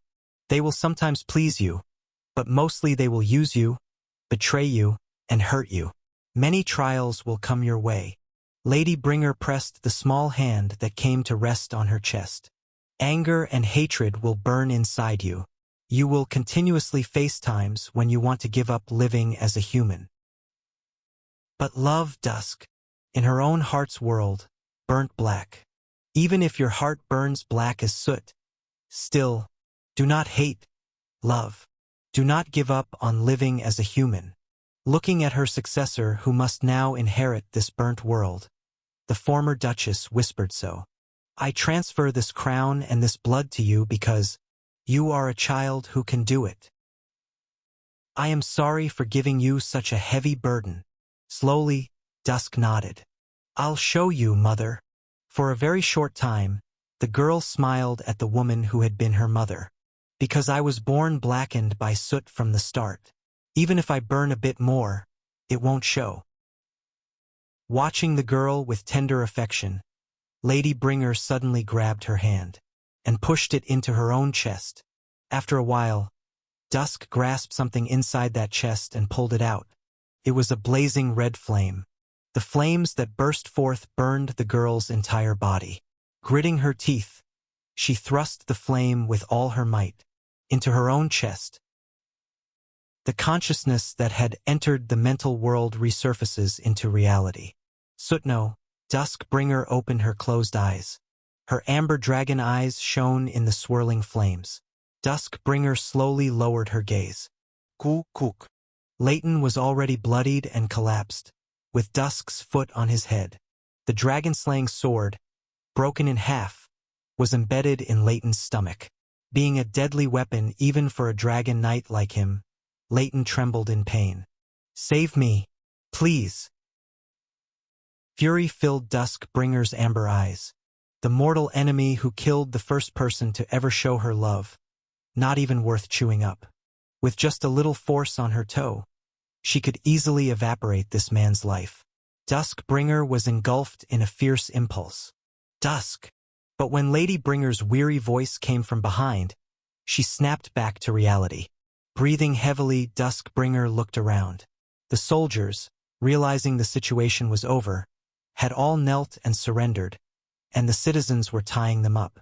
All eyes were on her. Duskbringer slowly began. I am Duskbringer, who has officially inherited the dukedom from the great dragon lady, Lady Bringer. The girl's voice trembled, but she did not hesitate. As the Duchess of Bringer, this is my first command. Imprison the criminals, and let them face the strict judgment of the law. Priests rushed over and extracted the sword from Leighton's stomach and administered first aid. Duskbringer spoke coldly to the gasping Leighton. This is not the place where you should die. It should be on the execution ground in front of all the citizens. Until that moment, I will certainly hold onto your life. The bound Leighton was dragged away, and Duskbringer turned around. She saw Ladybringer leaning against the collapsed stone wall. As Duskbringer approached hurriedly, Ladybringer smiled faintly with a pale face. "It's regrettable, our first autumn festival together." Ladybringer slowly took off her silver diadem and placed it on Duskbringer's head. "I was looking forward to the days ahead with you, to part like this. Don't cry, my child. We shall meet again." Ladybringer gently stroked the weeping Duskbringer's head. Legend has it that the red dragons at the end of their lives gather at the coast at the world's end, waiting together for the last sunrise. "I'll wait there for you, so take your time. You understand?" "Yes, mother." Now blind, Ladybringer lifted her fading eyes and asked in a fading voice, "It's quiet around here. It's the autumn festival. Are the citizens enjoying the festival?" The citizens surrounding the dying queen were sobbing quietly. Duskbringer, wiping her tears, lied with a smile. "Yes, mother. The whole city is filled with laughter and song. Ha ha, as it should be for an autumn festival. And what else? People have gathered in the squares like clouds with food and drink, praising you for this year's good harvest. When I ordered the dam construction, everyone grumbled. See? Things go well when they do as this old lady says. Ha ha. What else do you see?" Duskbringer looked up at the clear sky. "Fireworks are lighting up the sky. I told them only on the last day so many times. But these people, they never tire year after year. The sky is blooming with fireworks of various colors. Look, that one resembles a flower bud, and that one looks like an umbrella, and that one," as she described the non-existent fireworks. Duskbringer tightly grasped Ladybringer's cold hand. "The citizens are now waiting for your words, mother. What have you prepared to say this year? Please go ahead." Then Ladybringer, with cracked lips, faintly smiled and said, "To all the good people of this country, to all the citizens who fought against the soldiers to save her." She once again delivered the words she repeated every year. "Live every day like a festival.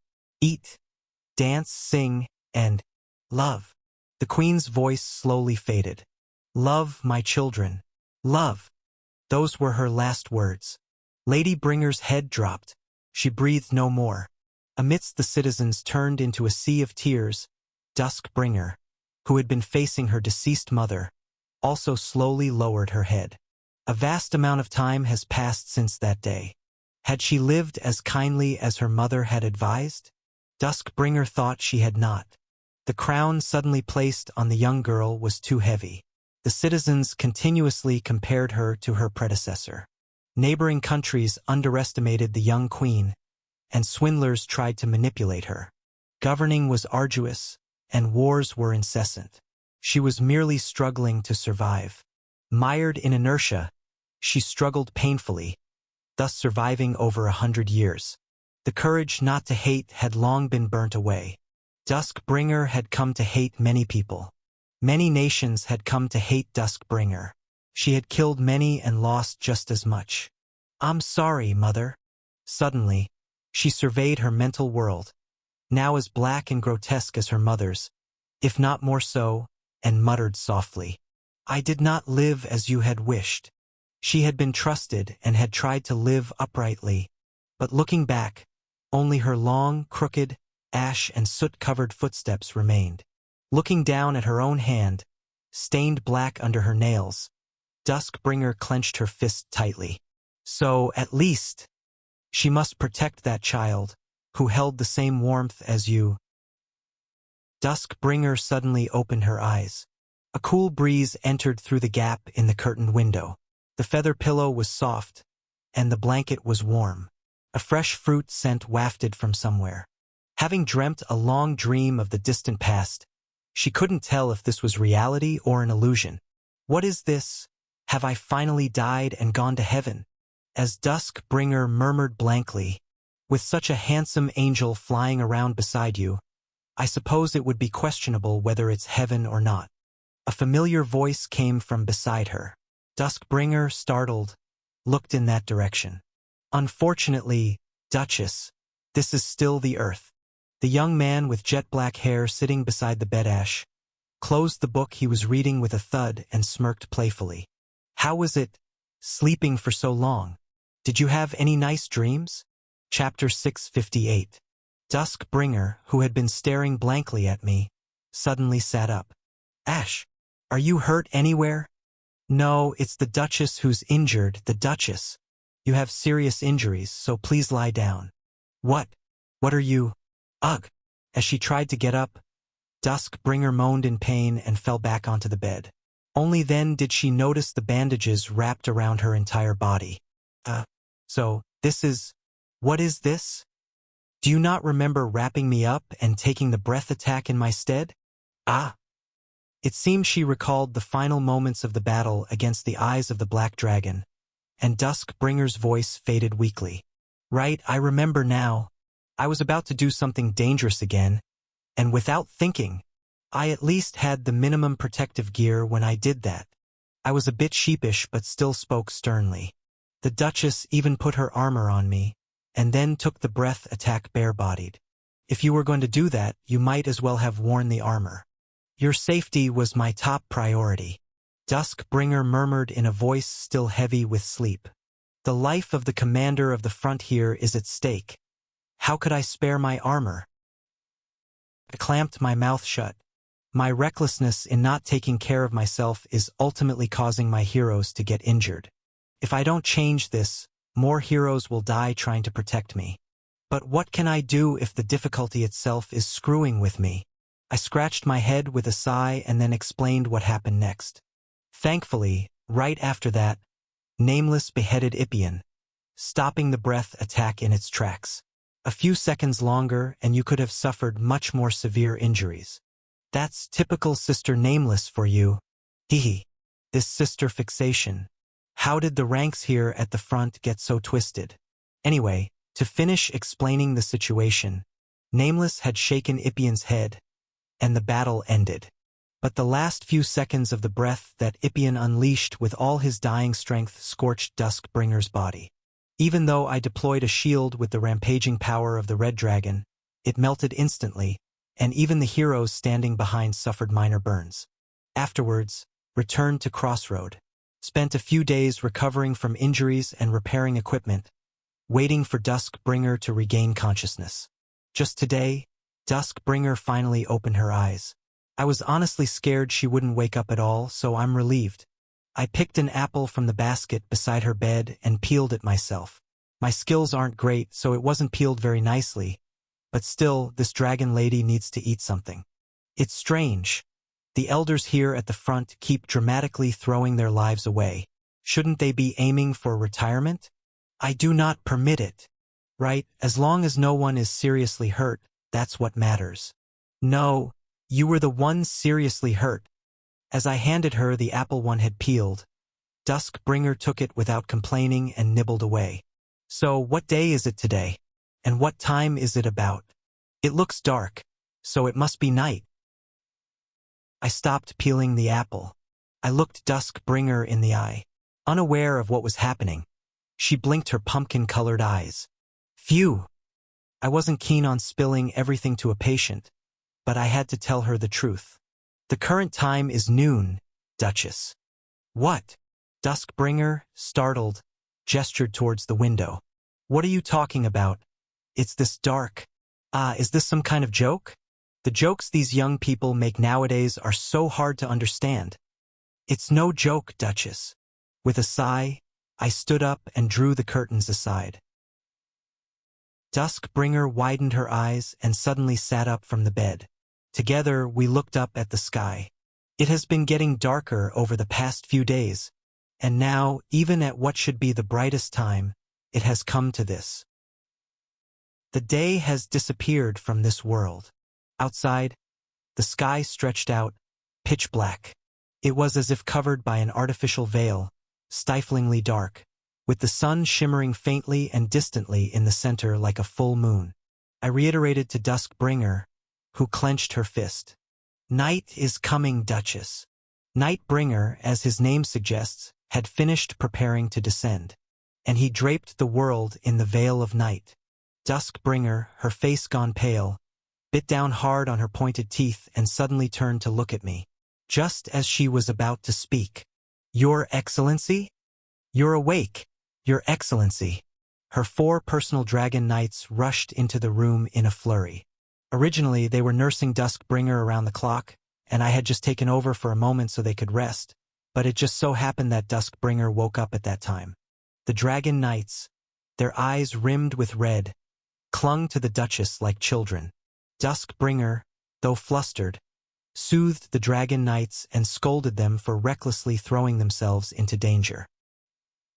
Watching this from a distance, I slowly moved and left the hospital room. I didn't want to interrupt the time being shared by the sovereign and her subjects. There's no need to precisely inform her of the remaining time right now. Once outside the hospital room, the long corridor of the temple stretched out before me.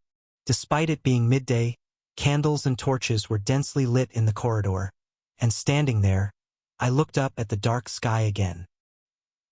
Truly, facing the swiftly approaching night, I unwittingly clenched my teeth. The final battle is just around the corner. Stage 40. The invasion by Nightbringer. Only 7 days left. The cold wind slices through the ears. Although it's still autumn, as the veil of darkness fell over the sky and the sunlight weakened, the temperature dropped rapidly, as if it might start snowing at any moment. As if night wasn't enough, it had to bring winter forward too. Why cause such a nuisance even before making an appearance? Lord's mansion, office. Having returned, I grumbled as I threw a few more logs into the office's stove. Irritably pushing the fire poker into the stove and stirring it, I continued to grumble. He can't be satisfied without advertising his arrival everywhere. He enjoys seeing people panic and struggle because of him, just like a brigade commander visiting the troops on a holiday. Wait, hold on, am I talking about myself? I suddenly reflected on my own actions, as I had a habit of intruding into the heroes' quarters whenever I felt bored. But hey, it's fun playing with the troops, right? You guys agree, don't you? This veil of darkness has emerged from the Black Lake, and is gradually covering the skies in the area. And to entertain the brigade commander on his day off, the main party members had gathered here in this office. Among them, Junior reported to me with a serious face.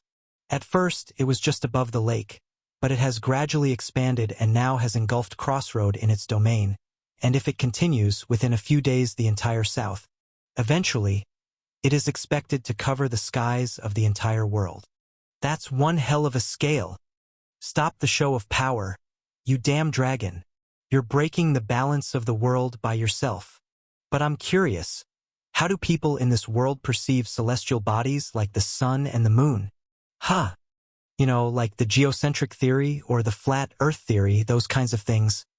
I asked out of curiosity, wondering what people in this world thought of this phenomenon that made the sky dark. What was their astronomical view?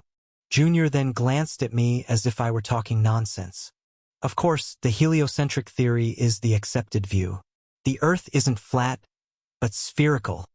What? Why do you know this so well? Became a heliocentric genius in a geocentric worldview fantasy world. I had been fantasizing about introducing a new astronomical view and getting reactions like, "Wow, Prince Ash is amazing." It turned out that the heliocentric theory was naturally accepted here. I had unnecessarily gotten my hopes up. Oh well. Phew. But still, the Earth moves. Excuse me? Never mind. Just the usual nonsense from the prince. But really, does it make sense that magic could cover the sky this much?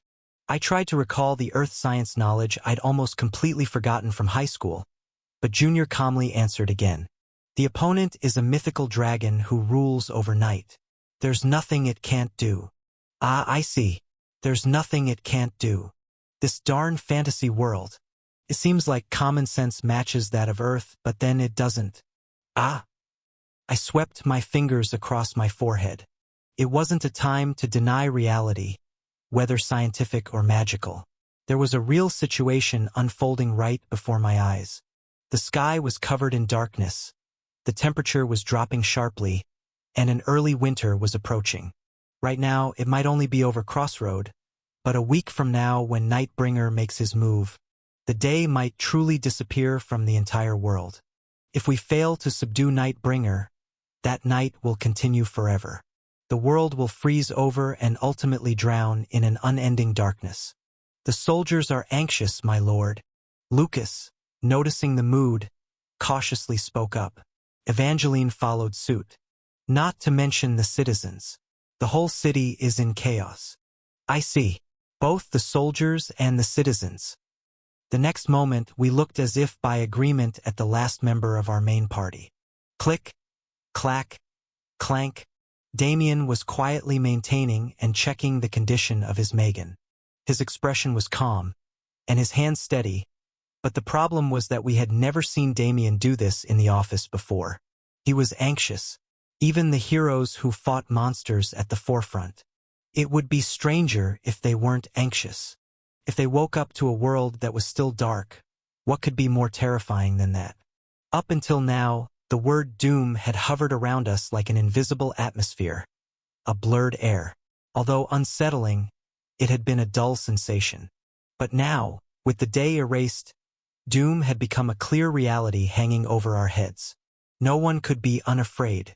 The end of the world was truly just around the corner. Prepare winter clothing that we had ready for the season and distribute the stockpiled firewood. Start distributing it to the citizens as well. That's why I directed practical measures. To keep the minds of those floating in anxiety grounded. As instructed beforehand, continue doing what we can, as we have been doing.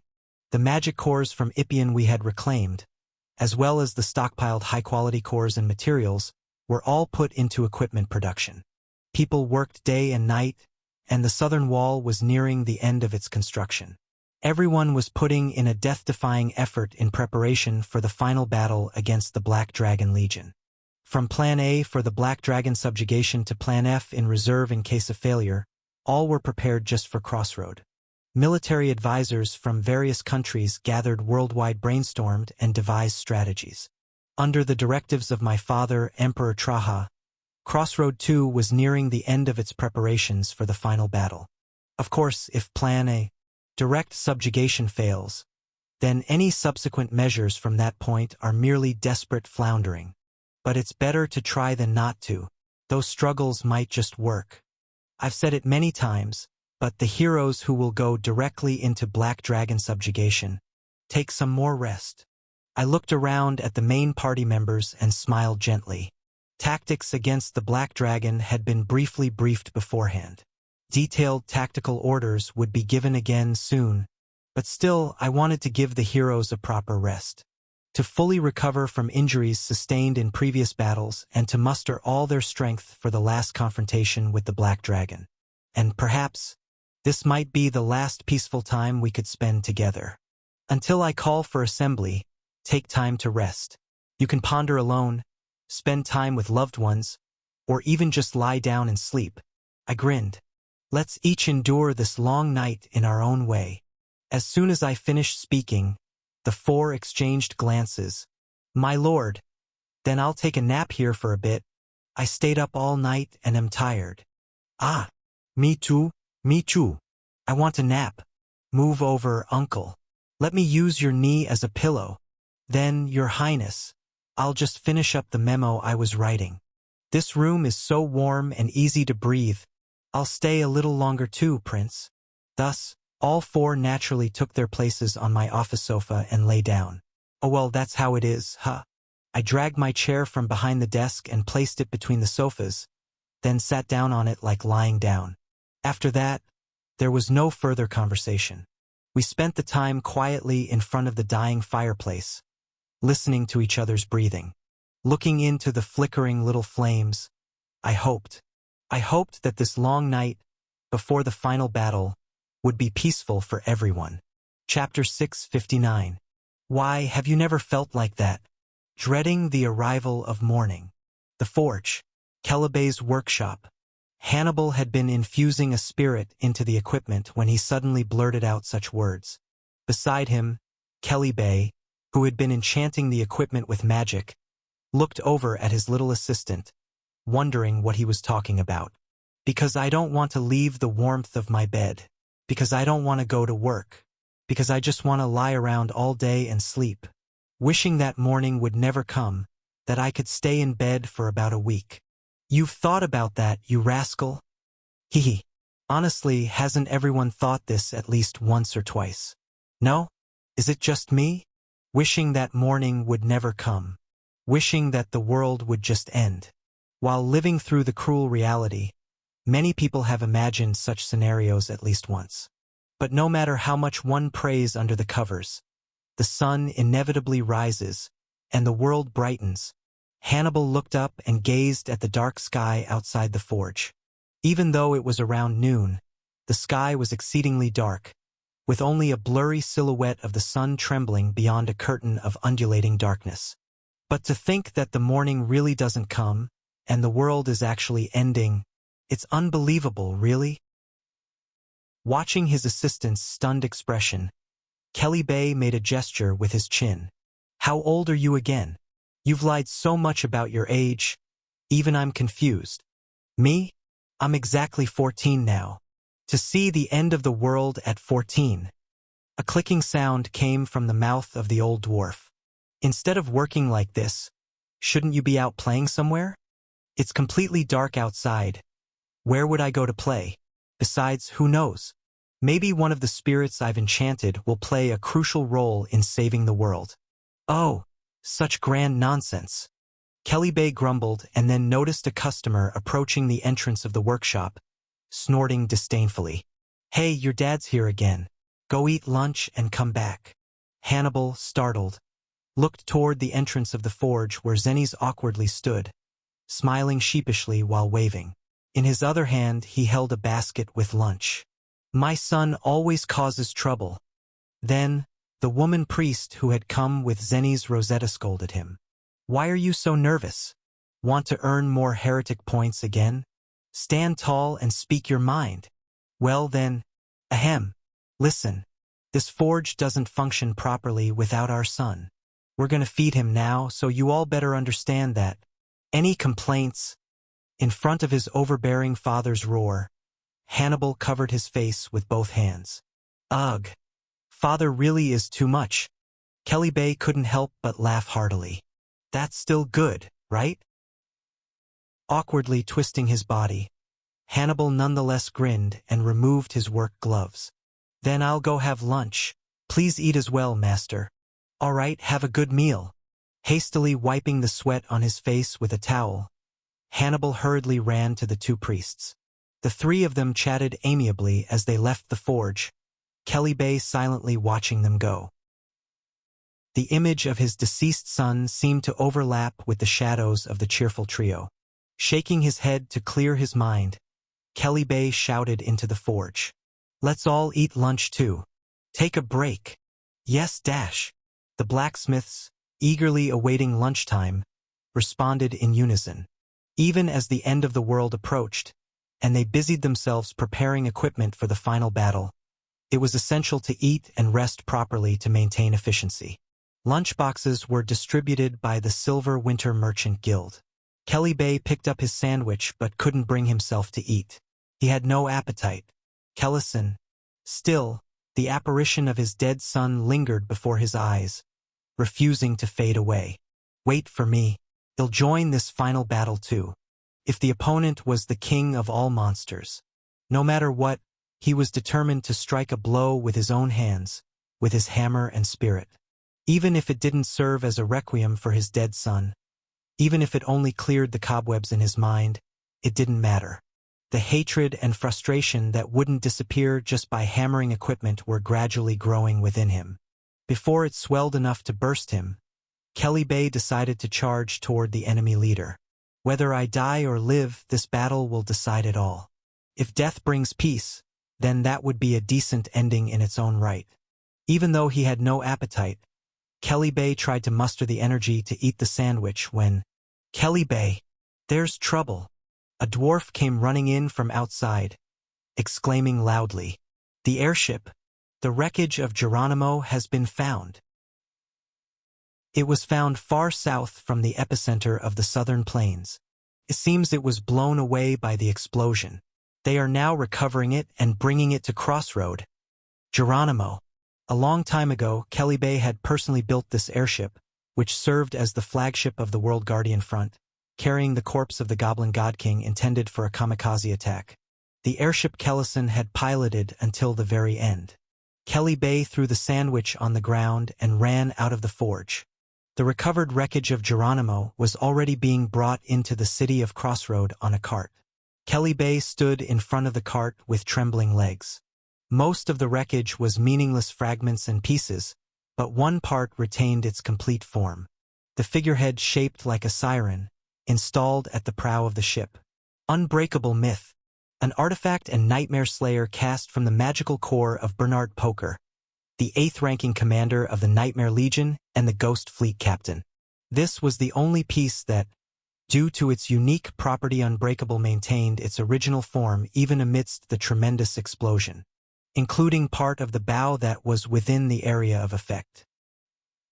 Kelly Bay touched the remnants of the ship, which was like a child to him, with trembling hands, while thinking of the child who had been aboard. He had thought it had vanished without a trace. To think it remained. In this front, in this world, we still need you, Father. Suddenly, the last voice Kellison had left echoed in his mind. Survive, and please take care of our race. No, this world. Kelly Bay's strong hand gripped Unbreakable myth tightly. Why return now of all times? Kelly Bay closed his eyes tightly. It makes me weak. Damn it. The old dwarf blacksmith's emotions took a while to settle, watched over with concerned looks by a mix of human and dwarf blacksmiths. After officially joining the World Guardian Front, Verdandi, leader of the Holy Grail Seekers, began living in Crossroad. But after her sister, Queen Skuld, died, Verdandi found staying in Crossroad uncomfortable. Living in this city where her sister died was distressing, like sitting on pins and needles. So, Verdandi stayed alone in a former dwelling prepared in the dungeon below the lake. Today was no different. After training with her companions in Crossroad, Verdandi returned alone to the hideout in the dungeon, the space between sectors 5 and 6 where the sewers connected. In this place, where a stream of water leaked from a broken pipe and seeped into the shattered stone wall. In this narrow passage, where clear water rarely flowed in the dungeon, unnamed grasses and mosses were abundantly sprouting. Next to the watercourse, there was a small patch of dirt. Verdandi carelessly sat next to it, and with sunken golden eyes, she stared into the void, coldly honing the hatred burning within her. After Skuld's death, Verdandi became noticeably less talkative. Her expressions of emotion also gradually disappeared. She wanted to become a single dagger.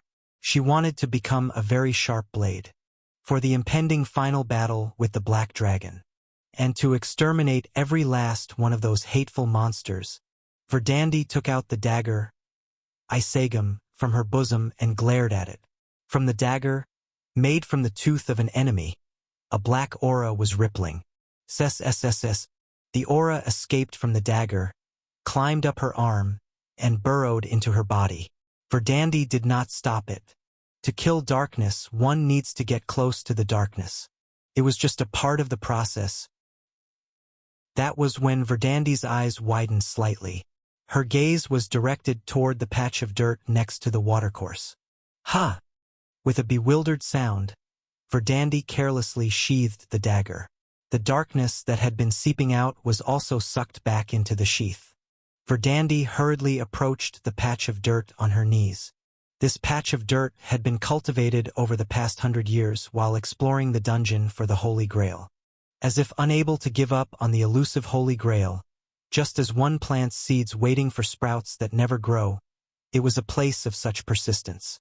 Even knowing there was no hope, I continued to plant seeds, knowing that sprouts would not emerge. It was the embodiment of such foolish persistence. And then, in that patch of dirt, a sprout. Tiny, delicate sprouts were pushing through, their pale green shoots emerging. The last thing planted were the sunflower seeds given by Ash. It had been almost 2 years ago, and now the seeds were sprouting? Now, after all this time? Why?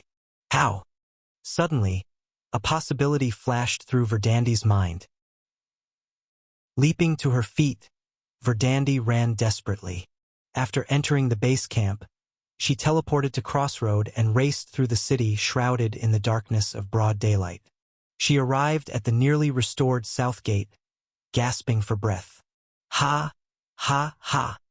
What Verdandie was looking down at was the very spot where her sister Skuld had died. Her sister had summoned the roots and trunk of the world tree and died becoming one with the tree, and only the stump of the dead tree remained where her body had been cut down. At that tree stump, there it was again. A bright green sprout. Ah! With a sigh filled with emotion, Verdandie knelt in front of the stump. Skuld had sacrificed her entire life to summon the roots of the world tree, scattering its immense life force throughout the entire southern continent.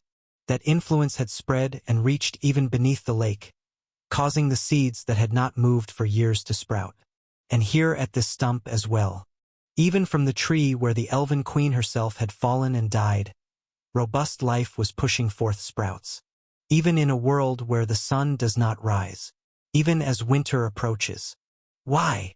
As the cold wind blew, she instinctively reached out to cover the sprout, and Verdandie murmured softly, "Why? Why does it strive to live like this? Why does it try to survive like this? It is unknowable. Because life is impermanent. Because nature is indifferent." As if embracing the stump with her body, Verdandie murmured with a choked voice, "You were really terrible, Skuld." The sprouts that emerged at the spot where her sister died and those that sprouted in the abandoned patch in the dungeon. Verdandie would nurture them. She would ensure they grew fully, because they were the last legacy left by Skuld. And to do that, Verdandie herself must also live. Really, you were terrible. Emotion, long absent, vividly returned to Verdandie's face. Mostly it was sorrow, but there was a slight relief as well. Swoosh! A massive silver fist cut through the air. In the training grounds of the barracks, Coolin was practicing alone. Under the dark sky, his silver fist streaked through the air, spreading a faint glow like a light aura. To others, it might seem like a solo practice, but in reality, Coolin was not in a situation to be at ease. "Is that all you got, 44th? Illusions of werewolves made of darkness attacked Coolin from all directions. Coolin scattered punches and kicks into the air, fending off the illusions. With that level of murderous intent, with that level of fighting spirit, what do you think you can kill? Is that all your hatred amounts to? The illusions shouted as they surged from all around. Coolin clenched his teeth. If talking big one, our ancestor might as well have been the Demon King, the Nightmare Slayer made from the magical core of Lunard the Wolf King. Full Moon's massacre. Whenever there was a crisis, this damned cloak whispered in his mind. To surrender his body to it. Then it would take care of the situation for him. He had ignored it all along, but the situation had been too critical during the last encounter with the Goblin God King, and he had reluctantly reached out his hand. In exchange for borrowing its power, the cloak had clung to Coolin's body, and ever since then, these illusions had been harassing him like this. Their purpose was singular. "Your flesh is perfect now, so hand it over to me. I can make much better use of it than you. Then I'll blow away the black dragon and whatever else. It wouldn't be a bad deal for you, right?" Maybe, just maybe, it was true. If he surrendered his body to this nightmare, he might be able to land a clean hit on the black dragon. The problem is that this nightmare doesn't only intend to attack the black dragon. It would undoubtedly strike at the same allies as well. Not only that, it might even try to destroy humanity, just as Lunard the Wolf King had originally intended. Ultimately, whether this creature or the black dragon, both were enemies of the world. So far, I have managed to hold on. Gradually, the frequency and intensity of the illusion's attacks were increasing. Fending off each illusion, Coolin felt increasingly drained. How much longer can I last? A few more days? Or perhaps months? Whenever it happened, Coolin was determined to confront this battle before his body was taken over by the leather cloak. and the nightmare sleeping within it. To subdue the nightmare and make it entirely his own, or else to end my life before it completely takes over. Whoosh dash! After sending the last attacking illusion flying with a back kick, Kulin steadied his ragged breathing and adjusted his stance. Wisps of pale steam rose from his muscular back. My fists are gradually taking the same form as the illusions. Fighting the illusions, Kulin's fists were reverting to their original form of primitive and violent boxing. Though he hated to admit it, his immediate power was increasing. And what was needed in the fight against the Black Dragon was precisely this immediate power. As Kulin sighed deeply and steadied his breath, "Captain!" A subordinate from the penal squad rushed in breathlessly. Turning in surprise, Kulin listened as the subordinate exclaimed urgently, "Sir, Princess Yoon. Princess Yoon has regained consciousness." Chapter 660. Yoon opened her eyes with a start. Her blurred vision gradually cleared, and soon, she saw a familiar middle-aged man before her. "Father!" Yoon! The middle-aged man with the same lush, copper-toned hair joyfully called out. It was none other than King Miller Ariane of the Northern Aryan Kingdom, who had come down to see his youngest daughter. "Yoon, you've come to. Your father was worried sick that something terrible might have happened to you." "Father, how did you come all this way?" "When I heard that my beloved youngest daughter had fallen gravely ill, of course, I had to come, didn't I?" The king smiled, but Yoon frowned in displeasure. Her father, King Miller Ariane, was a good king but hardly a good father. He was a man who could easily throw his children into the political arena if needed. Was it not just 2 years ago that he had pushed for an engagement between Yoon and Prince Ash without so much as asking her opinion?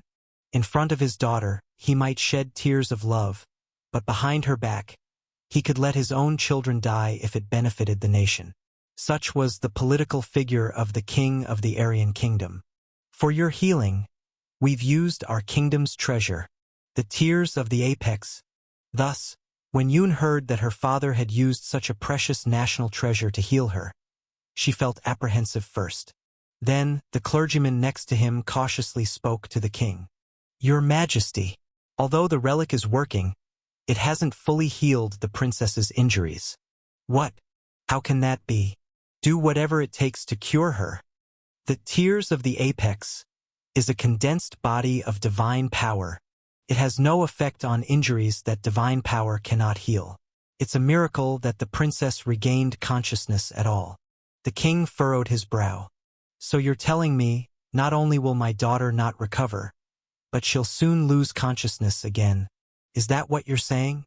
"It is with regret that I must confirm, yes." "Oh, what a tragedy."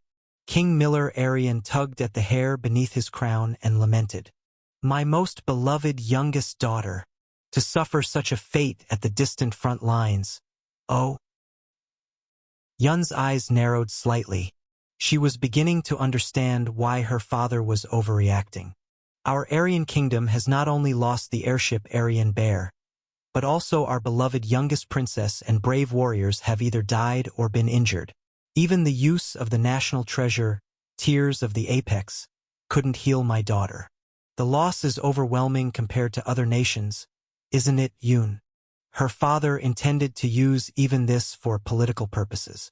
"To all the kings gathered here, and to the leader of the World Guardian Front, I will demand appropriate compensation, and I declare that our Aryan Kingdom can no longer afford to bleed.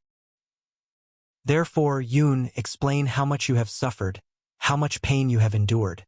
Then, leave the rest to your father." Though the Aryan Kingdom participated in the World Guardian Front, it had always been under Yun's lead as the king's proxy. The king had never come down from the northern homeland and had always been reluctant to join the war. To avoid helping the south and expose the critical losses our north has suffered, and to secure just compensation. And we must withdraw from this affair. So, Yoon, for your father, for the country, speak now. Right? Yoon turned to the side. Were the scribes ready to record her words before she lost consciousness again? Her father would use every word she uttered for political purposes. Yoon sighed deeply. "Father, the world's end is near. Even now, do you have to do this? Yun, you are a smart girl. The king, holding his daughter's hand, smiled gently. There's no way the world is actually coming to an end. This is just a monster outbreak in the south. It happens every year. It's the southern fools who don't want to bear their losses alone, trying to drag us into shared responsibility. It's the same old trick of the empire. This is purely a political battle. Everything I do is for the nation, for you as well. So, Yun clenched her mouth shut. It was then. The guard shouted from outside, announcing, King Kulin of the Beast Men has arrived. King Arian furrowed his brows. A king of the Beast Men? Since when did they have a king? Who? Bang! The door swung open forcefully, and Kulin stormed into the room. The appearance of the towering werewolf startled everyone from the Aryan kingdom who had just arrived, but Yun greeted him with a smile. Kulin, wow, you've become very handsome. Yun. Ignoring the others around, Kulin strode over and carefully sat beside her bed. You're the first to say I look good in this form. Everyone else is too busy being scared. Your muscles have gotten bulkier, and your fur looks fuller, doesn't it? Handsome is as handsome does. A faint smile crossed Kulin's wolfish face. I'm glad you're conscious. Ha, sadly. It's not because I've gotten better. They poured divine power from our national treasure into me just to momentarily revive my consciousness. It seems I'll soon be asleep again. That's... Kulin swallowed his words as Yun looked him straight in the eye. Kulin, I have a favor to ask. Anything, if it's within my power. Before you go into battle, please make my will public. Let everyone in the World Guardian front know. Surprised by the unexpected request, Kulin's eyes widened. A will? You said it was embarrassing? It is embarrassing, but it's necessary. Yun extended her dry hand. Kulin firmly grasped it. Will you do it? If that is your wish. Thank you. I trust you. The effect of the relic seemed to be fading, as the light wrapped around Yun began to diminish. Yun's eyes slowly closed again, and a faint smile crossed her lips. I'm not sure if I'll ever wake up again, but you will wake up. Then, I hope it's to a peaceful world. It will be peaceful. Kulin.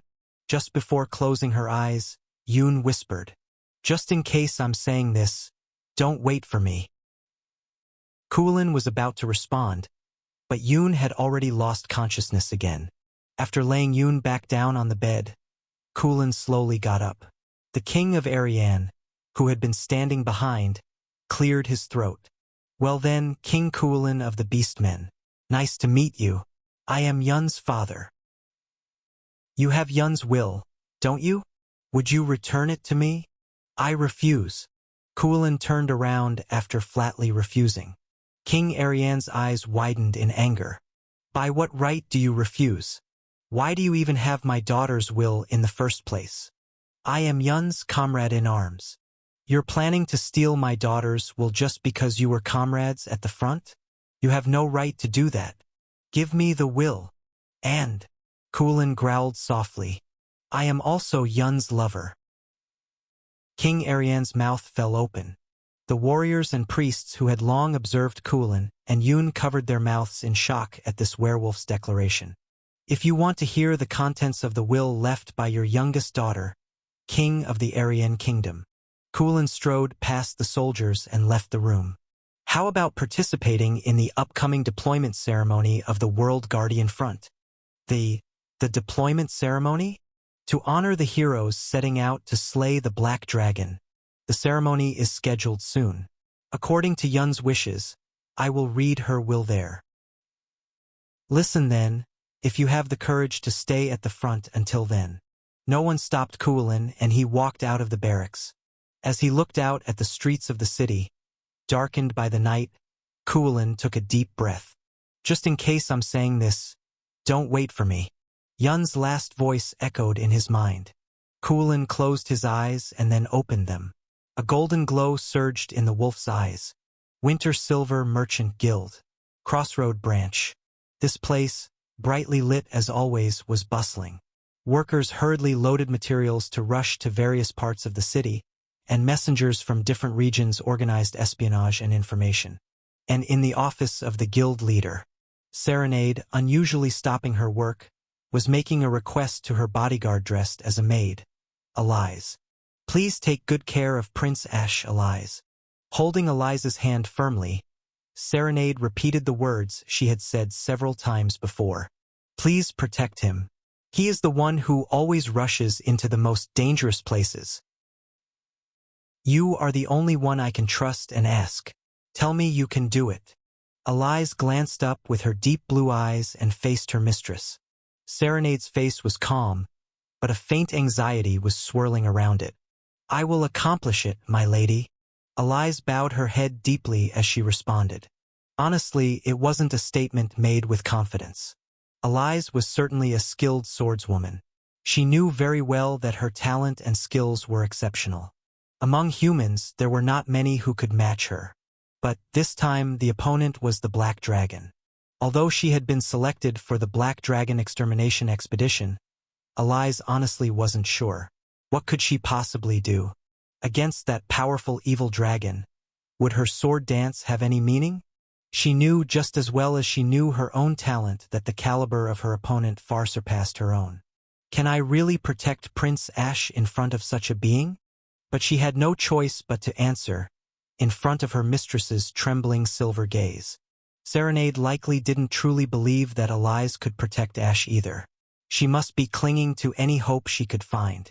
The last night had fallen on the world, and destruction was imminent. A catastrophe that could not be averted with all the wealth in the world was approaching. Elize had to silently watch as Serenade's slender hand, firmly gripping hers, trembled. It was then. My lady, a visitor has arrived. A servant spoke from outside the door. Serenade, who had been holding hands with Elize, hastily adjusted her appearance and asked, Is it him? It is. The Mare King has arrived. Ah, please, bring him in. The door opened, and the Mare King, King Poseidon XIII, with his deep blue long hair fluttering, entered. Elize walked behind Serenade and stood at attention, while Serenade greeted him with her usual business smile. Welcome, Your Majesty Poseidon. Countess Serenade. King Poseidon in front of Serenade gave a sour smile. Sorry about that. Ever since I inherited the divine power, my senses have become overly sharp. I unintentionally overheard the conversation inside the room. Ah? Oh. You were worried about Prince Ash. Serenade's face turned bright red. Even in a soundproofed room, the Mare King's physical abilities were strong enough to hear such faint voices.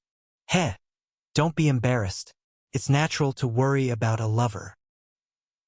But don't worry too much. The desire to protect him is shared by all the heroes who are part of this front. King Poseidon gave a friendly smile. Everyone will throw themselves into protecting him. If the hunt, the expedition, is successful, the commander will return safely. Of course, if the hunt, the expedition fails, no one would return alive. But no one dared to voice such thoughts. I came here not only to inform Prince Ash in advance. It seemed necessary to tell you as well. King Poseidon's expression became serious. Serenade, having composed her face, looked back at him. It might seem ridiculous to talk about what happens after this battle already, but we always have to prepare for the unexpected. Taking a deep breath, I will not survive this battle, King Poseidon declared. Serenade gasped in shock, to which King Poseidon calmly continued. Therefore, I came to discuss with you the future of the merfolk after my passing.